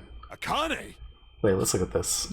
So, 5P61W. What? It's 12. Do I have to switch what's already on the board? Or 8, 6, 8, 18, 22, 29. Do we have to do the... I can help with the puzzle? No, I'll figure it out. It's fine. I solved this puzzle and I don't even understand how it's a puzzle. Oh, man. Well, I guess we'll see when we get there. Who the hell is Akane? Shut up! Just shut the hell up! Seven and Lotus don't understand. I think Clover and Snake have an idea, though. Clover's looking at me, and I think Snake may have figured it out. No, it doesn't matter. They're in my way. Where'd she go? Maybe over here? Akane! Akane! Can you hear me? Akane! Say something! If you're stuck, I got you. Sounds good. I'll holler. Fuck! Did something break our connection? I swear I just heard her. Shit. Akane! Answer me! Akane! Jumpy? Spun around. Heard a voice. His voice. Looked around. He wasn't in the room, of course. But I heard it so clearly. Like he was right there. Jumpy! Probably boobies. I screamed as loud as I could. Akane! Jumpy! That's her. She's there. Then that means... Akane! Akane! And you messed it up. Oh, you did. Yes, I am! How did you know?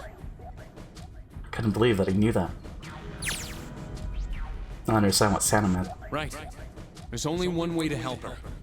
Time travel. You were brought here to help my sister. To save Akane. I think I get it now.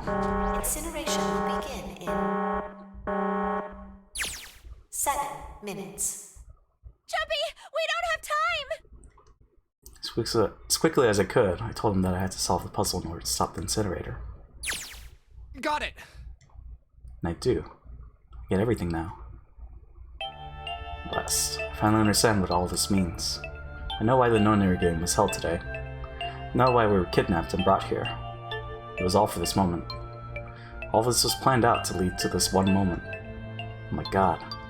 This is insane. I can't believe it, but there's only one possible answer. June is. Zero is. Kaneko Shiki.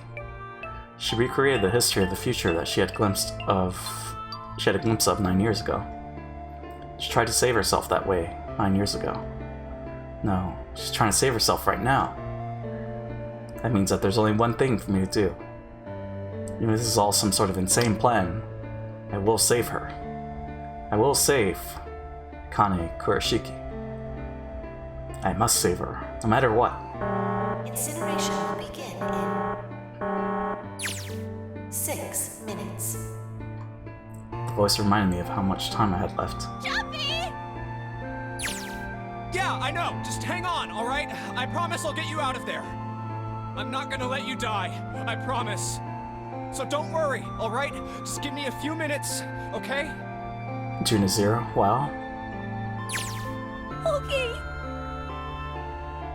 The circumstances are surprising. My voice shook as I answered. It was hot in the room. Felt like my heart was on fire. 6 minutes or not, my heart burned with my feelings for him.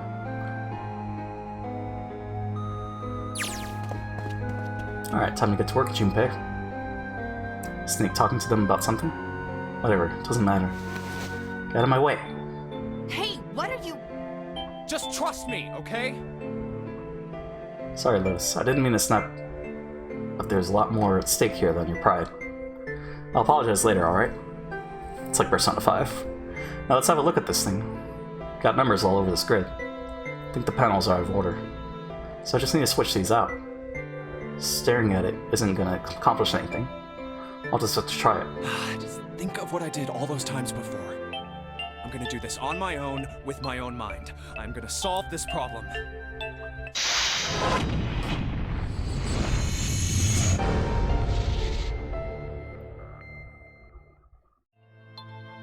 Okay. Wait. When I press hint, numbers appeared in empty spots on the grid.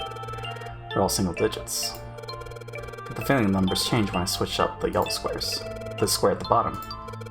Why does it stay blank when I press hint? Pressing the button again makes the numbers disappear. Looks like I can turn them off, on and off. Then is there some special meaning to there being two modes? What could it mean? What? Flip it on. Empty spots look like the one on the bottom right. Does that mean they're all supposed to match? Maybe we make all the numbers in the squares the same. Okay, maybe I shouldn't have.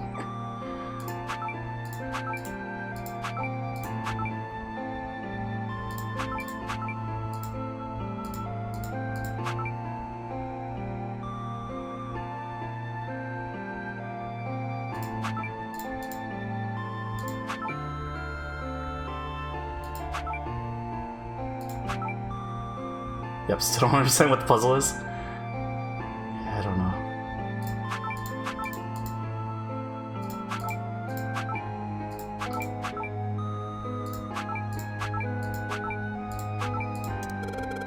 Switch out a yellow square. The numbers that show up in the hint change too. Looks like the numbers are affected by the adjacent squares. For example, when I switch out 305, the hint number increases by 2, but the hint just adds to the surrounding numbers.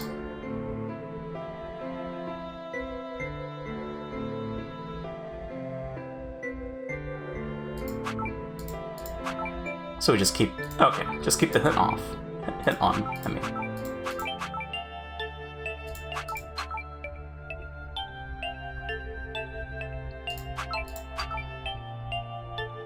It's probably just a puzzle, but the solution is dumb, so that it ruins it.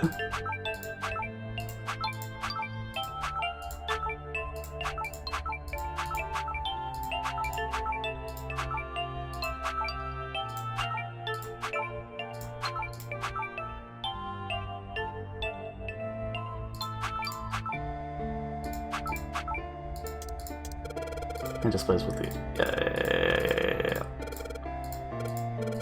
digital roots. They're digital roots, and they'll always add up as one digit.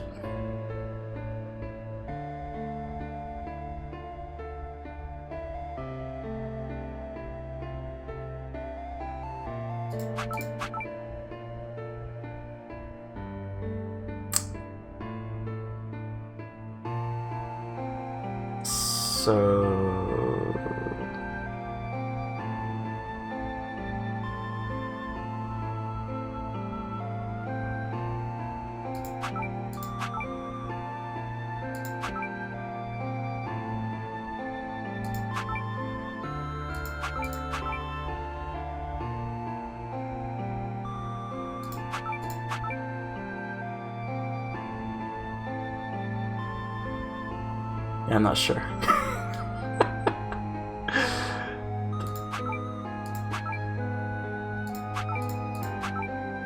So the S's and the 1s don't change anything.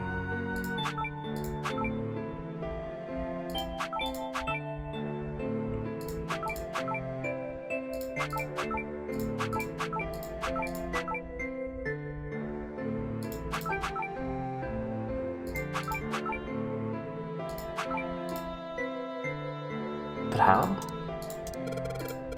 Add the numbers with their letters here too. Wait, haven't I used letters as number before? Maybe I need to replace the letters with numbers.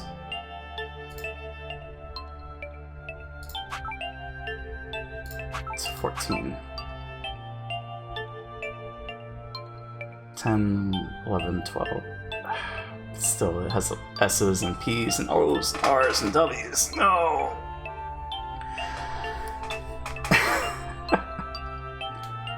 You got a fair shake. Just have to look up the base 10. Still.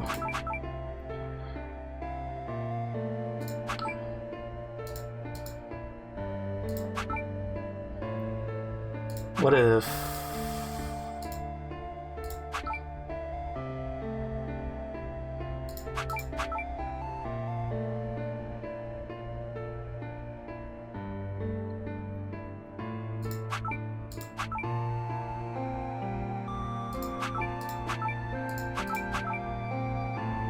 Okay, we got rid of all the letters.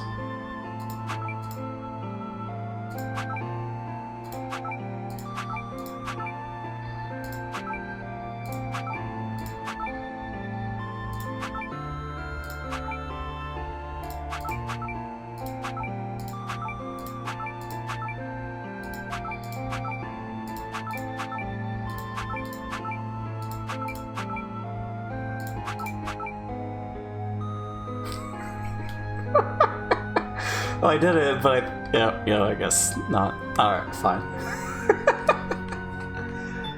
Spelt it, Pog. Oh, yeah.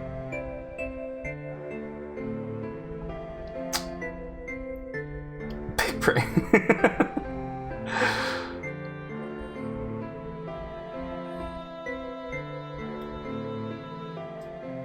But maybe that's what we're supposed to do, actually. It's just the numbers have to be in the right spot.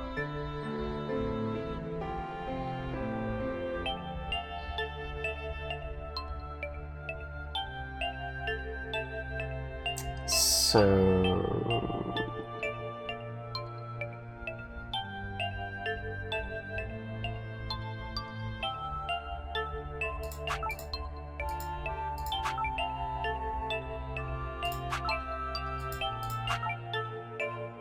I don't want to do this.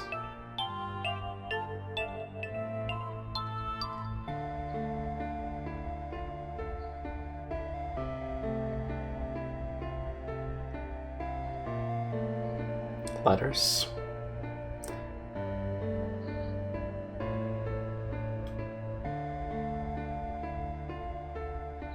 It's so close. I just won't find it. That's not it.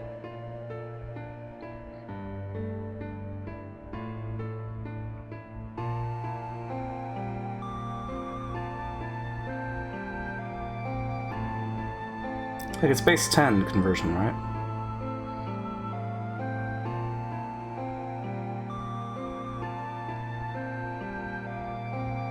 After 9.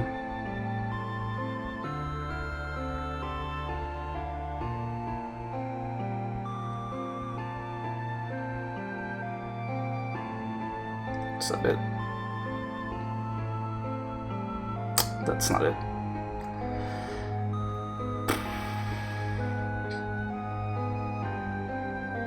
You know, it probably would have been faster if I just did it myself.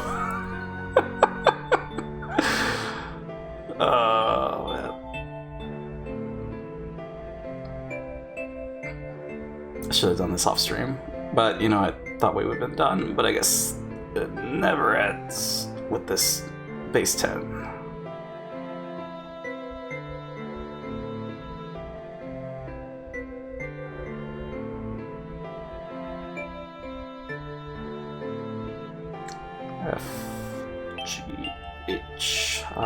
JPChivalry.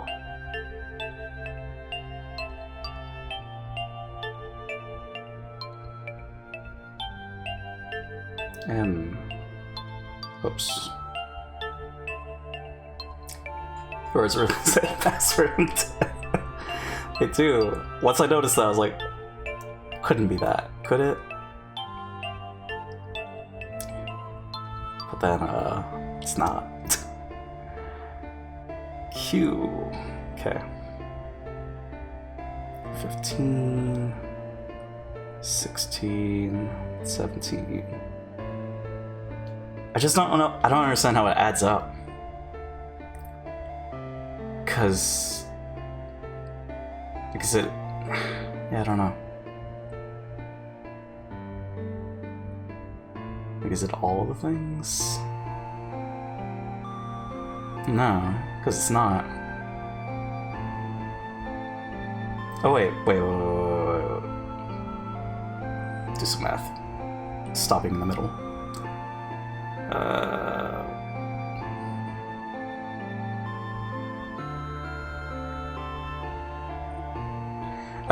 Okay, I got it. Alright. 5. Okay, I got it. 6, 3, 3, 8. Yeah, okay. What if you switch the numbers around to make the hints one? What do you mean?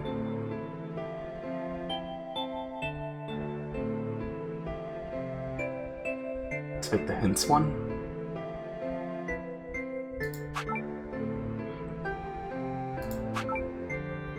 Well, I'm not done yet.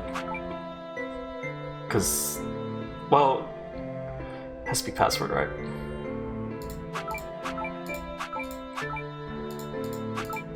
Just need the numbers.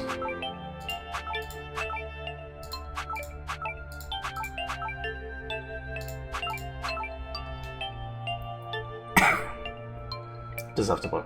It's gonna be 9 if arranged quickly, I think. Ah. Well then.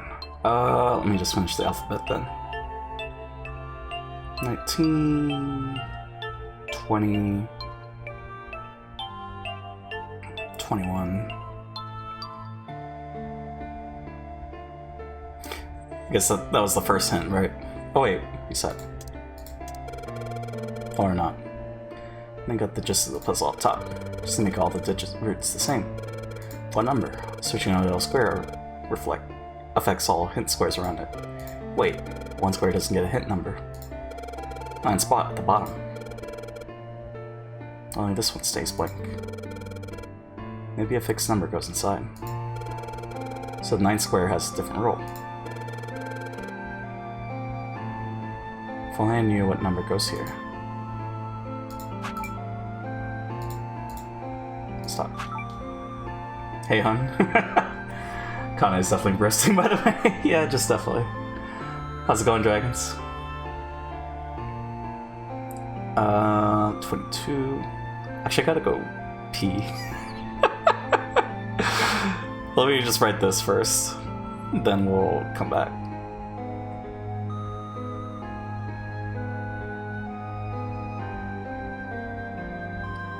How's it going, dragons? So R.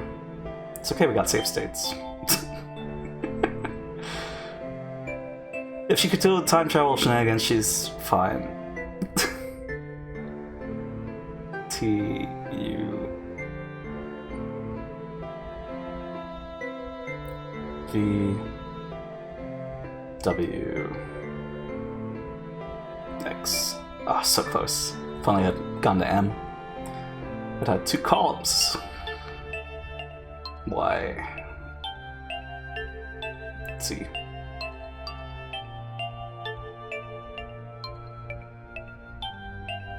My Google Foo failed me. 30. 31. 32. 33.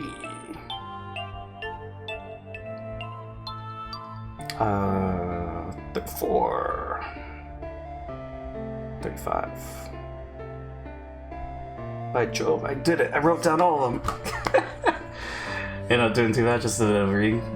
But, chillaxing. Nice. Oh yeah, you were working on something. Also, hey Fog, how's it going? Appreciate the lurk. Okay, I'm gonna go to the restroom, then we'll come back and do this legit. So, un momento.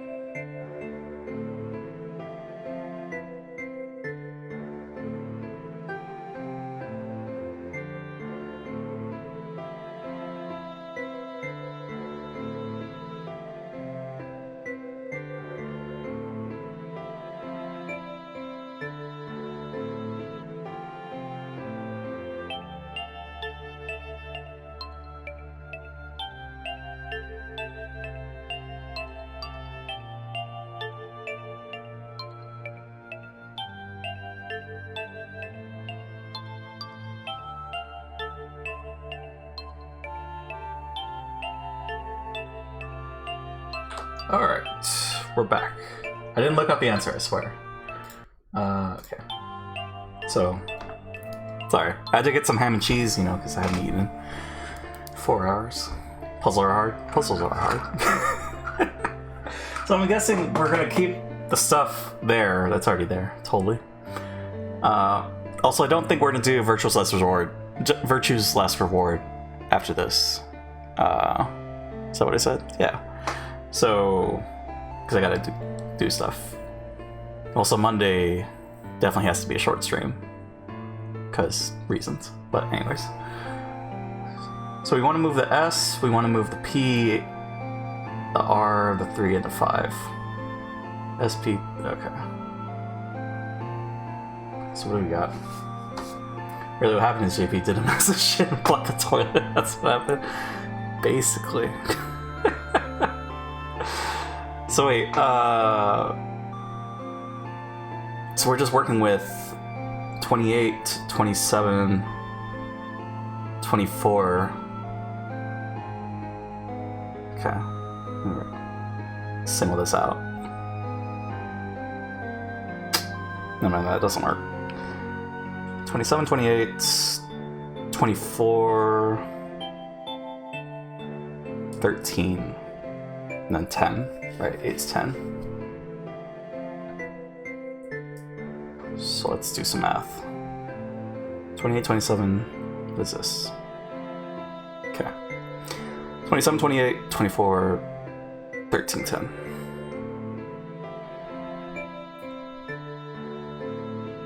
Actually, I guess we could just see what that gets us. Oof. The 3 though. So that was from that. We just need to get this to 9.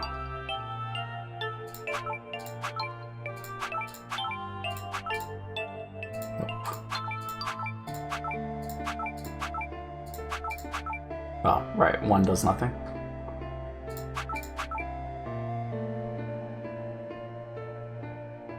Can't switch out the 8.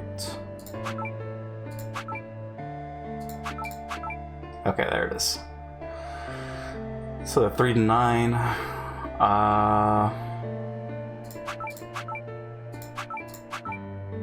At this point, yeah, I'm not really doing math, I guess. Never mind. Okay. So that goes there.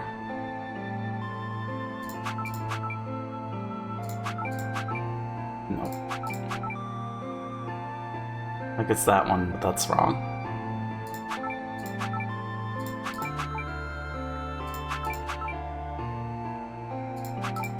Right, 1 does nothing.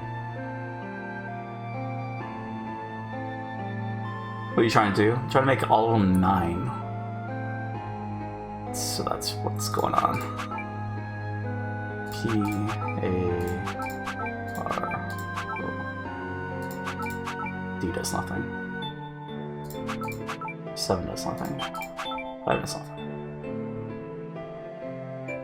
Also gotta swap the 3 for the 5. There we go.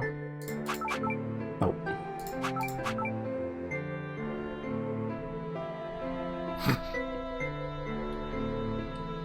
Unless we are supposed to have password, we can't use the S's.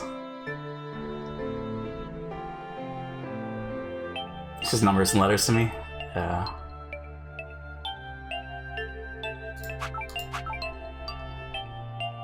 Shit. Actually, you have to find a replacement for that.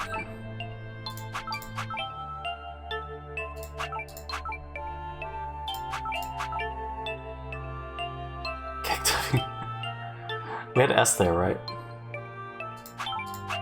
That's all that matters, is that we swap that constantly.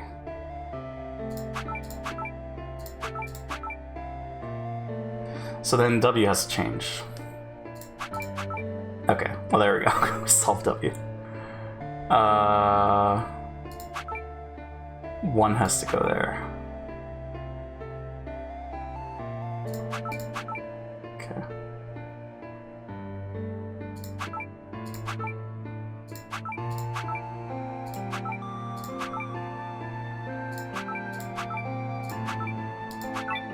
Bottom. I did it. Please enter password.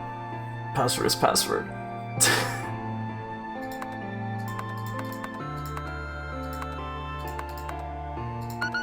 It's not password.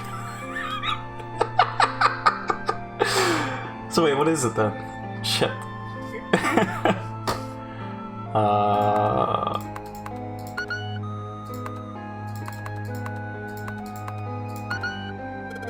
Password?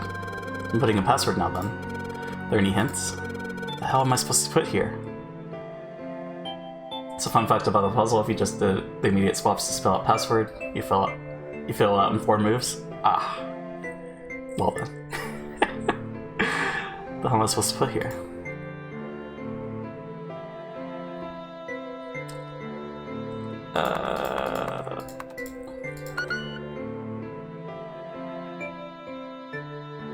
There's no like hyphens, right?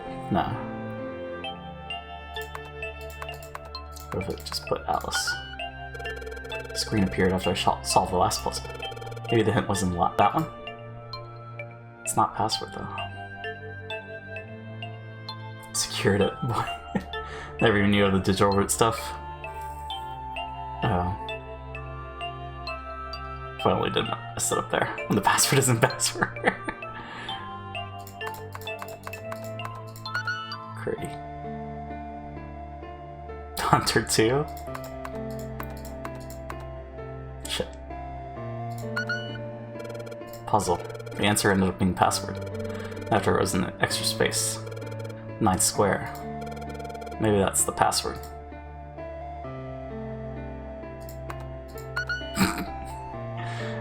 Right, prepping dinner in a bit, bud. Sounds good, dragons. By the time you come back, maybe. Puzzle. Solved it by making the hint squares all 9. So the hidden number should be 9 as well. That means 9. 2 plus 4 plus 5 plus 7 plus 9. Yes, that's it. Okay. Akane, did you get it? Alright, why am I muting? We're not in advanced mode. Yes, I did!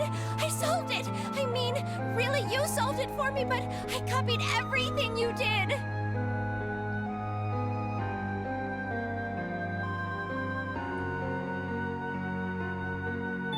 Oh wow. Well, we got events tomorrow too. So that means tomorrow's stream's gonna get cut short too. Unfortunately. She copied everything. The whole hour? Now I just have to press enter! Feels bad, man. Then what the hell are you waiting for? Push it! She went to the bathroom? Okay, I will! I hit the enter key. Emergency shutdown command has been confirmed. Incineration system has been disabled.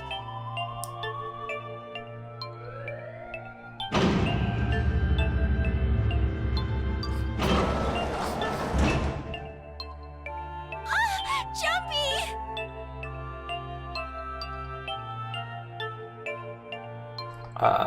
Let me just answer this text. It worked! The incinerator shut down! It worked! Hold on, Akane. There's something going on. Okay. Tears rolled down my face as I cried out to him, but they were a very different sort of tears. A wonderful feeling of accomplishment and relief flooded my body. At the same time, what strength I had left had disappeared, and I collapsed to the floor. For a while, I just lay there, laughing, crying, and enjoying being alive.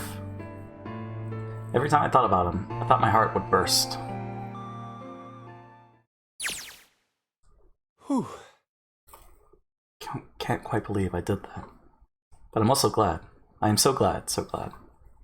I feel like my heart's on fire.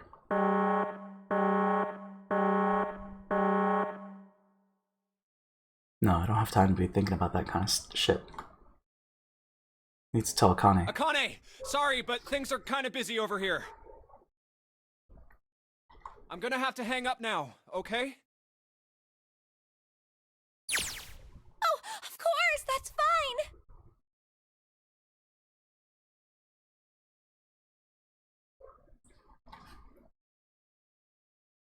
I wiped the tears from my eyes and nodded vigorously, even though I knew he couldn't see me.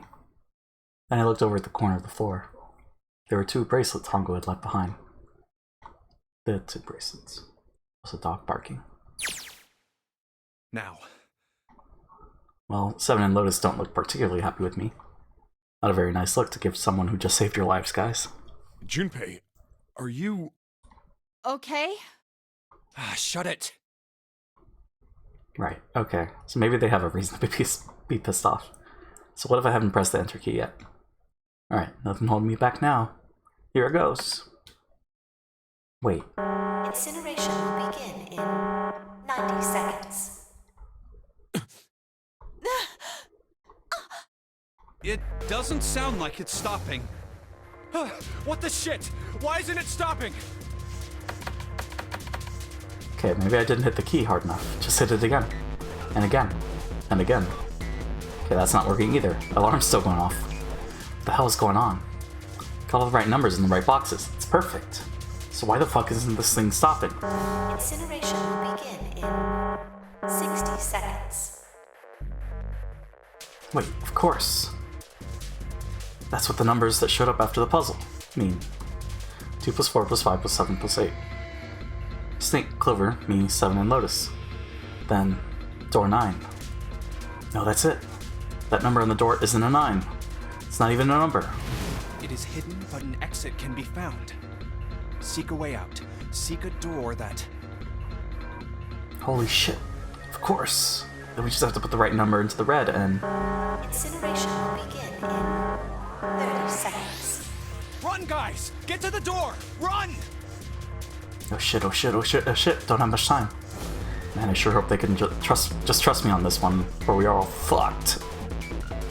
Alright, no time to explain. Just go. Quick! Verify your numbers on the red! Verify? Who? What combination? All of us! We all need to verify! Why?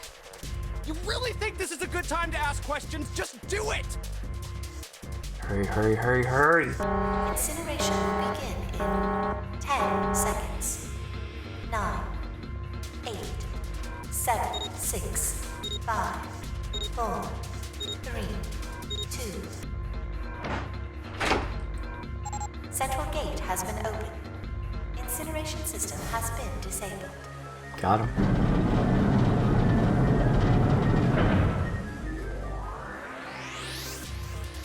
Oh, thank fucking Christ. No time to be happy. Time to go. Hurry! We've only got 9 seconds before the door closes. Go, go, go! Come on, guys, move it. Okay, they're all through. Move it, Junpei. Just in time.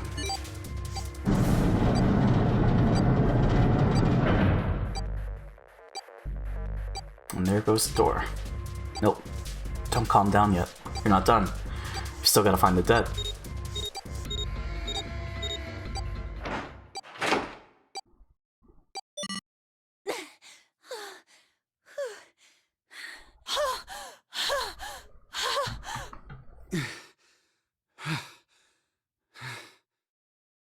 Shit. Looks like we made it, huh?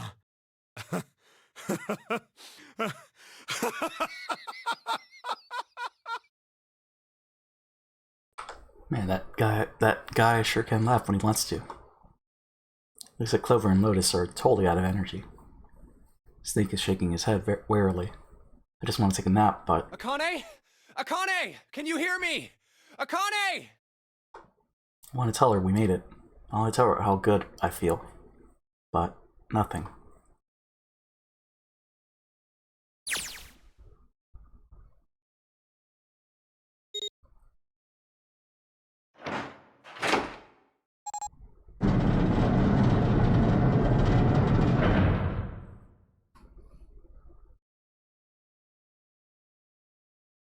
The door opened.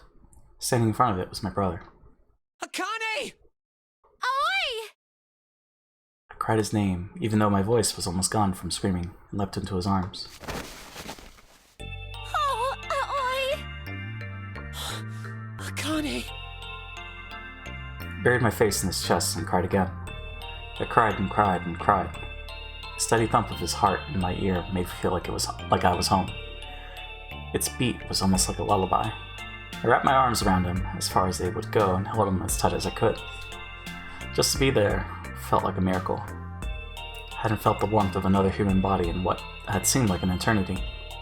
Just wanted to stay there in his arms forever. I couldn't. The moment I passed through the door, my bracelet had begun to count down to death. I stepped away from him and looked around. The door had already closed. I spotted the dead only a short distance away. It took me only a moment to get to and scan all the bracelets. I left the ones Hongo had dropped on the scanner panel. That was it. I took a deep breath and looked around again. The huge detective who we call 7 in 9 years and Snake, the blind boy, were looking at me. They seemed to have been utterly stunned by my sudden appearance. Their eyes were wide and their mouths hung open. Alright, let's get out of here. If we don't book it, we might run into Hongo again. No, he was right. It's time we got moving. The mention of Hongo seemed to jar 7 and Snake out of their surprise, and they nodded. We took off running up the spiraling stairs to freedom.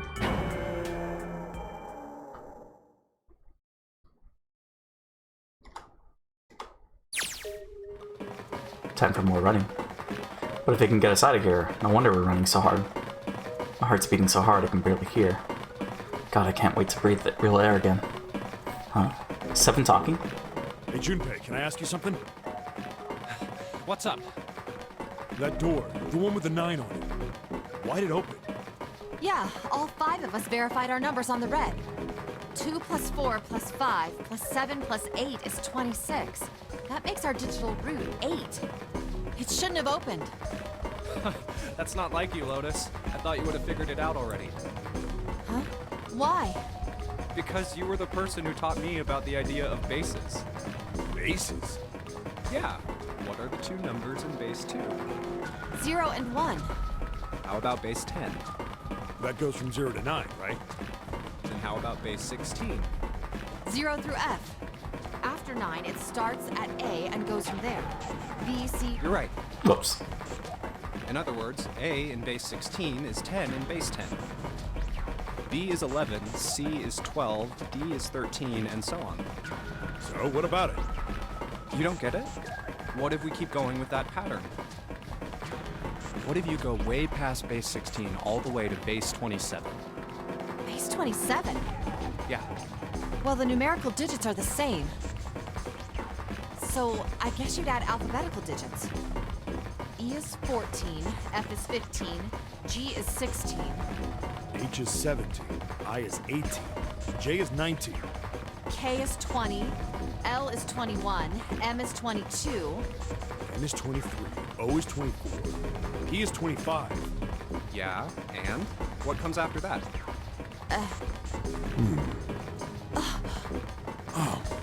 Q. 26! And what does that mean? Wasn't a 9 on the door. It was a Q! A fucking lowercase q! Yep, that's pretty much it.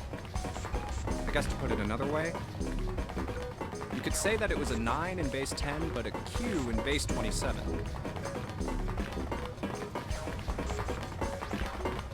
Shit. Time for more running. God, my thighs are killing me. Also, I want to type this, that's why. I swear, any moment now, I'm gonna tear a muscle. I feel like every single cell of my body is dying for air. Damn, every breath I take is a chore now. I feel like my lungs are gonna burst. Maybe just a short rest? No, can't stop. Don't have time. Come on, legs. Can't be many more of these steps left. Let's run. Run, like a bullet down a rifled barrel. Like a tornado cutting through a sea of clouds. I feel like we're running along the back of a giant coiled dragon. Finally. This plot twist is really interesting to me because I had to localize a Japanese pun. What's the pun?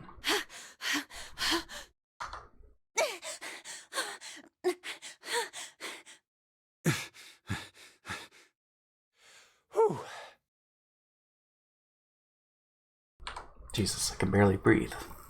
No, Junpei. No time to rest. Pull yourself together. You're almost there.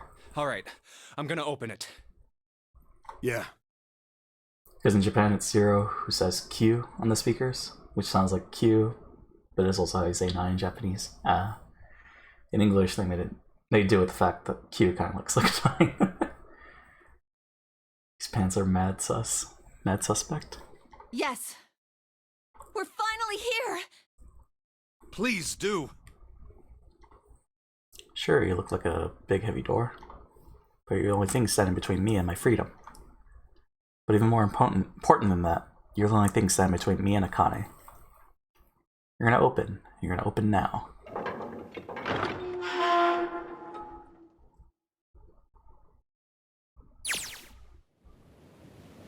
I felt a hand on my shoulder. It was Aoi's. Gave it a small, reassuring squeeze. I was so happy I felt like I could melt. My heart was at peace. Not only because my brother and I were back together again. Thanks to the huge detective, all 9 of us who had been kidnapped were finally able to escape from the gigantic. On the distant horizon, we could see the faint outline of the ship as it sank. It gave a thunderous roar as it finally slipped beneath the waves. Its last cry echoed out across the ocean. Then it was gone. It's over. Aoi whispered. Yeah. It was over. It was finally over. Or was it? Was it really? No, that was wrong. That wasn't it at all. I was sure of it. This wasn't the end. It was only the beginning. This was only a prologue to what would happen in 9 years. Funny Titanic name. Gigantic. Yes, finally. Air.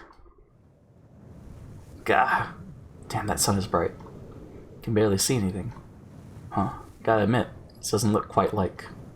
Wait. No way. You've gotta be shitting me. What? It can't be. This is... The Nevada building. Building Q?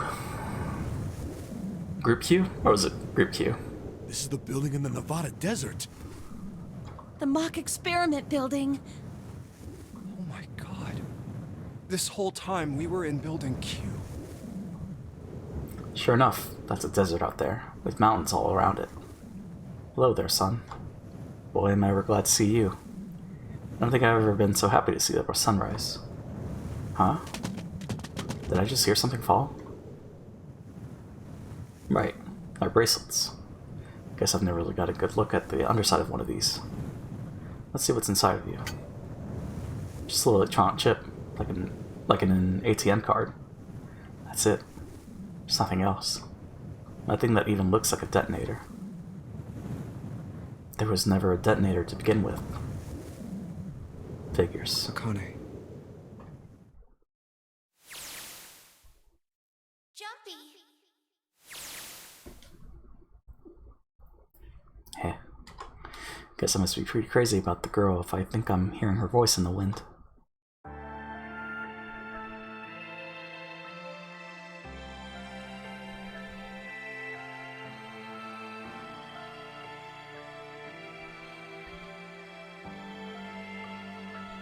Come on! Well, I guess that's why there's 2 more.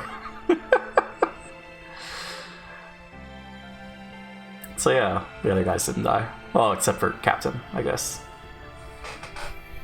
Cause, yeah. Or they have real detonators in theirs. This is the question. Guess that's the end. What ending? This is the true ending, right? There wouldn't be another one, would there?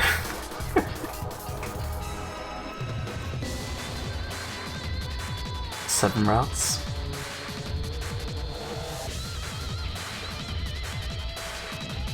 That'd be excessive, probably. But damn, you had to wait 3 years.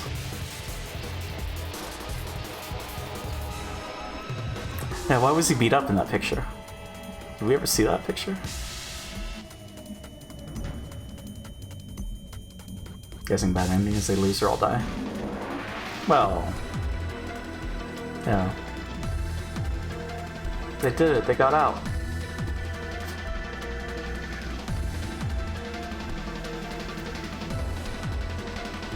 I don't know.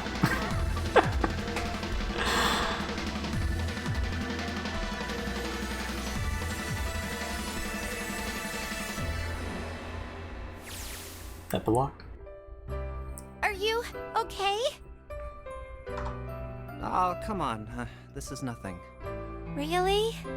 Yeah. You don't look okay.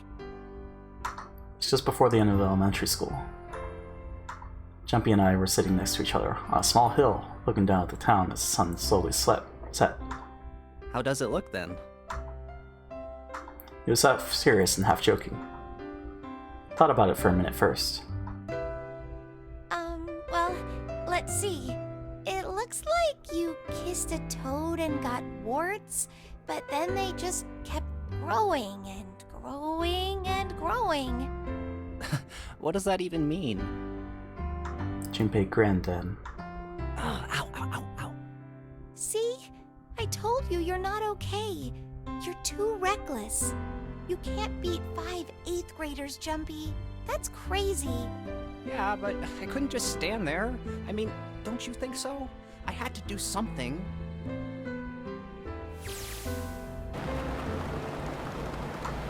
Look at the Nevada desert go past. For an SUV, this thing has a pretty smooth ride. Sure was nice of someone to leave it for us outside the building, keys in the ignition and gas in the tank. Almost like it was a present, you know? Anyway, we jumped in and now here we are, screaming across the desert. Otis is over there in the passenger seat. Snake and Seven and I are all squeezed into the backseat here. Still can't believe we let her drive. Woohoo! This is so fun! This is so awesome!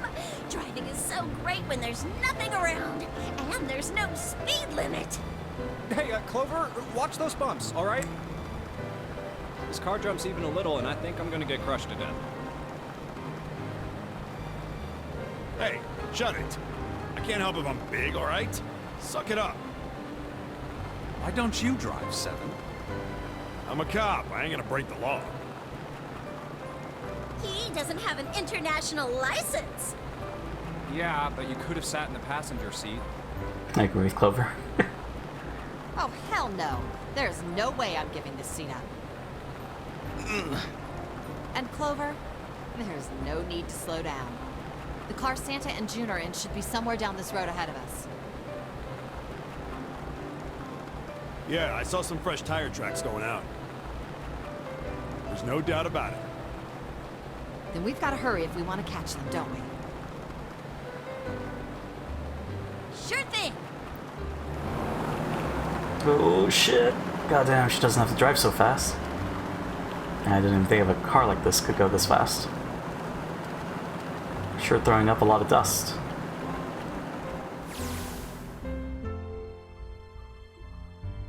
There's a couple hours left to run into the junior high students.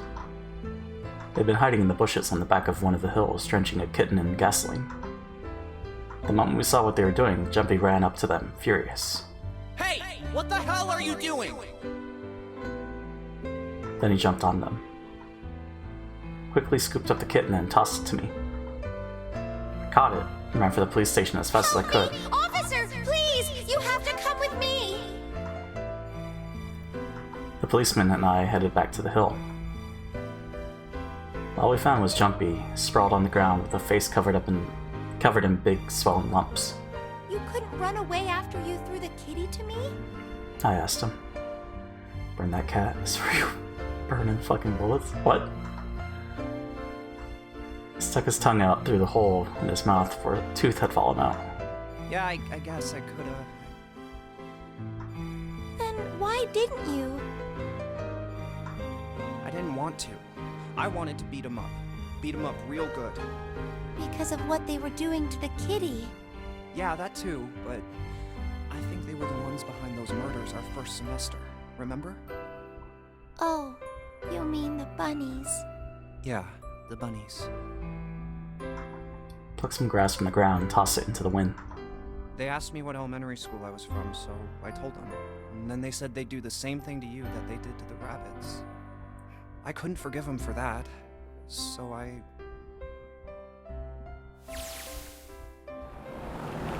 Hey, there's still some stuff I don't get. Of course, they probably don't know any more than I do. Like Ace. Well, I guess I should say Gitaro Hongo. Why did he create the Nonary project? Anybody? Any ideas? Why don't you ask him yourself? Well, yeah, I guess I could. He's still in the trunk, I assume? Yeah, he is. Still tied up, I'm assuming, with his mouth taped shut. His eyes just look empty. No emotion. Looks like he's just given up. Wonder if he even cares what happens to him anymore. Hey, were you listening to us? Yeah, go ahead and try to pretend you weren't, you old bastard. Let's get that tape off your mouth.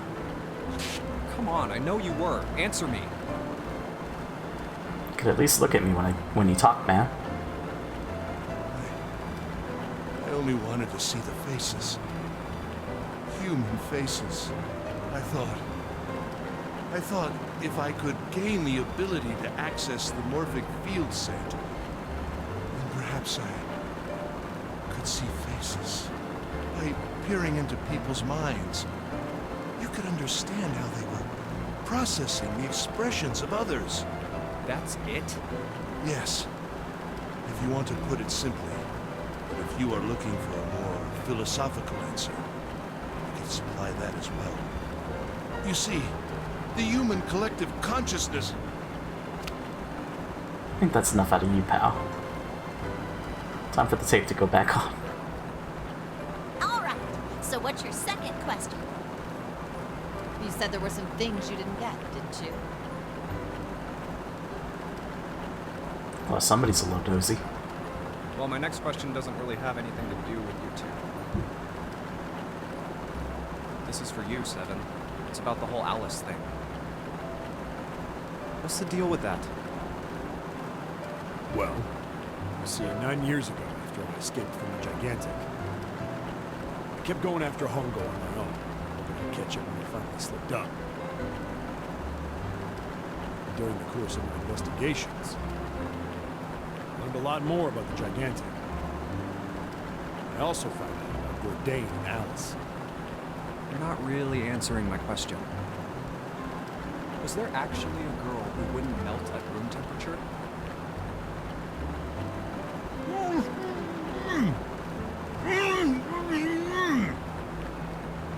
Sounds like Hongo has something to say.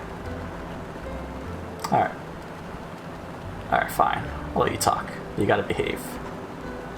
What? Alice doesn't exist. 9 years ago, I found Alice's coffin behind the library on the bottom deck. There was nothing in it but the root of a peculiar plant. My research determined that it was a member of the genus Madrigal of the family Solanaceae. I was able to extract a particular alkaloid from it. I used that extract to create Soper. Its creation was a tremendous boon to my firm, and we grew rapidly. Shit, this is gonna go on forever. Tip's going back on, Hongo. The rest of my questions can wait a bit. For now, I think I'll just enjoy the ride.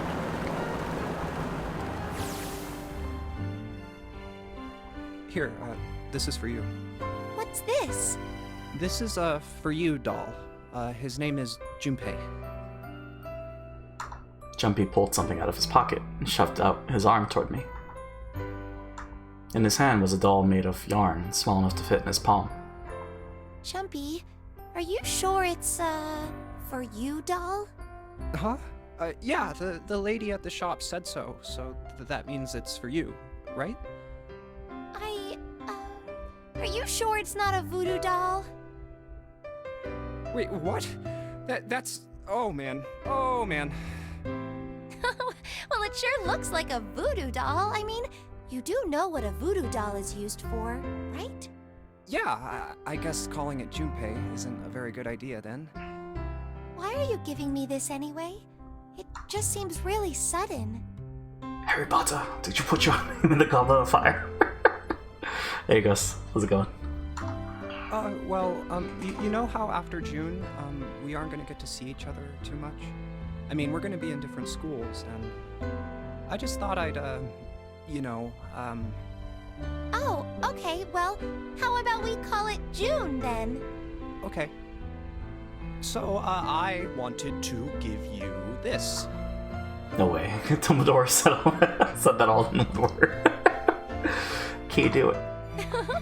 You sound like some sort of tribal chief in a bad movie. Yes. I, head of tribe. This doll, traditional charm of tribe. So I give this. It me.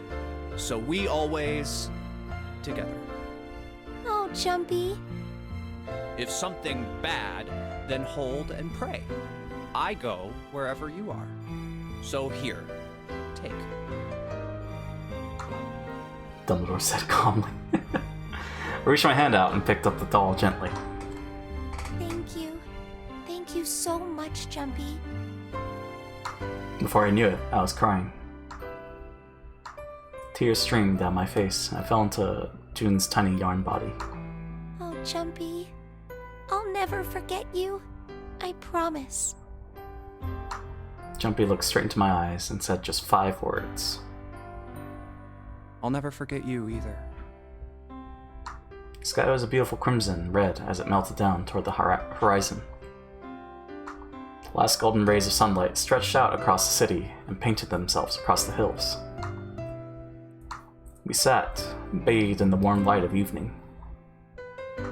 Just the two of us, leaning gently against one another, shoulder to shoulder. Kiss. The sun set, we still didn't leave. We watched in silence as the darkness deepened, and one by one the lights of the town began to flicker on.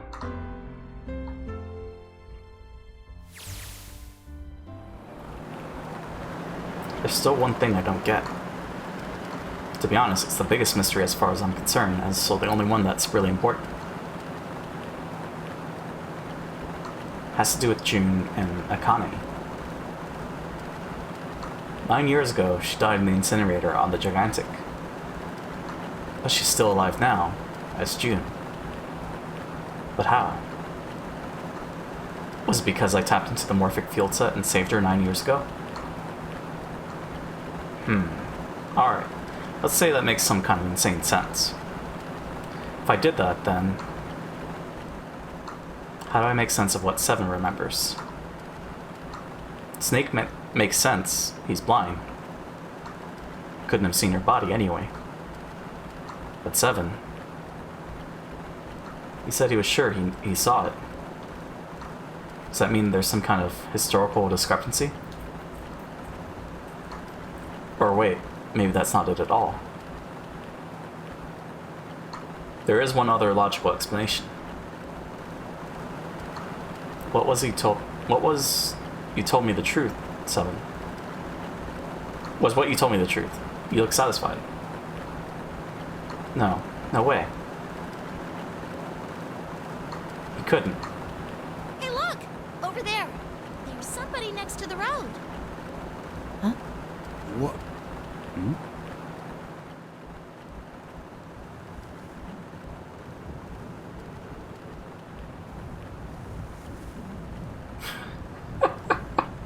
What is this nerd stuff? Small brain don't get? I don't know. The burning gaze of the sun pounded down on her head. As around her rippled her with heat. Standing there on that shimmering plain was a woman, her arm out and her thumb up. And he blushed. It would not be long before Junpei realized who she was.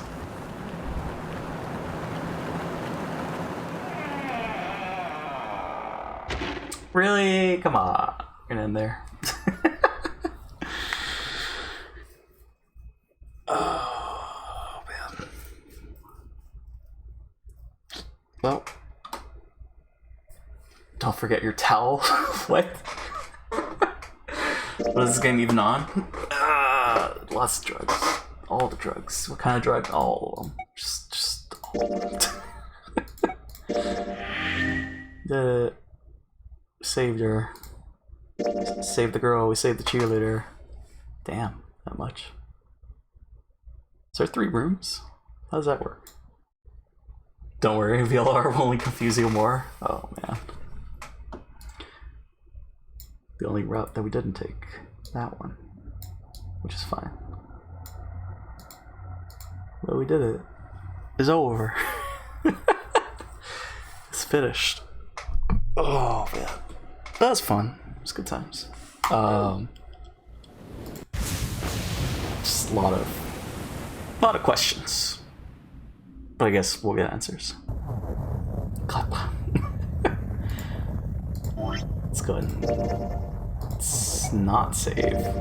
Don't save. Oh wait. Do save. And then yes. Good options. Alright. That's 999. We finished by Friday, so the schedule was right. It's just I definitely wouldn't have finished this yesterday. Alright, because of what, 5 hours? Jeez. Not long. So I'm glad I waited till today to... Well, I mean, either way I had to stop at 6 p.m, so... Worked out. Yeah, it was fun. Still some questions, but I guess we'll get answers. It's still a little weird. Still a little fuzzy, but you know, I guess...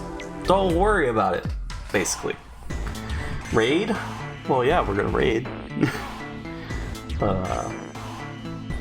I think that was it. I wonder. I think we're okay with our decision to stick with English VA. We're okay with that. Wasn't bad, but I am curious, like how the performance was. The original dub. But yeah. It's good times. Also, I can't alt tab still. Did Effie's stream crash like 3 times? Oh wow. It's weird. Okay. Yeah. Let's go raid Supa. He's currently playing some Call of Duty Modern Warfare. Warzones. So, can we raid streamer who's really cool? Goes by the name Super Soldier. Yes.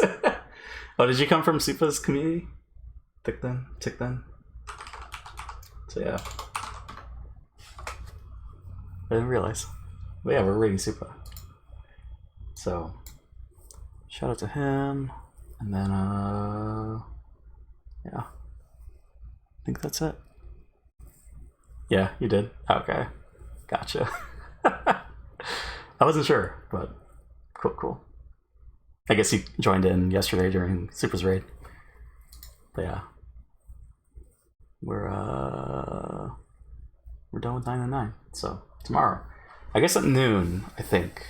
Well actually it has to be earlier, right? Because what time what time? We got activities tomorrow. So maybe I don't know. We'll figure it out. If anything, we'll start at noon and then stop at 4 p.m. Probably. Do like 4 hours, but see what happens. Laptop was on and it took me to you. Ah, I gotcha. From the raid. Yeah. Go show some love to Supa. I think we're already starting it. Oh yeah, the countdown's going. Alright. So, catch you guys later. Have a good one. Thanks for tuning in, and Tick then, thank you for the follow. Bye.